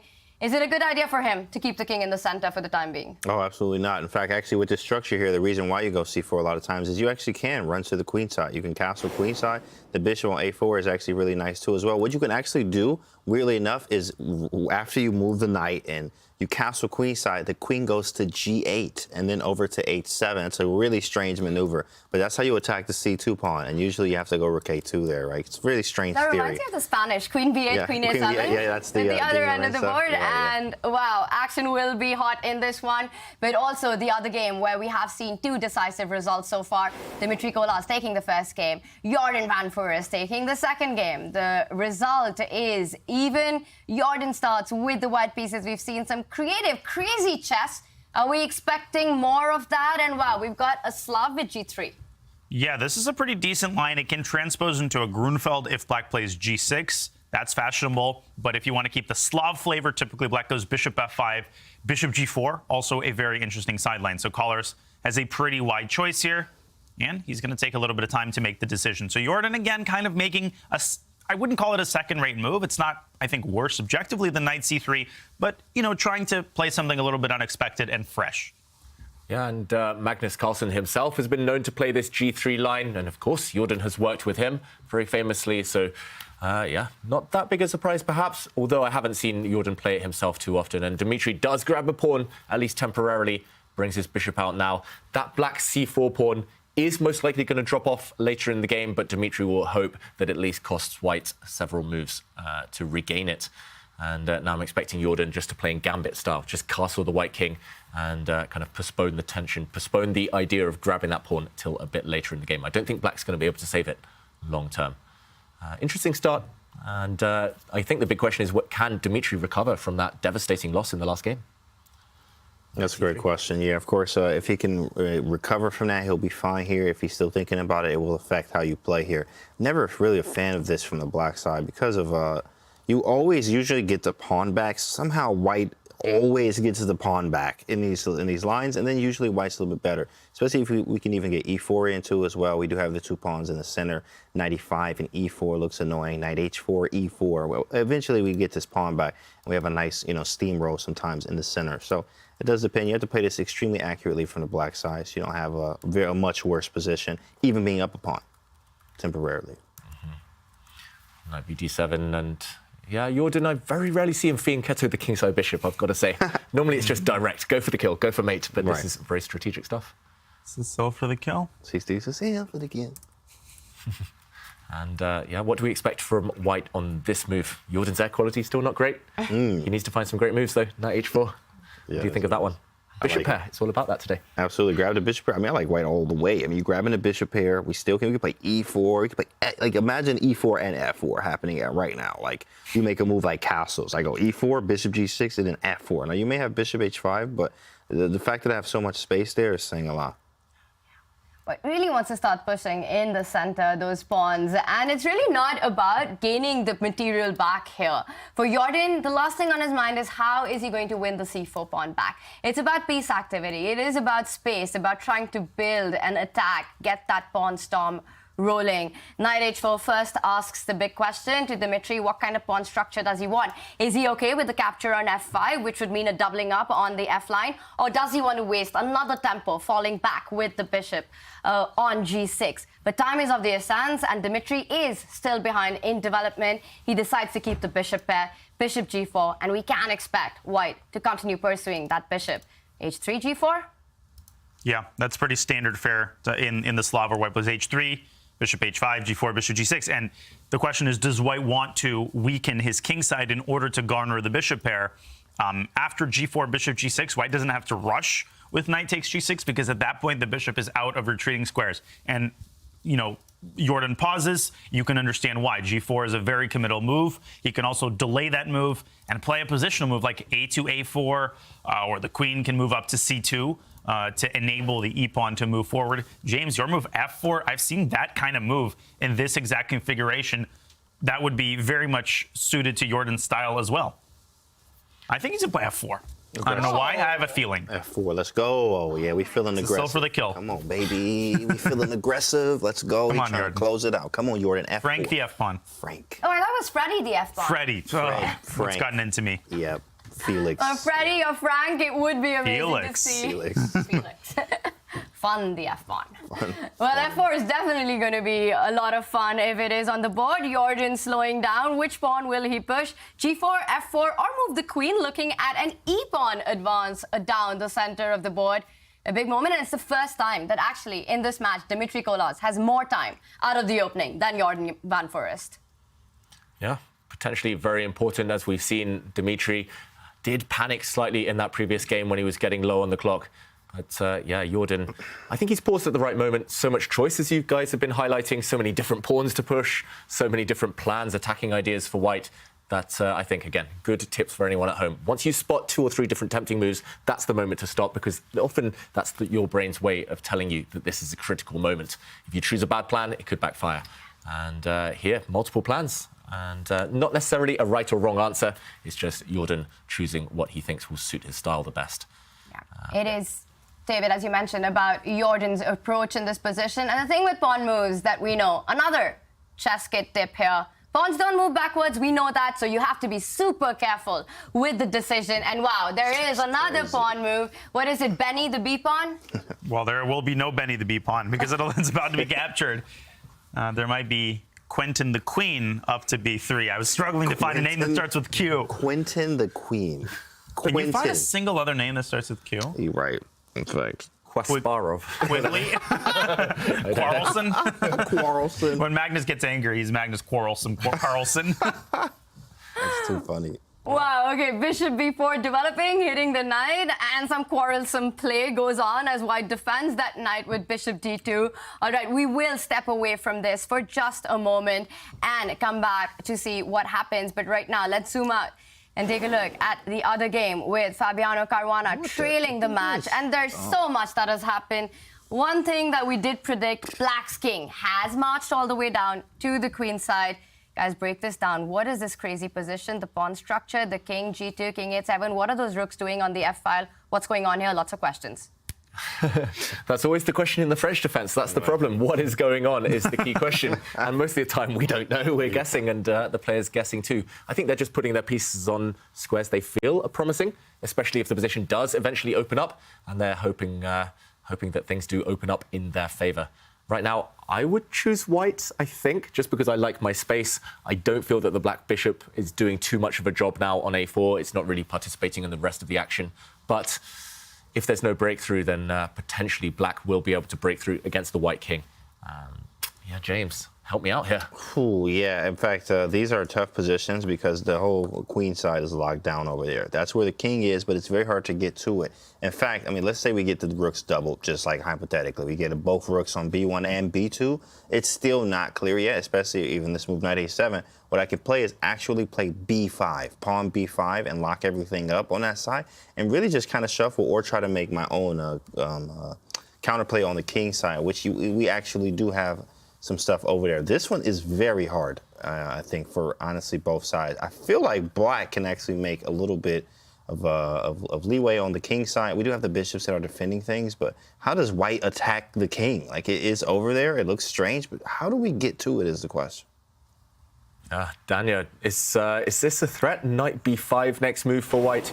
Sorry, for black here. Just going after the a pawn, or does white have a way to counter that? I think it's time to ask the main question again. What is going on? Well, if white perceives it as a threat, you can maneuver the queen from d2 to b2. You could play queen c1 in order to meet knight b5 with queen b2. So that's a more defensive option. But keeping the queen closer to the king side also has a case to be made for it, because eventually Fabi will probably want to prepare one of these kingside pawn breaks. You do shake the hornet's nest when you play g5 or f5, and this is what these positions are often all about. Can white properly time one of these advances? Black's rooks are menacingly doubled on the f-file. They are just waiting, salivating for the opportunity to prove their worth, but the bishop on e3 is also doing an important defensive job, covering the f2 square and taking the sting out of those rooks should the f-file open. Yeah, and okay, interesting move by Fabi. Bishop f3, he's basically saying, okay, I'm aiming towards your king, actually. And knight b5 very quickly met by rook a1. So he did indeed think that there was a threat against this weak, isolated pawn. But now the black king hiding nice and safe on a6. And wow, the kings, if we talk about whose is safer, it's actually black's. You will never, ever in your life, listen to me very closely, get to this king on a6. There's no way. I mean, you're going to have to sacrifice a lot of material that's all on the other side of the board. It is just very difficult, and this looks honestly practically better for black. The king is safer, and we do have some tension on the f-file. Stuff could happen, and this could definitely backfire. Yeah, if things open up, it might well suit black, especially if white's got pieces tied down like this rook. I really didn't like that move, but maybe it was necessary. And yeah, Abdusattorov just works things in his favor every time. You know, those articles like top 10 cities to ride out the apocalypse, so a6 would be at the top of the list. I mean, nothing's getting to that king. Dream holiday destination, a6. You can't move anything. This is a crazy position where you have to move, you have to obviously calculate correctly on the king side of the board. This one is really hard, I think, for Fabi, to be honest, to figure this one out. Wow. So Fabi's rook on a1 tied down to the a3 pawn. The queen on d2 tied down to the c2 pawn. The rest of the pieces completely jammed on the king side. Have to make sure that Fabi doesn't get a good f takes e5, a trade in the center, opening up the f line. So it just looks like Fabi has to sit and wait. Ideas like g5 and f5 seem extremely far-fetched because you're just creating more weaknesses on the king side. And let's say Fabi just decides to make waiting moves here. Rook h3, rook g3. How does black break into white's position? Because it feels as if Nodirbek has done everything right. Pieces are placed super well for that big blow, but where is it? Well, that's why these games often end in a draw. White plays rook h3, rook g3, black plays knight c7, b5, c7, or queen c8, d7, c8. And the onus definitely on Fabi to try to make one of these pawn breaks work because Nodirbek has got a 1-point lead. Nodirbek is chilling. He's more than happy to take a draw in this very position. He's got white in the last round. Yeah. And he's pretty easy to beat with white, so with black, that is. No big deal. Yeah. Wow. David, tough one for Fabi. Exactly. And it's no coincidence that Fabi is spending a couple of minutes there, and he does decide to take a risk with his last white of these 4 rapid games. And, wow, taking that pawn. Yeah, James, you don't get a good feeling about that. Gross. It feels gross because, I mean, black has just, you have, even the engine agrees too, you have options. You also have pawn breaks at some point. But I guess his argument is if you ever try to push something, you're going to open things up for me. So I think that's what he's looking forward to. The question is, how does he take? And Nodirbek is calculating that now. And if you take with the rook, e5 is extremely weak, but how do we get the knight there? Maybe back it up. Bishop e2, knight f3, knight e5. We could get a very strong knight there. If pawn takes, I wonder what happens on pawn takes. Yeah, the problem here, maybe black can back it up as well and jump into a nice outpost. The d6 square has been freed up by white's last capture. You mentioned pawn takes as well. Equally tempting because now it's more likely you'll be able to break in the center, maybe shift the rooks across towards the white king. But what are the downsides here? Maybe this pawn is weak? Well, he takes it with a rook. Takes with the rook. Doesn't want to create that 8-6 weakness, David, that you were pointing at, and Fabi quickly sidesteps with the king. And now the black knight could centralize itself on d6. It just looks, with this trade on f6, black should be super happy because he's got more to play for. Yeah, more to play for. And again, white's pieces are stuck, tied down. The queen's still tied down to this one, as you mentioned, Tanya. The bishop now is the one tied down to holding this central post. If the black knight ever creeps in, it's going to be disaster. Really looking good for Abdusattorov right now. And even if it creeps in while the bishop is on f3, after the trade, it may seem like black is ruining his pawn structure, but he's garnering that d5 post for his knight. That is a sweet square for the pony. Ooh. And Fabi, this is what we talked about, right? You choose the wrong moment to break through on the king side, and you cause a lot more problems than you had. But you can understand Fabi's decision-making. Queen d6 instead is Nodirbek's choice. I think that's fine as well. He's in control of this game. He's in control, and he's also hinting that at some point he might even sacrifice the exchange just to break through towards the white king. Yeah, really nice play. Time advantage as well for black. Fabi dropping back his bishop. Trying to curl up now. He's trying to make a safe haven for the white king. It's never going to be as safe as the black king. But interesting. Still very tense, so still anything could happen from this point. And the one thing that Nodirbek has to be careful about is not to get greedy with that A pawn, that pawn on the edge of the board. You don't want to open up the A file. You don't want to give your opponent counterplay. If black was to go with that knight, capture the A pawn. Notice how the knight and the bishop are all lined up on that same file. Whoa. White would fall back with the queen, hit that knight on A3, and win that bishop on A4.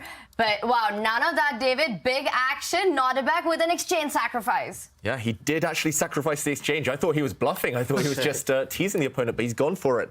What do we think of this? Yeah, I thought it was a bluff, too, because I was like, well, how do you follow up? I mean, yeah, you got the exchange sack, but what you going to do now? E5 maybe, but then you open the E-file, and last I checked, white has 2 rooks and black has 1. Yeah, that's good counting, right? So, like, here, definitely something to pay attention to. What do you even do with the knight on E7 here? I don't know. Maybe he's just going for it. That was a big risk there, definitely, for sure. Yeah, you kind of want to move this knight out the way now, drop the bishop back and somehow open things up towards the white king, but it takes so long. Yeah. I don't think you're in time. And your material down now. You are a rook for a minor piece down.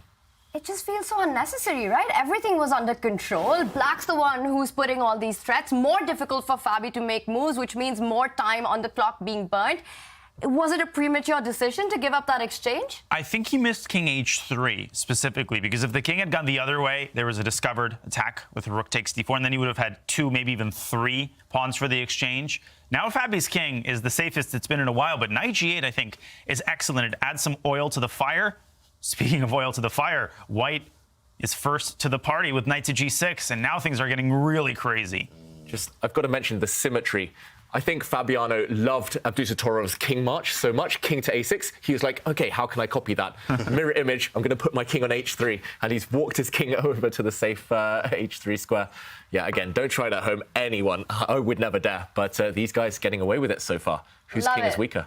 I think this is the only game that I've seen where white's king is on h3 and black king's on a6. It's the only game you'll ever see, Tanya, with this king configuration. That's funny. Too much fun. All right, the knight has landed on e5. Definitely an improvement there from that h4 square. Black falls back with the rook on f8. And now it just feels like the momentum is shifting, James, and Fabi is in driver's seat. Definitely, he can feel the momentum shift here. I think he is definitely feeling better. I mean, he got the exchange. We are up in exchange here. This looks really good for white. I mean, practically speaking, we can probably play g5. At some point, my king is very safe over there, and my rook defends c3. I don't care about the a-pawn at all. So g5, maybe we take and end up hitting g7. We also have a plus h-pawn ourselves. But I don't think he's going to take it. If he does take it, obviously we get the g-pawn. If he doesn't take it, then maybe we could play, taking ourselves and try to get something to the 7th or even the 6th rank with rook. And there it is, g5, and we live, Fabi. And we live. Are you guys surprised the evaluation bar is just bang in the middle still? It's not reacting despite the fact that we're starting to love white's Come on, David. It's obviously dead equal. What is there even to talk about here? Balanced position. Oh, sorry, Daniel. I should have known. This is the very picture of equality.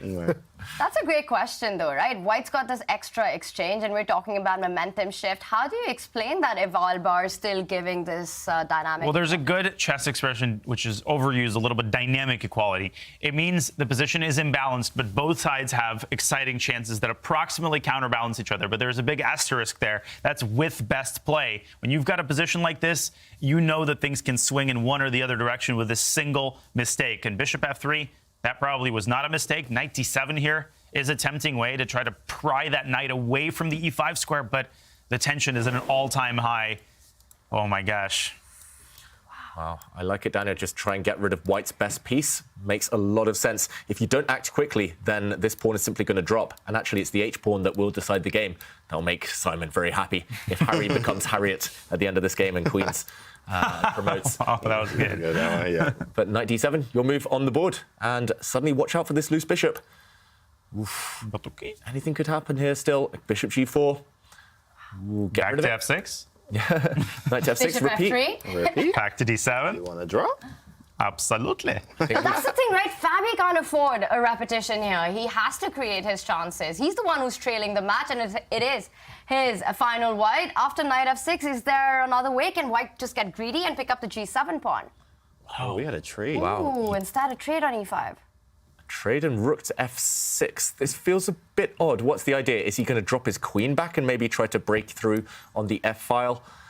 At some point, I really want to get this white rook back into the game. The problem is this pawn will drop the moment that white rook moves. So still very tense. I'm starting to like white, but yeah, Fabi, can he do it? Can he clinch this game?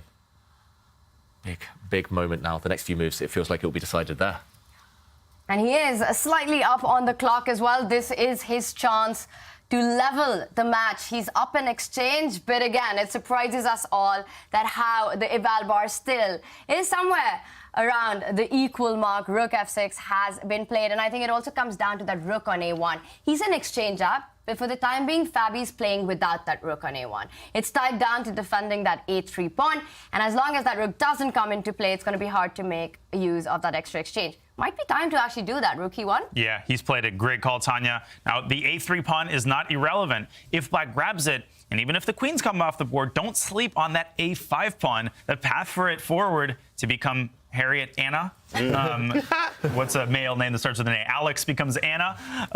That pawn can promote to a1. Alex becomes Alexa. Alexandra. There we go. Yeah. Bang. What else needs to be said? Wow. So are you rooting for taking this pawn, Daniel, or are you going to go passive and drop the knight back to defend? Two very different approaches here. I think the latter.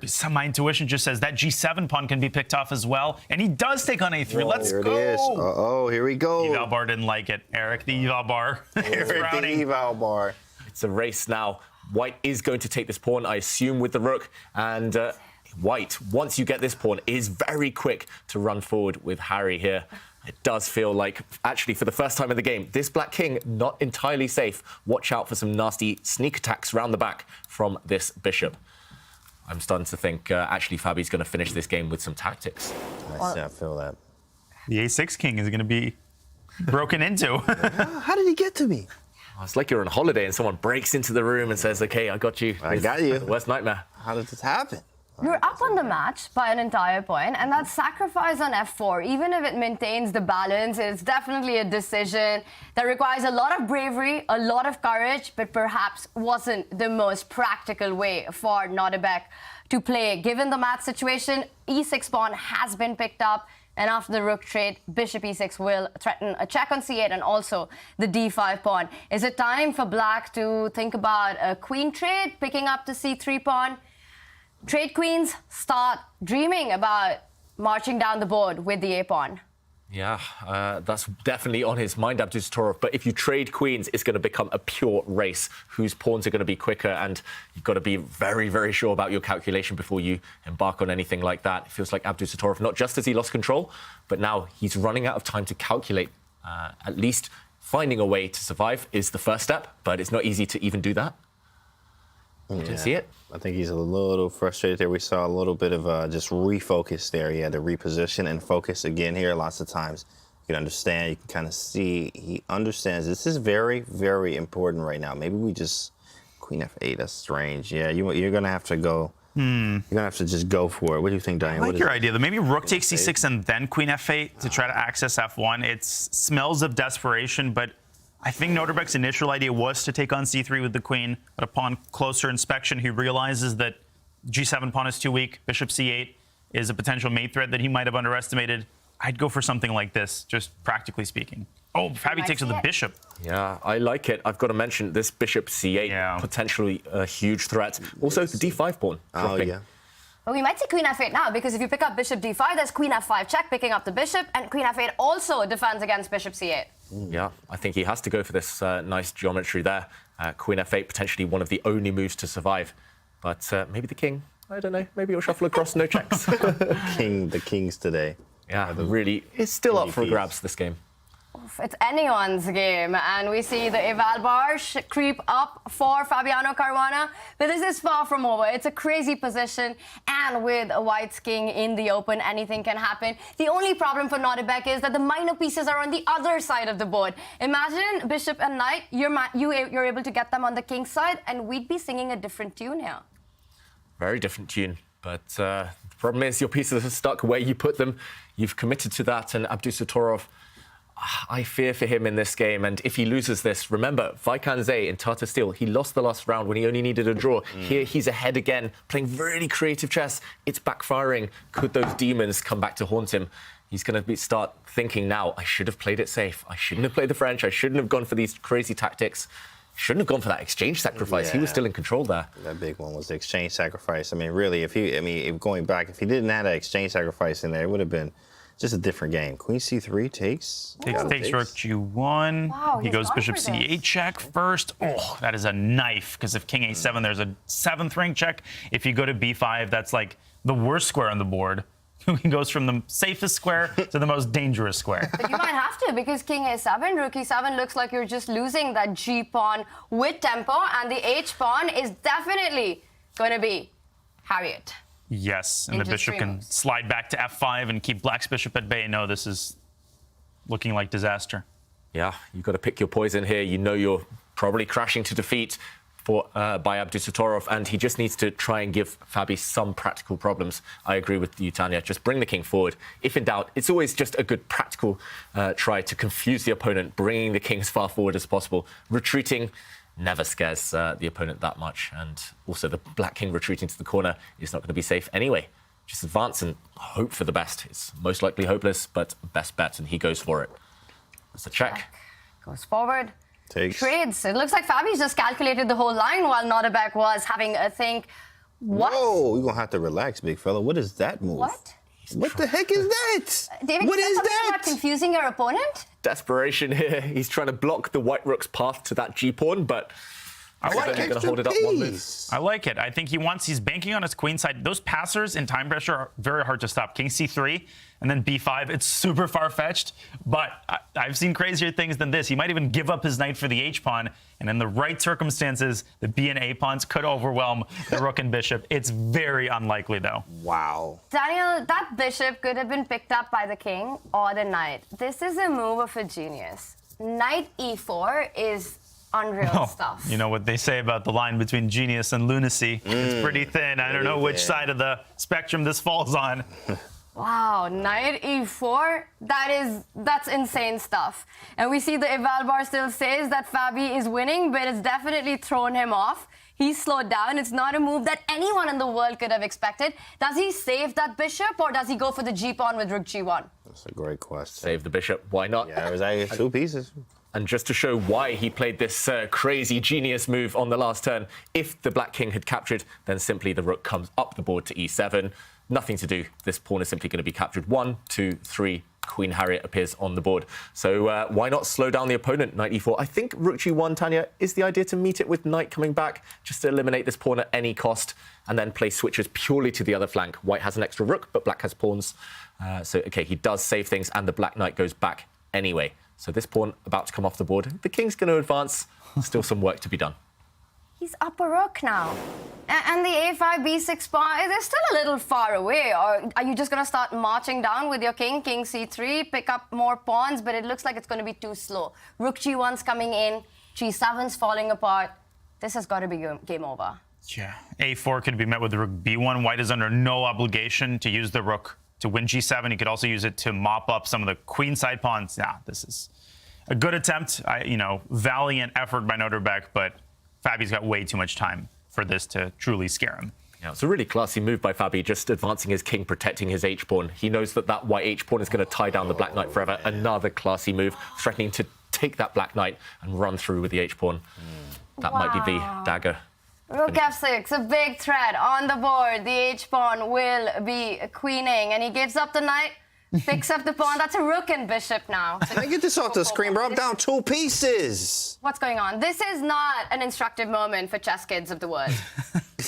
If you ever need to know when to resign, it might be around now. We normally don't recommend it, but this one should be hopeless. But David, no one ever won a game by resigning. Yeah, but don't think he's going to win this one anyway, unfortunately. Fair point, and it looks like Fabiano Caruana will be leveling this match. Nodirbek, Abdusattorov, he knows it's all over, but he did have it under control. It wasn't even the opening. He did everything right, but just rushed with that exchange sacrifice. And after that, Fabi showing his skills. The d5 pawn falls. We are expecting resignation any moment. He's up on the clock. Wow, that means we will set ourselves up for a big game 4 as the match will be leveled out. He's going for the c2 pawn. Nodirbek, he's a fighter. He's an absolute fighter. Yeah. Even in a dead lost position. But there's nothing to fight with. He's about to run out of pawns. Yeah. Rook f3 check. That's his username, I think, on chess.com. Uzbek fighter. He's fighting on. He's keeping going. Uzbek warrior, that's it. How dare you confuse fighter and warrior, David? It's such a big difference. Uzbek fighter's probably like Yakuboyev or Sindarov. They're all fighters, that's for sure. The a-pawn's coming. Will Fabi get nervous? Will Fabi get nervous? Oh, man, this one is... he's trying to find the most precise way, though. James, big update in our other match. Jordan Van Foreest has won 2 back-to-back games, and he's the one who leads that match against Dimitri Kolas, which means Dimitri will have to win the final rapid game to level the match. Right now, it is all eyes on this one, as Nodirbek's only hope is Alex, the a-pawn. It is trying to march down the board, but with the rook and bishop down. This is actually just insane stuff. I haven't seen a player fight this kind of an ending at that level, I have to say, David. Are you surprised? I was surprised a few moments ago. Now I'm thinking, okay, I spoke too soon. Commentator's curse. Suddenly there are traps. I'm looking at a couple of moves for Fabi. First move, I just want to give a check with the white rook, force the black king to commit. I think this was strongest, but other moves were maybe less clear. And now the black king has to protect the c4 pawn. You cannot let that one drop. So I'm expecting it to go back to b4. And still, there we go. Still, the a-pawn running. Some work to be done. But after a3, you can always give up that bishop for the c pawn, and when black's king captures the bishop, the rook will pick up the a3 pawn. So everything's under control. But b5 b5 first. b5 first. And white's king is really far away. Oh my god. So, like, I mean, there's still a little iota of hope here. Right. I don't know what the fastest way to win here is. Maybe rook f1 to b1. Yeah. If Nodirbek survives this game, I've seen everything. 2 pieces down here, right? If he survives and this is a draw, Fabi is gonna be hurt. That's gonna be a psych part there that you're gonna have to get over very quickly because there's still match left. Both players down to under a minute now. Yeah, when we entered this endgame with white having an extra rook and an extra bishop, Fabi had almost 4 minutes. So he's burnt most of his clock already. He better find a win now, otherwise the panic will be setting in. And okay, he does go with your move there, Daniel, retreating the white rook, aiming to check from the front.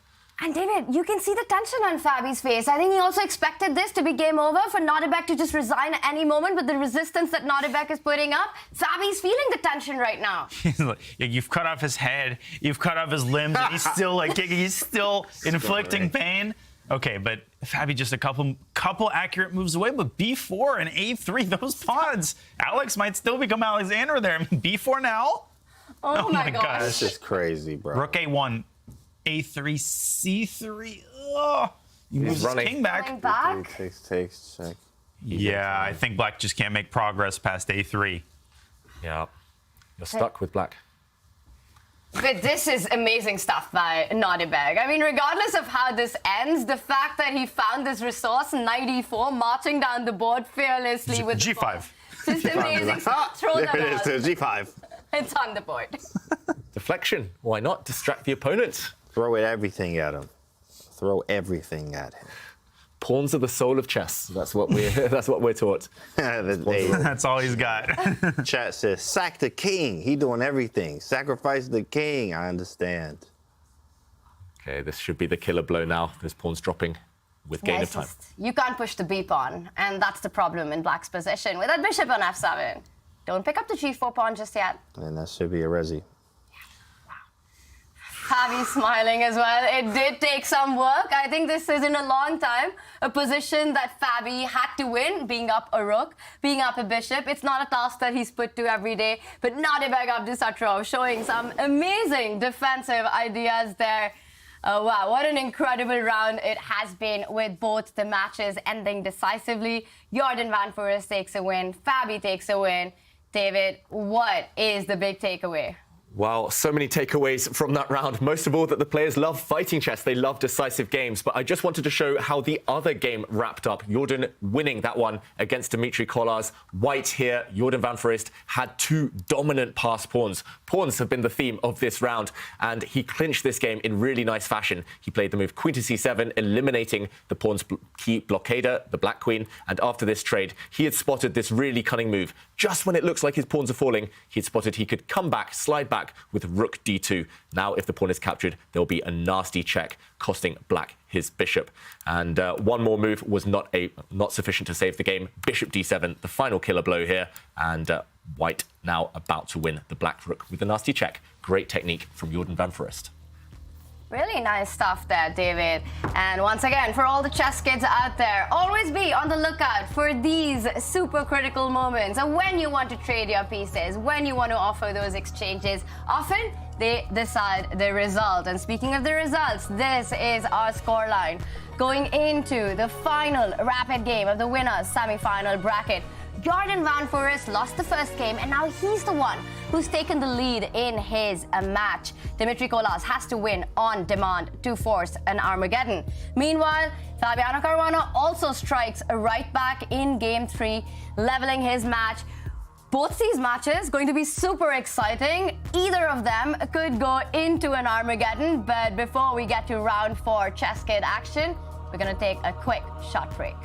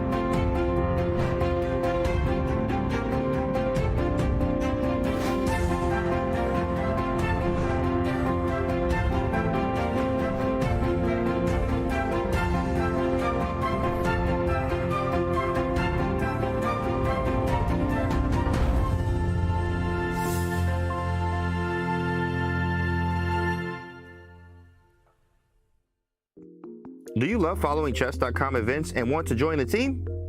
Are you a passionate chess fan with experience in organizing events and tournaments? You might be exactly who we're looking for to come on board as an events coordinator. Use command apply in chat or go to go.chess.com/events_coordinator_apply to submit your application now.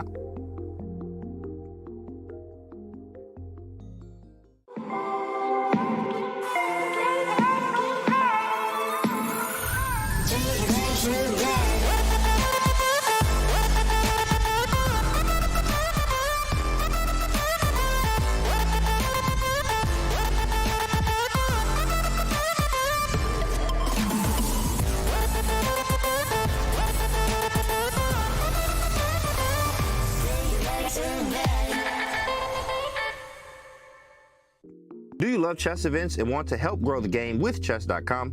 Do you want to be part of the team that makes tournaments like the ChessKid Cup a reality? We're looking for a driven chess fan with experience in organizing gaming events to come on board as the Director of Event Operations.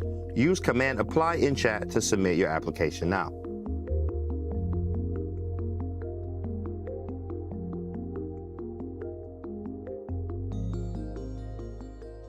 An air of focus, concentration, performance.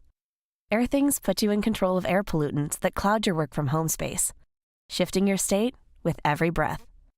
Find your air of clarity now.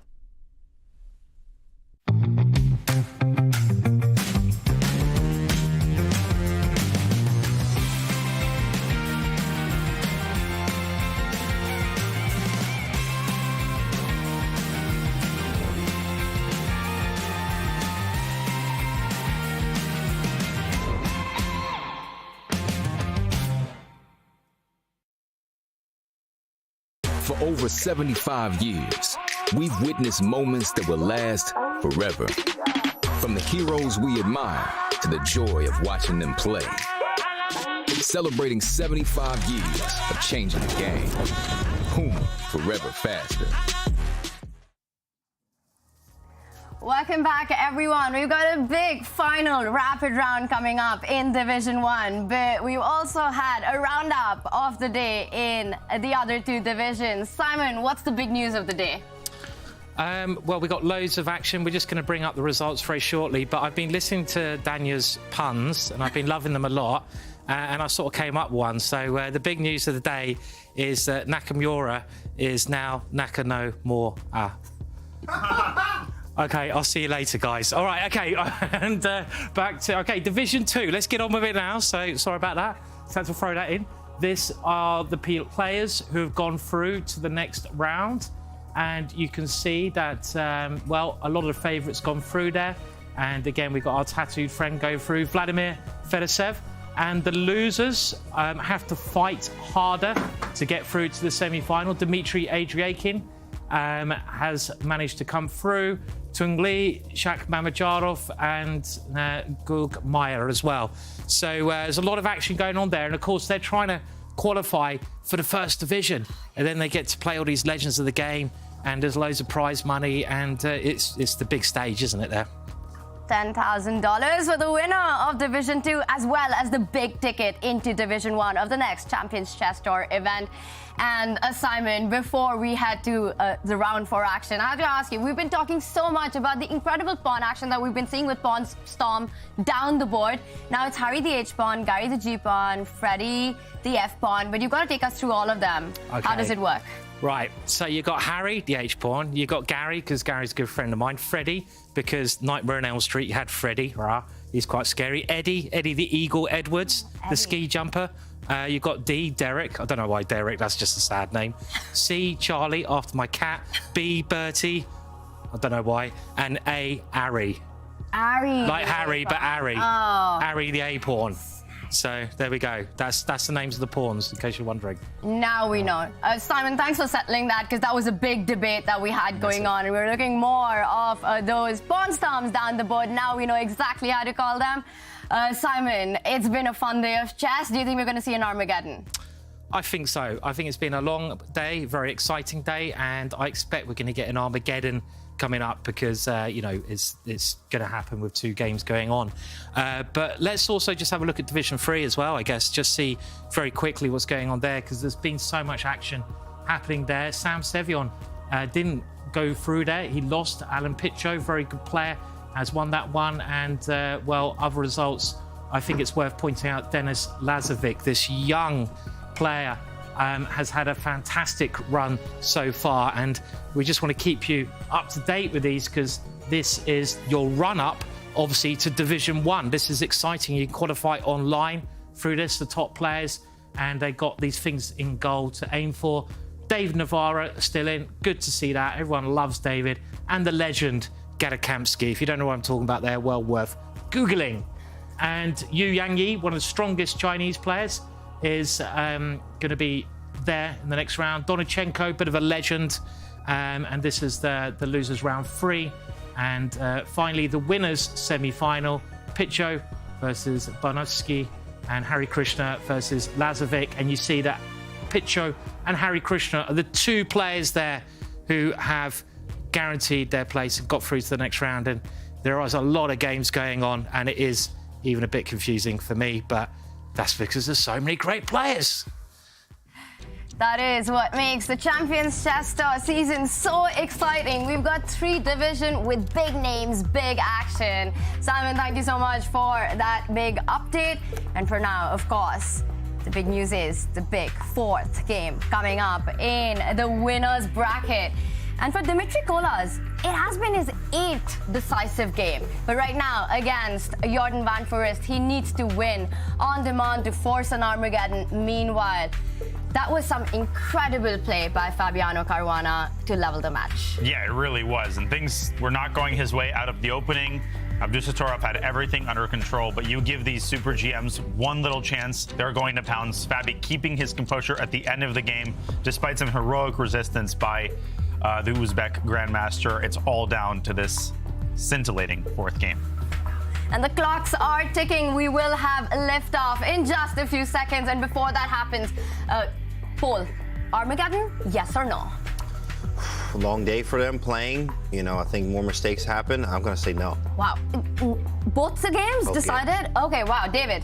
I'll say yes in Caruana against Abdusattorov. I'd love to see that. I'm going to say yes in Alireza and Forrest just to be different, even though that's the least likely of all the scenarios.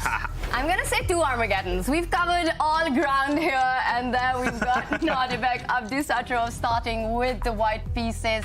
This is the final 4th rapid game. And a result in both the matches are tied. He starts with a 1d4. Are we going to see a queen's gambit declined? Yeah, actually, we saw this strange hybrid between the Nimzo-Indian and the Catalan in the previous clash between these two when Abdusattorov had the white pieces. Of course, he went on to win that game. This time it's a pure Catalan. And, okay, has he got a twist, a turn on this one? He plays queen d3. He's played this before. Interesting, but rare move. Normally white castles in that position. What do you think of this one? Yeah. Same kind of thing he did in the last white game, right? Just making a slightly offbeat move. And Fabi, not really caught off guard. B6 happens pretty quickly. And you might even play bishop a6. Bishop a6 here. It's kind of a funny-looking intermediate move. Yeah, I like that. I like that he can. The b6 move was very cool. I mean, you can play bishop a6 and back to kind of Queen's Indian-like. There's no pre-move short castle if you're white. Right. Yeah. No pre-moving. That would suck. Yeah, he's not the type to pre-move, and okay, he does take the pawn. Fabi now in the center with his knight. White does indeed get away with castling, but the white queen might well get harassed. Watch out for that black light square bishop to come out and kick her away. I'm slightly surprised, I've got to say, at Fabi's decision to take back in the center with a knight. He lacks influence now in the center. White at some point might be able to establish a nice pawn center there, but he's arguing that he will be in time, Fabi, to strike at white's center.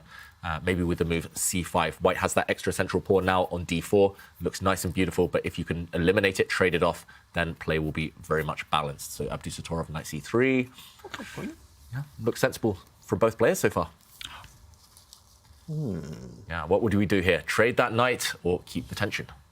I'm keeping it. There's a common trap here that exists in a lot of these lines where you play knight takes c3, and this move doesn't work in direct response to knight takes c3, but after bc, white is actually threatening knight g5. Good thing for newer players to know. So if I don't know, yeah, h6 for, oh, I'm stopping knight g5. No, you're actually enabling it. Doesn't matter how many times you defend that square. The problem is on the other side of the board. It's the bishop on b7 that's undefended, and with it falls the rook in the corner. So even strong players have fallen for this, Tanya.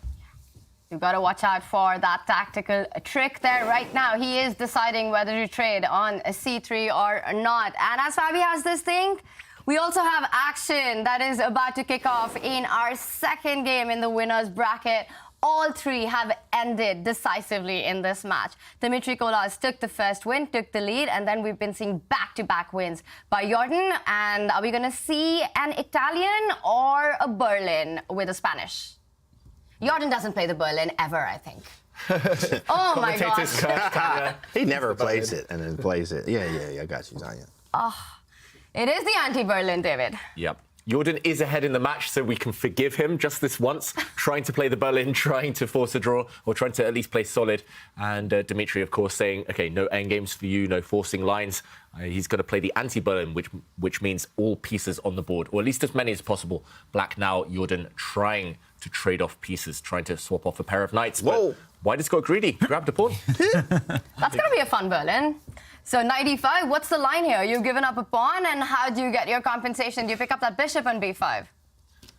Do have the option. You could also make an argument for just castling the black king and prolonging the tension. White will lose a few tempi later on. Often you just play d6, just kick that white knight back, and black's pieces spring to life. But first, OK, gaining time against the white bishop. And, OK, will he strike in the center now, Jordan? Both players very well prepared, blitzing up to this point. What do you think? If this was to go into an Armageddon, would we have a favorite in this one? It depends on who gets black. Whoever gets black, and that is. And how much time they bid for. How much time they bid for, correct? Yeah, because I mean they're both ferocious players here. I mean we've seen nothing but strong chess from these guys. I mean people would first think if you're just coming in and watching, like, oh, is this the losers bracket? Like, no, these guys beat some top dogs to get here, right? So it definitely could be anybody's game in an Armageddon for sure. Yeah, what is this line? Yeah. No, it's the same thing, bro. Like, what is this? Castles? Castles. Just get developed, just go for the attack. That's what Jordan wants to do. But he's also got in the back of his mind that a draw is enough. He's a pawn down, however. I was also going to mention, these players, they're at the exact same age. They know each other extremely well. There's a bit of rivalry between the Netherlands and Germany. So, yeah, a bit of mind games here at this early stage. But, yeah, clearly, having predicted this, Dmitry Kolas, impressive stuff. White's a pawn up. Black has the burden of proving compensation. With Jordan, every single day, I would predict a Sicilian with black. But the fact that he was happy to go into a Berlin just gives the feeling that he's happy to take this into the Armageddon if it comes down to it. But right now, this is quite a feisty version of the Berlin. So rook e8, you're down a pawn, but you're playing for piece activity, for compensation. You don't want to allow bishop to g4. So knight retreat would have invited black to pin that knight on f3. Wow. b5, that shows that Jordan is prepared. He has looked at this before. You don't enter a position and pawn down when you only need a draw. If you're going, and then suddenly play a move like b5 without deep computer preparation. Suddenly alarm bells must be ringing for Dmitry Kolas. Jordan, he's famous as a second. He's famous as an opening analyst. He's, come up with some crazy ideas. b5. I need to start studying this. Studying chess a bit more, but especially this opening. Inspired by Magnus Carlsen's Polish defense with a couple moves in between. I'd be terrified to be white here without crazy preparation because the knight on e5 is on an island and it's got no way back to the mainland because knight f3 is always going to be met with bishop g4. If you play h3, then you're weakening the king side. And there's a lot of tactics. Bishop c5, back to d6. Everything's hanging in the center. b5, what a frickin' move. Right, what a move, bro. Maybe you go, maybe you allow b4, but he might be going a5 next, grabbing more space. I mean, you can't even move the knight to e2. That just seems like a disaster. It seems like maybe you could get away with it. Yeah, it's just like, nope, it's just a disaster move. But the fact, what's the sequence there? Anyway, oh my goodness, look at that move. Yeah, just to show knight takes, there's a nasty check and a fork. Black will win a piece. Bro. Oof, scary stuff, but he does play rook e1, very sensible-looking move. And now, what next for Jordan? Do you keep pumping pawns forward on this side of the board? Makes sense to me. And I wonder with that move, rook e1, he does defend the knight on e5. Does he want to activate his own bishop to g5 next, targeting that d5 weakness? Pin and win, Tanya. Makes sense. Pin and win. Could be a threat. How does Jordan guard against this? It's not ideal, at least, to push a pawn now to h6. Evaluation bar doesn't react, but does not look like a logical move to me. Head spinning. Wow. So a5 could be met by bishop g5 right now. Not that easy for black, for Jordan to advance in on the queen side in this position currently. Wow. Rookie, one tricky moment here for for Jordan van Foreest. Will he play h6? I kind of like the move. You just take away white's threat. Yeah. Actually, maybe it is that simple, Tanya. You see your opponent's threat, you're aware of that, and you react kind of preemptively. That's what the top players do. But here it doesn't feel like the essence of the position is just playing slow moves with black. You are a pawn down. Maybe it's just the fact that the the position is so tense on the queen side that you don't There it is. You don't touch anything there. There it is. 8-6 Wow. on the board. I was trying to show that move as what not to do. Don't play slowly when you're a pawn down, but this is one of those rare exceptions. Crazy. Queen g2, maybe. I mean, maybe white kind of does the same sort of thing, just a regular improving move. You know, 2 can play at that game. Maybe h3. Bishop okay. g3. Yeah. Yeah, loose pieces drop off. That bishop was loose, undefended, so he retreats it to a nice safe square. But now watch out for the other white bishop, the light squared bishop. Massive threat to trap it right now. How do we react? You gotta push. A3 or A4 is the question. Maybe we just go A3, because B4 you take, and then bishop is probably misplaced. On B4, at least you have to move it again. A4 allows B4, but he plays it anyway. Maybe we go knight B5 or knight A2. I mean, are you going back to E2? Bishop G4 still is a theme. You're not going knight A2 while Kanti's in the building. Yeah, I didn't want to do this. But B4 is definitely a possibility. Yeah. Can he sack? Is there something with knight D5 there? Knight D5, queen H5. Whoa, what is going on, actually? I'm not sure if it works, because there is the idea of flicking this in at some point, maybe either now or on the next move. Queen H5, James. Wow, really going for it. Yeah, but there's bishop E6 there. Bishop E6. Yeah, you just chill. Bishop E6, too much. So the idea, I guess, is in this position to jump forward. At least you say, okay, you can get rid of my strong bishop, ruin my pawn structure, but I am left with a nice knight on an outpost. Actually, 2 very nice strong knights now for white. But if you take the other piece in this position, then white will be a pawn up for a long, long time. Pass pawn as well to boot. I'm liking it for white, I've got to say. Jordan, every time I see him play, he's a pawn down. Half the time, it's fine. He has compensation. Here, I'm not so sure. Crazy positions. Yeah, crazy position indeed. Big decision for Jordan. And yeah, I've got to say, I like what Dimitri's done. He's asking big questions. He's got something to kind of cling on to, an extra pawn. Even if you have to suffer a bit, you have something long-term to look forward to. And in a must-win situation, you can't ask for more, really. So success for white, I think, this opening.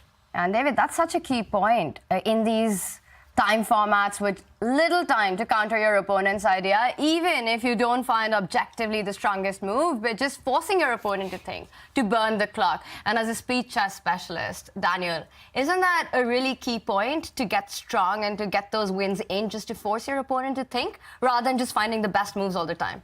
Yeah, it really is. And even with this time control, from a spectator's perspective, we're so used to watching 30-second chess, 1-minute chess. 15 minutes sounds like an eternity. But trust me, when you're sitting there and you're contemplating a critical moment, 7 minutes disappears literally in the blink of an eye. You could be calculating one line. So it's this disconnect between watching and actually playing, where your time feels like it's slipping through your fingers. In the meantime, rook to a6. This game just gets crazier and crazier. Jordan finding a creative way to defend the c6 square. I'm loving this. Yeah, a creative way to defend, to also activate the rook, because the rook can at any moment shift to that E line, double up there, put pressure, pin that knight on e5. Rook a6, once again, Jordan's creativity at its best. We see the eval bar gives a bit of advantage there to Dimitri Kolarz. And David, what's your take on it? Because visually, I do like black's position. Why does the engine prefer white here? Good question, Tanya. If I knew, I would be playing in this event. But yeah, I'm actually a bit annoyed at myself, because I was going to say, you play a5 with the idea of rook a6. I was going to say that like 5-6 moves ago, but I was like, okay, it'll never happen. What's the rook doing on a6 after all? And then it happens. So, wow, creative stuff by Jordan, but c3, it might be this that is so attractive for white right now. You're simply clearing the tension, clarifying things, and if you simplify, trade off all the pieces, you are left with one extra pawn. White also has those really strong knights that we highlighted. The problem for black is you want to get rid of the bishop pair. Jordan has just done that, but what next? Looks like everything's protected for Dmitry right now. And you have d4 coming too as well, which is quite strong. d4 is going to be quite annoying. Maybe even a bishop h4 at some point, depending on where you put this bishop. If you move the bishop on c5, you may have to go back to e7 in some cases, right? Because bishop h4 is such a huge threat. The rook does defend it on f6, though. We still have knight c6 ideas, right? But I mean, we got that extra pawn. I think white is definitely stabilized here. Engine gives white a small plus. Yeah, it could be a growing plus as well. If black doesn't find anything over the next few moves, I could imagine a scenario, as you say, James, where white's the one improving and black is a bit stuck.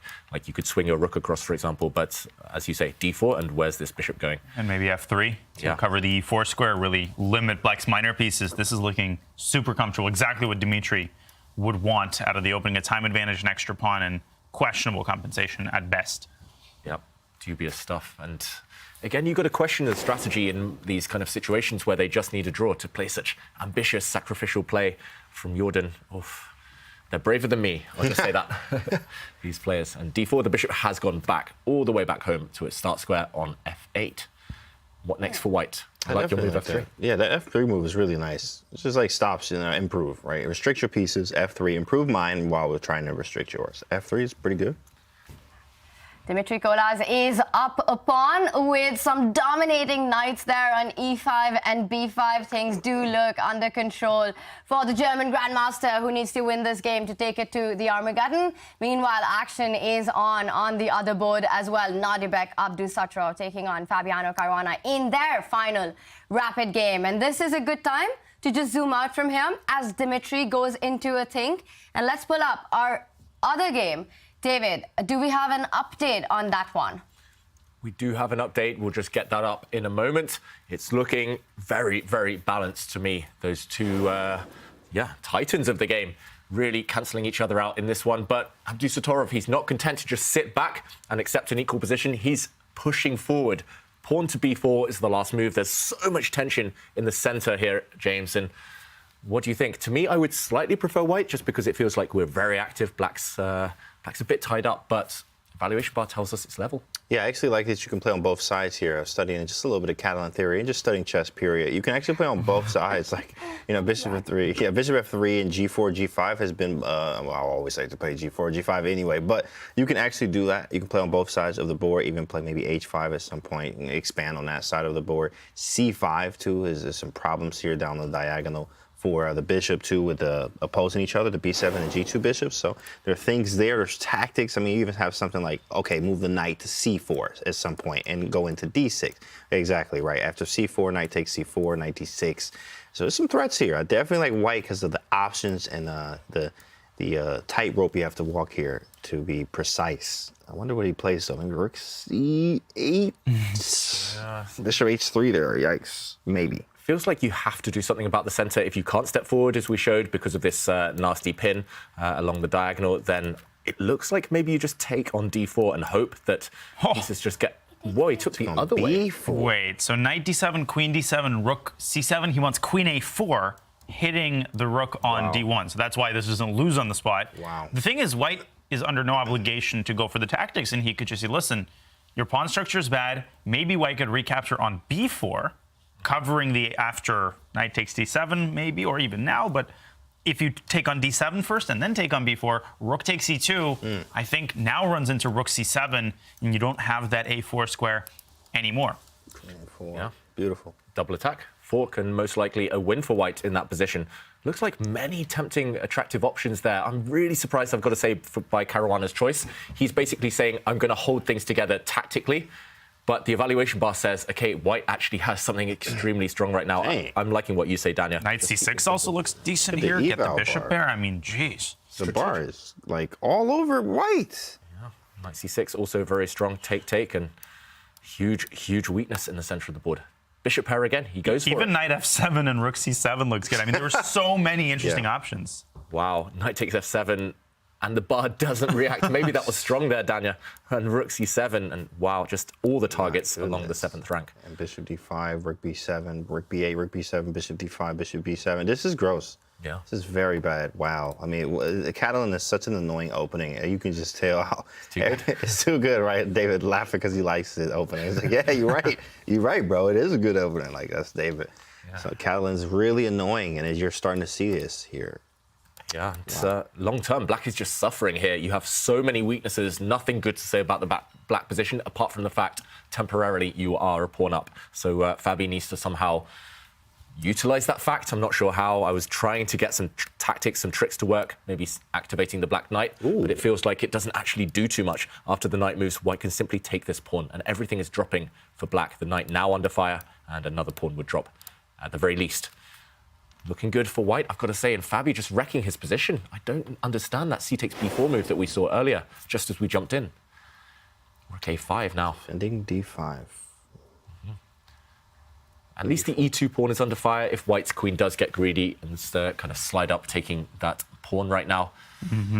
So white has to be a bit careful. You need to maybe play a controlling move or two first. Like bishop h3 or rook d to c1, and that's really what Nodirbek is so good at, right? He keeps his composure in these tense positions, turn up the pressure dial here.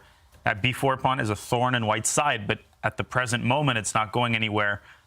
After queen takes b4, rook takes c2, there are tempting moves there as well, such as doubling on the c file and threatening rook c8. But if you're taking on b4, you got to find a follow-up. I love bishop h3. It's a very practical move. Really practical, lining up some nasty threats. The white rook on c6 wants to slide across just one square, pin that black knight to its queen. If the black knight moves, the rook might come up to the top of the board to c8. That white light square bishop peering down, staring down at some key squares. I take it back. I don't think we'll see Armageddon in this one. What do you even do here right now? Like, I mean, okay, give black a move right now. We do have rook d6, we have rook c7, we have doubling of the rooks. We have all these moves. Where does black move right now? Rook d6 is definitely coming. Maybe bishop e7, but then, okay, we double the rooks. Like, oh man, this is tough for Fabi here. That's the big question for Fabi, and he's got about 5 minutes to try to defend this position. He's up a pawn, but so much piece activity for Nodirbek. He's got a bishop pair, the control on the C line. And what pawn am I even talking about? Those double pawns on the B line can be picked up at any moment. Fabi is on the defense right now. He is down by half the amount of time on the clock. Troubles everywhere, but we did see Fabi survive that game 3. From a difficult position, he managed to turn around and win it. Can that happen in this one as well? And right now, he needs to not lose this game in the next 3 moves, because David's idea, rook d6, that is a devastating threat. I mean, he is stepping all over landmines, and that's why Fabi withdraws his knight to f8, trying to redeploy it to e6, put some pressure on d4. We know that Fabi is not going down without a fight to the last drop of blood. Nodirbek keeps his foot on the gas pedal. Queen e7. But then there's bishop d6. Queen e2. Queen takes e2, and the knight hangs. This guy just does not let up. Just to show this, if the queens come off, at the very end, the knight drops off the board, and that's just game over. If you move the queen right now, this is a killer tactic. You might have to give it up on c8, David, but then white picks up b4 and b6. That's got to be a technically winning position. By the way, queen e7 is on the board. He has It's played on the queen board. e7, bishop d6. There it is, Fabi Queen shakes his head. e4. But then bishop f5?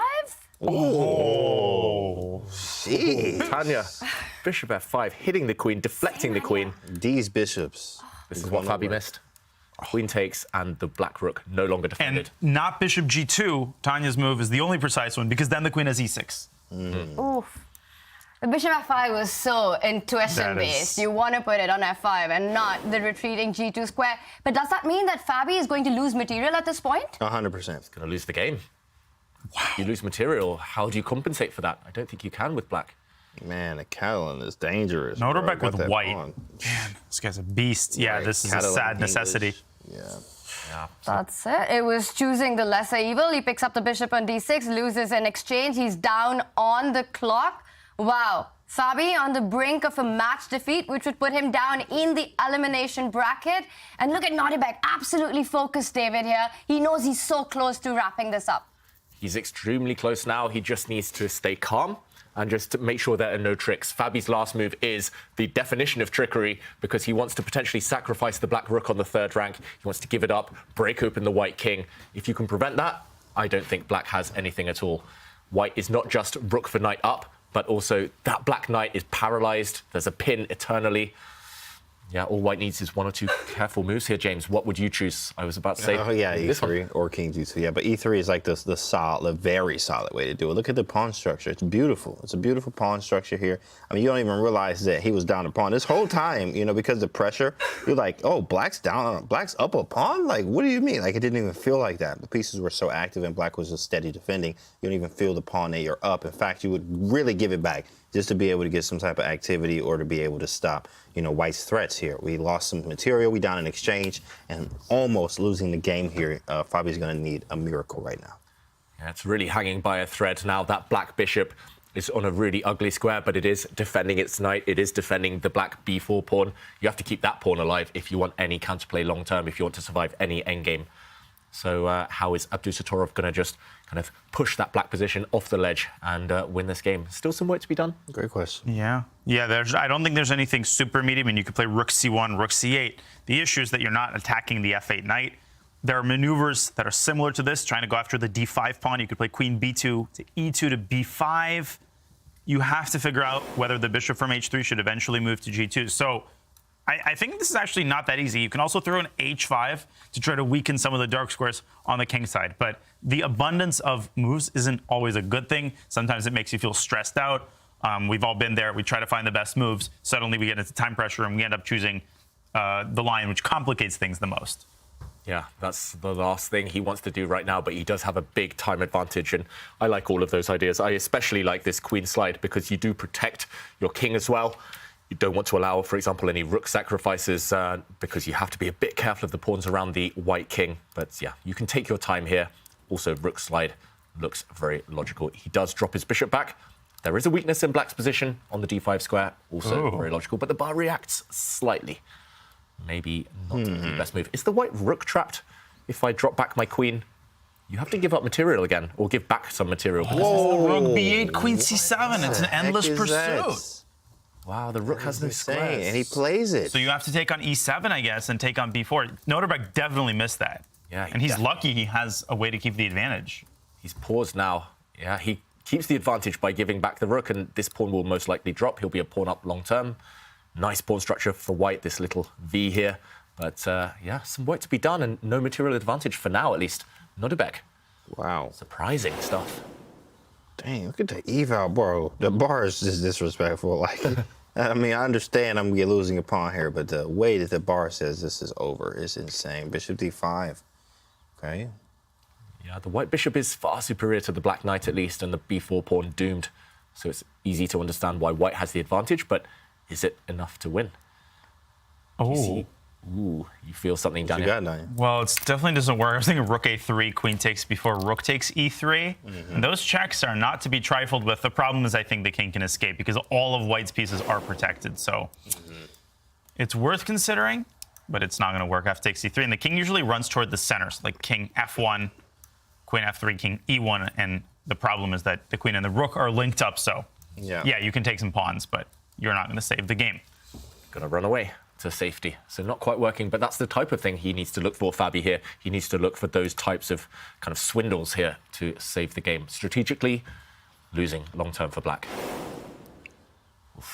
Needing so many twists and turns. Bail out. Yeah, so many twists and turns for sure here. I mean, that's crazy that how strong the Catalan can be, even against some of the strongest players in the world here. Black was up a pawn basically the whole game, but we never felt this pawn. Now we're getting the pawn back and with interest. Yeah. 2 minutes also for Fabi, adding insult to injury. If he saves this, that would just be crazy, particularly with Nodirbek's technique, which he's displayed again and again. Yeah, he blundered the exchange, but he was up in exchange, so he had an exchange to give back. Right. Maybe it was all part of the plan. Maybe he thought that this was easier to convert than the other position. Entirely possible. E5. Okay, just hitting the bishop, but that's just a one-move threat. The bishop can move in any direction, pretty much, any safe square, and the advantage is maintained. Center of the board, bishop d5. Keep it eyeing the f7 weakness. Put it on the long diagonal. Or Russian schoolboy mode, bishop f1. Safe move, I think. With such different many paths should win. Yeah, with such different players, Tanya, bishop f1 was the first one on my mind. I didn't even see that d5 was a square. And he takes. And e4. Yeah. Maybe not, because of rook a4, actually. See, that's exactly the kind of sloppy mistake that I would make. Yeah, you don't need to rush with e4. Black is a bit stuck. Just king g2. Yeah, g2. Very slowly. Black's knight and rook are stuck, protecting their remaining queenside pawn on b5. So you do have some time before you start the advance, the avalanche of white's central pawns. Yeah, unfortunately for Fabi, he can't plant his knight on d5 because the b5 pawn falls. So it's difficult to start rolling down the board with, what was it, Bertie the b pawn? Bertie the b pawn. I think it was Bertie. Good memory. Beatrix the b pawn. Bellatrix. So knight d5, not a threat on the board, gives Abdusattorov enough time to start improving his own king. He's got to watch out the tactics a little bit, as pointed out. Don't rush with Eddie the e-pawn, with rook a4 coming in. That would start targeting all those central pawns. Things are in control right now. Fabi, about 2 minutes on the clock. And Abdusattorov, 4 minutes on the clock. Is this easy technique at that level? Ooh, definition of easy, that's... Normally, you would back these players to convert, but Fabiano is very tenacious, and he will be resourceful. If he spots a tactic, if you kind of give him one chance, he will jump on it. So bring the black king now. Nodirbek does look slightly tentative here. It looks like he's not 100% sure of the best technique. He attacks the black knight, but this only helps the black rook. Rook a7, great move. He wants to put the rook on b7. Potentially, of course, it can be chased away by white's bishop, but anytime you have a passed pawn, outside passer like that, you're going to have your counterplay. I would still consider rook b7, bishop g2, just go back to a7 and take the heat off that pawn. A lot of work to be done here for Nodirbek, no question. Definitely. It's not that easy. Of course, there's lots of times with in-games like this, you have to have the general idea. Where do I put the pieces? What's the plan here? A lot of times you do want to put the king towards the center, but his king's coming toward the center. You got to time the pawns. The pawn pushes in the center correctly, right? The bishop also is on f1. Rook so you play b4, rook c4, rook b7. And you lose piece or pawn. Seems so very maybe before small mistake. Yes. Yes. He goes for it. Again, we're so different, Dania. I would have played the bishop to c4, just control, just sat there on the position. But why delay things when you can win a pawn? But now still bishop g2. I just don't get what it is that he wants. Is b3 crazy? And then rook a1, b2? Yeah, the problem is I can stop that pawn of the bishop with bishp e4. Oh, nice. Yikes. Maybe we just show this on the board while Nodirbek thinks. He's double-checking, he's calculating here. The bishop hits the knight, trying to remove the defender. Rook a1 and knight f6 might be a problem. Ooh, we'll show this in a second. I think you're right, Dania. Here, the idea... Sorry, a check first, maybe. The idea is that the pawn can be stopped by white's bishop. And here we see white's just 2 pawns up, going to win. But Dania, I think, spotted a really nice resource there, potentially for black. A nasty check, forcing the white king to a bad square. And now suddenly threats against the white king. If you get greedy, whoops, your win has disappeared, and it's a draw. White king nowhere to hide. Wow, it's not over. It's not over yet. Rook check. And what's next? Just slide behind that black pawn, maybe? There it is. Good endgame technique. In general, if in doubt, put your rook behind your opponent's passed pawn. Tends to be most active there. He's a machine. He just doesn't ever miss or fall for any of these tactics. It's crazy. Yeah. So alert, just so aware. Always thinking about the opponent, but also kind of combining it with what he wants as well. And now it's unstoppable. I think he's going to win that B pawn. He's going to step forward with his king now. I assume. Maybe there's others. Definitely king g2, definitely. Yeah. And maybe you'll give a check. Just ask the black king where it wants to go. He's thinking, though. He is thinking. He's thinking. Is he check? King g2? e4, maybe? And it all comes down to this, right? For Fabi, all hopes are on that B pawn. Once that pawn falls, it's pretty much game over. The 2 central passed pawns will just march down the board. So he's got to try and hold on to it for as long as possible and get it all the way to B3. So does Fabi, if he's given the time, rook B1, B3 coming in, is that the idea that he's looking for? Rook B1 next, now, go for it. It's time, otherwise E4. The issue is then bishop c4, rook b7. White can start mopping up the other kingside pawns with the bishop holding the b3 square. So I think it's kind of darned if you do, darned if you don't. Rook a2, can be tried, but at this point, you're just creating one-move threats. He's gone rook c1 to prevent bishop c4. Fabi just fighting with everything that he's got, trying to make it difficult for Nodirbek every step of the way. Yeah, really nice move. Nice move. That was strong. Yeah, Okay. controlling the c4 square, David. Yeah, you only find these moves that the top players play by thinking about what the opponent wants. The opponent clearly wanted bishop c4 next move, no matter what, so why not stop it? And now white can advance forward the pawn, kicking away the black knight, but this does create weaknesses. The further forward these pawns advance, the more weak they will become. So at least some counterplay, or at least some hope of counterplay here. Nodirbek, though, very standard from him by this point. Just finding all the best moves. He's going to use this square potentially to kick away the black knight. He's saying to black, OK, you have no logical moves, no useful moves, so I'm going to play it slowly. And I think it looks good. Nice point there, David. Another ChessKid moment. When in doubt, ask yourself, what's your opponent's threat? And that often is the path to finding the best move in this situation. Rook c1, it's still bad news for black, but Fabi holds it for some time. Bishop d3, activating that bishop. So now when the pawn jumps on e4, it will be defended. It will be guarded with that bishop. And white will go on to win the b4 pawn. But Fabi, again, keeping the threats going. Rook c3, are we expecting bishop e4? Knight f6, not easy. Bishop e4, knight f6, bishop f3. Yeah. You have to perform the right kind of gymnastics with the bishop to be able to challenge the pawn when it hits b3. Wow. And all of that requires some calculation. He's down to a minute, and knights are tricky pieces in time pressure. b3, bishop d1, you hit the pawn, you win the pawn. But black doesn't have to play b3. Black can still keep clinging to that pawn with his rook. Yeah, maybe let's just put this on the board while Abdusattorov thinks very, very quickly here.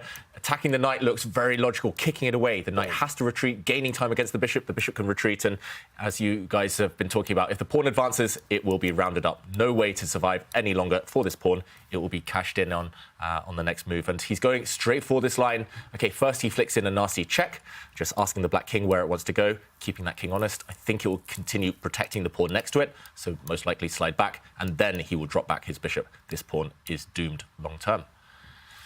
Great stuff. 10 seconds for Fabi. Wow. 9-8, he needs to make a move. 5. Rook b7, he has to decide where to move the king. He goes king f8. All right. Bishop f3, still can't push the b pawn. You lose it after bishop d1. Oh, move g4 now to try to kick the knight out of f6 so you can put that bishop on d5. No. Oh, same idea, even more elegant execution. Exquisite. Bishop b3 coming up. Oof, brutal. And there it is. Take Wow. one. There it goes. About to hit the button. Yeah, Fabi's fighting spirit here has been diminished. Unfortunately, no way to keep this one going. 2 pawns down, no counterplay. Matter of time now. Abdusattorov, he's done everything right. It will be a huge shock if he lets this one slip. Another great move. Knight d6, there was rook d7, just integrating the tactics perfectly, and he's about to win a third pawn. That might trigger resignation. Yeah, that black knight, no good squares for it to use. And I think Fabi, you can tell body language there. He leaned back. Has he resigned? He has. Abdusattorov takes the match. Wow. What a big win there by Abdusattorov. He keeps his form at the ChessKid. What a ChessKid. And that means Fabiano Caruana will be down in the elimination bracket with Nodirbek wrapping it up in the rapid game. We've still got action on the other board, and it's madness here as well. Well, it looks like we will be having a second queen and an Armageddon. My prediction isn't looking too bad right now. Just saying, I forgot who predicted an Armageddon just in this match. Wow, you're a prophet, Dania. You've heard it before. He hasn't won yet, though. You have to get out of the checks, and that's incredibly hard to do in time pressure. You need to walk towards your pawn. Most often, your best hiding place is in front of your own pawn. It looks counterintuitive, but once your king finds safety, you can therefore have the time to kind of find the best setup before going for promotion. Yeah, just keep advancing. There we go. Black has to keep giving checks just to delay the inevitable of white's pawn marching through. I'm trying to think, Dania, what does Dania become when she promotes, when it promotes to a queen? Danielle. Dana? Davina? Dania becomes Dana. Dana. But yeah, that white pawn is going to promote. How does Jordan prevent this, or how does he delay it? No counterplay. The problem is black has no passed pawns. That's the currency. Yeah, that's the problem. Queen endgames. Yeah, there's no pass pawn. Check, correct. And now? So where's the king hiding? If you go to c8, you can get your queen to d8 if there's a check on e8. That's and a that great kind of point. just solves everything because it's Black king as well. Black's It's on king the fire. position is awful. If you had the king on g7, you would have been able to give queen e8 check. He's dodging the bullets here. Queen b7, queen e5. That's the second technique. When you run out of checks, you try to pin the pawn. Jordan's fighting for his life, and this one, the computer says it's winning, yes, but that is irrelevant. If you put your king on the wrong square, it might just be a draw immediately. So fine margin here. Fine margin Here's between the the winner. win. Oh, this is difficult. Okay, he has the check. So where do we? Queen b7, queen e5. Got a king minute on the clock. F2, queen. Gotta find that safe spot for the king. You can think go queen maybe- b7 here. Maybe queen b7 and then king c7 and then try to like make your way to d8. I don't know exactly. Yeah. So you couldn't have given a check on e8, as we pointed out, with queen c8 blocking it. So he's taking it slow. The d pawn can't advance, and Jordan finding his counterplay. The h pawn is threatening to march down the board. King c8. Ooh, we have ourselves a game. e6. Oh, and I can't play d7. We have ourselves a game. Devilish. Oh my gosh. And just ignore the eval bar right now. Nobody cares about it. Playing on seconds, anything is possible here. Look at the time. Oh my god. 20 seconds. He's under 20. And if he takes on g5, the h pawn marches down the board. Gives a check. The players are feeling the nerves. How's the king going to hide now? It's going back. All But the that way makes back. it vulnerable. We? That doesn't feel right. You can give a check from c8 or from c4 now. Both look good for black. Yeah, the evaluation bar still says winning for white, but now the margin is even lower. Suddenly, all the checks are coming. Black's got quick counterplay. You could certainly imagine the black h-pawn promoting in the near future. Oof. What do we think? Is he going to hold his nerve, Dmitry Kolas? This block 10 forced seconds. Jordan to think. Gives a check. He can come back to a6 now. Have to. So many checks. Or in the corner. King d7 was possible. He goes back to c5. That's the most vulnerable part of the board. Anytime. Ooh, he's triangulating. He's just trying to sneak, zigzagging his way up to the top of the board here. Can he hide his king? Big question. Decisive question here. 6 seconds for Jordan. I'm still predicting an Armageddon in this one. It's so hard to find a safe spot for the king. Playing on seconds. Queen b5 check.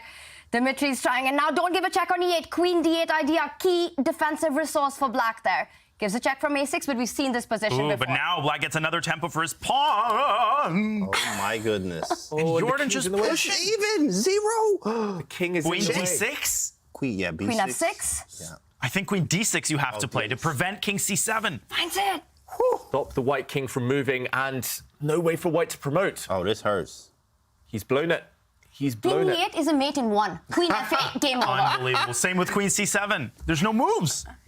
Yeah, Gotta 20 be- seconds. 20 seconds. 20 seconds.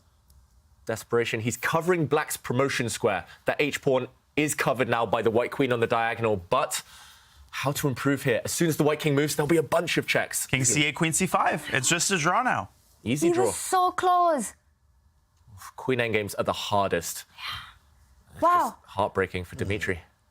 So close. Just did everything right. He needed to win the game, and he made all his chances. But Jordan Van Foerst, again, super creative way to keep the position defended. And if this ends in a draw, Jordan does win the match, and it looks like we're heading there. Yep. Guaranteed. Nowhere for the white king to hide. The white queen is stuck defending the black h-pawn, so she cannot block. There we go. I think we're about to see the result. Oh, queen takes c3, but at this point, Jordan's only thinking about one thing, and that's repetition. And we have the result. Jordan, see the relief on his face. Wow. He has clinched it. Wow, and you can see the disappointment on Dmitry Kolas. He was so close to leveling this match with a win, but tricky queen endings, and Jordan Van Foerst was glorious in his defense, creating that H-passer. We see Dmitry there. He did have a fantastic day at the start. He's the one who took the lead in the match, but Jordan there with 3 back-to-back wins, and we see the winner of the match. He's got reasons to be pleased with his performance there. Such a great comeback. Incredible. And honestly, Jordan has shown that resilience. He showed it yesterday against Hikaru. Nerves of steel today. G5 in that queen endgame, understanding that you have to create a pass pawn of your own. When you're dealing with a pass pawn that's about to promote, incredible stuff from Van Foerst. He deserves to be where he is. And played on seconds. That's not something for mere mortals. Just precise play there. Amazing chess. David, what was the moment for you? The moment was actually when Jordan did push g5, as Dania said. Creating counterplay in chess in general, in all positions, especially in hopeless positions, that's the way to save games. And it was this one moment. Actually, just a couple of moves ago, Black had pushed. He's trying to create a pass pawn of his own, the most important thing in queen endgames. But this was the moment Dmitry let the win slip through his fingers. He simply chose the wrong square. But it's so easy to do that in these types of scenarios. If he had chosen this square retreating, he would most likely have won. The key difference is Jordan cannot take this pawn as he did in the game because White is able to give a check on c8. And once the queens come off, White is first in the race because White promotes with a check. Of course, there would have been more checks, more twists and turns, but in the end, Jordan, great defense, he earned the victory. Amazing chess there in the time scramble that we just witnessed, and that means that no Armageddon, but wow, it's been an intense day of action with Nodirbek Abdusattorov taking a big win against Fabiano Caruana, and Jordan van Foreest, we see there, he started with a loss, 2 back-to-back wins, and in a crazy game 4, he managed to end with a draw, and he takes his match against Dmitry Kolas, which means that Dmitry and Fabi will be down in the elimination bracket, and we are being joined by one of the winners, Nodirbek Abdusattorov. Let's bring him on. Nodirbek, congratulations. Thank you. Wow, what a day it was, defeating one of the best in the world, and I have to ask you, Nodirbek, what worked well? You've got so much to choose from. Yeah, I think first of all, the openings went my way, and actually I got a pleasant position from white pieces, and with black pieces I had a fighting game, and okay, in the game 3, actually I got an advantage, but yeah, this exchange sacrifice was completely unnecessary. But other than that, I think everything went my way. It was an amazing match to watch, and I wanted to talk about that game 3 because it was a big moment for us. You played this brilliant game with the black pieces, everything under control, and then you take this super committal decision with rook f4. Very brave. What was going on in your mind at that time? Okay, I thought it's interesting to sacrifice and to create an imbalance in the position. And I was also getting some pawn break with e5, but I never had a chance. But I was trying to. But yeah, I think he played very well after the exchange sacrifice, and I made a mistake, and then he just converted it, I think. And then winning a game 4, Nodirbek, it looked quite smooth to us. Even though you lost one game, you were in control in that one. Was it as smooth as it looked, or definitely ups and downs? I think it was very, very clean game, actually. I found this b4 move, which is very important, I think. And after b4, I think that black is in huge trouble. Yeah, and the endgame as well that you played with the bishop maneuver, it was just a tremendous match to watch. Amazing chess there, Nodirbek. And you are in Stavanger for Norway Chess. A lot of the players from the ChessKid Cup will also be there. Have you met anyone yet? Not yet, but yeah, I hope. And it's a great place. And yeah, I'm just enjoying here and preparing. Well, it's showing in the amazing chess that you're playing. And I want to ask you one more question, Nodirbek, that there is the Title Tuesday coming up. We are getting a lot of updates that some of the players playing in Norway Chess will be participating. Are you going to be there as well? No, I think no, I will not play. Well, I think it's been a big day of chess for you, and get some rest. All the best for tomorrow. Thank you. See you. Thank you. Thank you, guys. Thank you for joining us. Bye-bye. Nodirbek Abdusattorov, he won a great match against Fabiano Caruana, and the other player who made a big comeback today after losing game 1 is joining us from Groningen. It is Jordan van Foreest. Jordan, welcome. Congratulations. Hello, and thank you very much. Jordan, that was a crazy match. Every single game, up and down. could have gone either way. What was your feeling while you were going through it? Yeah, it was a really a tough match. I mean, I didn't rate my chances particularly high after I lost the first game with the white pieces, but somehow I managed to strike back with the black pieces immediately in the game after that. So, and then I also won the third game. But I mean, the last game was absolutely crazy because I really thought I was going to lose in this end game, but somehow I managed to survive. It surely was losing at some point, but I was trying to create some complications, and at some point he went wrong. But yeah, it was a really tough match overall, and every game was difficult. Jordan, I want to ask you about yesterday's match where you defeated Hikaru Nakamura. Does it feel special to beat Hikaru in a rapid match, and how nervous were you in that last game as you were converting your extra exchange? Did you kind of feel the Hikaru effect in action? Actually, I was much more nervous today because in the final, well, the match against Hikaru was, of course, also difficult. I mean, every match against Hikaru is going to be extremely difficult. But the fourth game, at some point, I thought I was going to lose, actually. And then he gave me this rook takes h6, and then the game completely turned around. And I was actually, in this end game, I didn't feel too nervous after that because I had no risk. And I mean, if I don't blunder a knight fork, I can never lose that position. So I was already happy kind of to be in that spot. But yeah, of course, I was very pleased with my play yesterday, especially the first game I thought was very nice. But I guess he was not in his top shape because usually he plays better than this, I think. Jordan, that was a fantastic match. Today was a fantastic match. And after you lost the first game today, you made this really impressive comeback, winning 2 games back-to-back.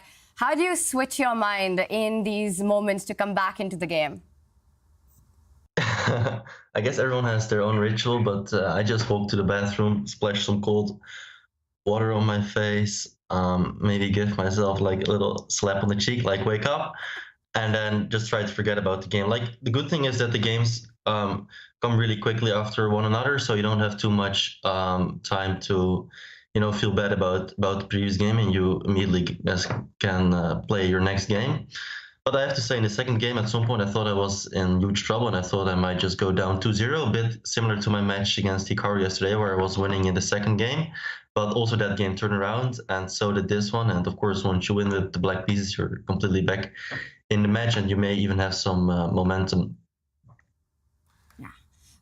And, you know, while we're commentating on your games, we keep talking about the creativity and these unique opening ideas. I think the world talks about them. In a time when it's so difficult to come up with new ideas, Jordan, you just seem to surprise us all the time. What's the secret? Oh, I'm happy I still have this image because I don't know if I'm doing too many crazy things nowadays. I mean, I try, but like you said, it's really difficult to remain creative these days. And for example, in today's match, I think I was worse out of the opening in every game. It also depends on your opponent's repertoire. For example, Hikaru, he plays a lot of nonsense in blitz, but in serious time controls, he actually has a repertoire which he basically always sticks to. So it's much easier to prepare. So it really depends a bit on this and that. I mean, and yeah, I try to find some creative ideas now and then, but definitely not as successful as I used to be, I would say. And that's also normal because so much has been analyzed in the last couple of years. Wow, it's always so much fun to watch your games, Jordan. And finally, my last question to you. You were a last-minute replacement here at the ChessKid Cup, and you beat Hikaru, you beat Polars, you continue in the winner's bracket. How do you feel about your chances right now? Well, I guess the next match is going to be extremely tough as well, playing Abdusattorov, if I am not mistaken. So former World Rapid Chess champion already, and one of the biggest talents out there, potential world champion. So yeah, we'll see. I mean, it's only 4 games match, so anything can happen, and I will just try my best. But I'm already quite happy to have gotten this far. And like you said, I wasn't even expecting to play in this event in the first place because I lost to Anish in the qualification. But sometimes things, you know, go your way. So let's hope it will continue to do so. Thank you so much, Jordan. It's going to be a big fight tomorrow. We're so excited about it. We wish you all the very best. Thank you so much. Good night, guys. Good evening. Jordan van Foreest is on fire here at the ChessKid Cup. He took down Hikaru Nakamura today, coming back from a first round loss. And tomorrow he's got a big match against Nodirbek, Abdusattorov. These are the brackets going forward to day 3 of the tournament. And there we see in the elimination bracket, we got a big match with Fabiano Caruana taking up Alireza Firouzja. What stands out to you, James, here? Well, Firouzja in the losers bracket and Caruana. That's crazy there. I don't know who to pick actually there. Wow, that's tough. Caruana and Firouzja there. Maybe slight edge to Caruana, but then Firouzja, if he's really hot, it could be anybody's game for real. It is a lot of chess action that we're excited about coming up on day 3. But for the chess world, of course, there's no such thing as too much chess.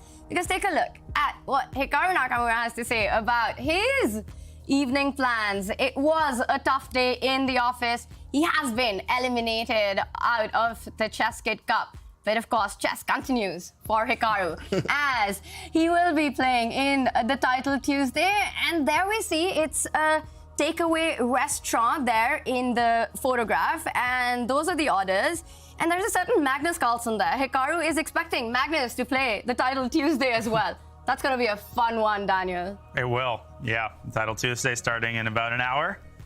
I think I'll be able to make it back to the hotel in time. So, I'll do my usual losing to an FM in round 2. Probably won't get to Hikaru, but it'll be a fun one. I'm sure Hikaru will be there to rebound from his loss earlier today. Yeah. Wow. So there is more chess action. If this wasn't enough, Title Tuesday is coming up. Go sign up for it or follow the biggest names in chess fighting it out. It's been a fantastic day. So many ups and downs. And of course, the action continues tomorrow. It's going to be a big day 3 here at the ChessKid Cup. And we guys will be back to keep you on top of the action. See you then. He's bluffing here, Nakamura. Oh, and you take it. Oh, you lose. Hikaru Nakamura is out of the ChessKid Cup. You mentioned fancy. He's even fancier. This guy's on another planet. Yeah, look at this. A fork. Nodirbek Abdusattorov takes the lead in his match. Jordan, see the relief on his face. Wow. He has clinched it.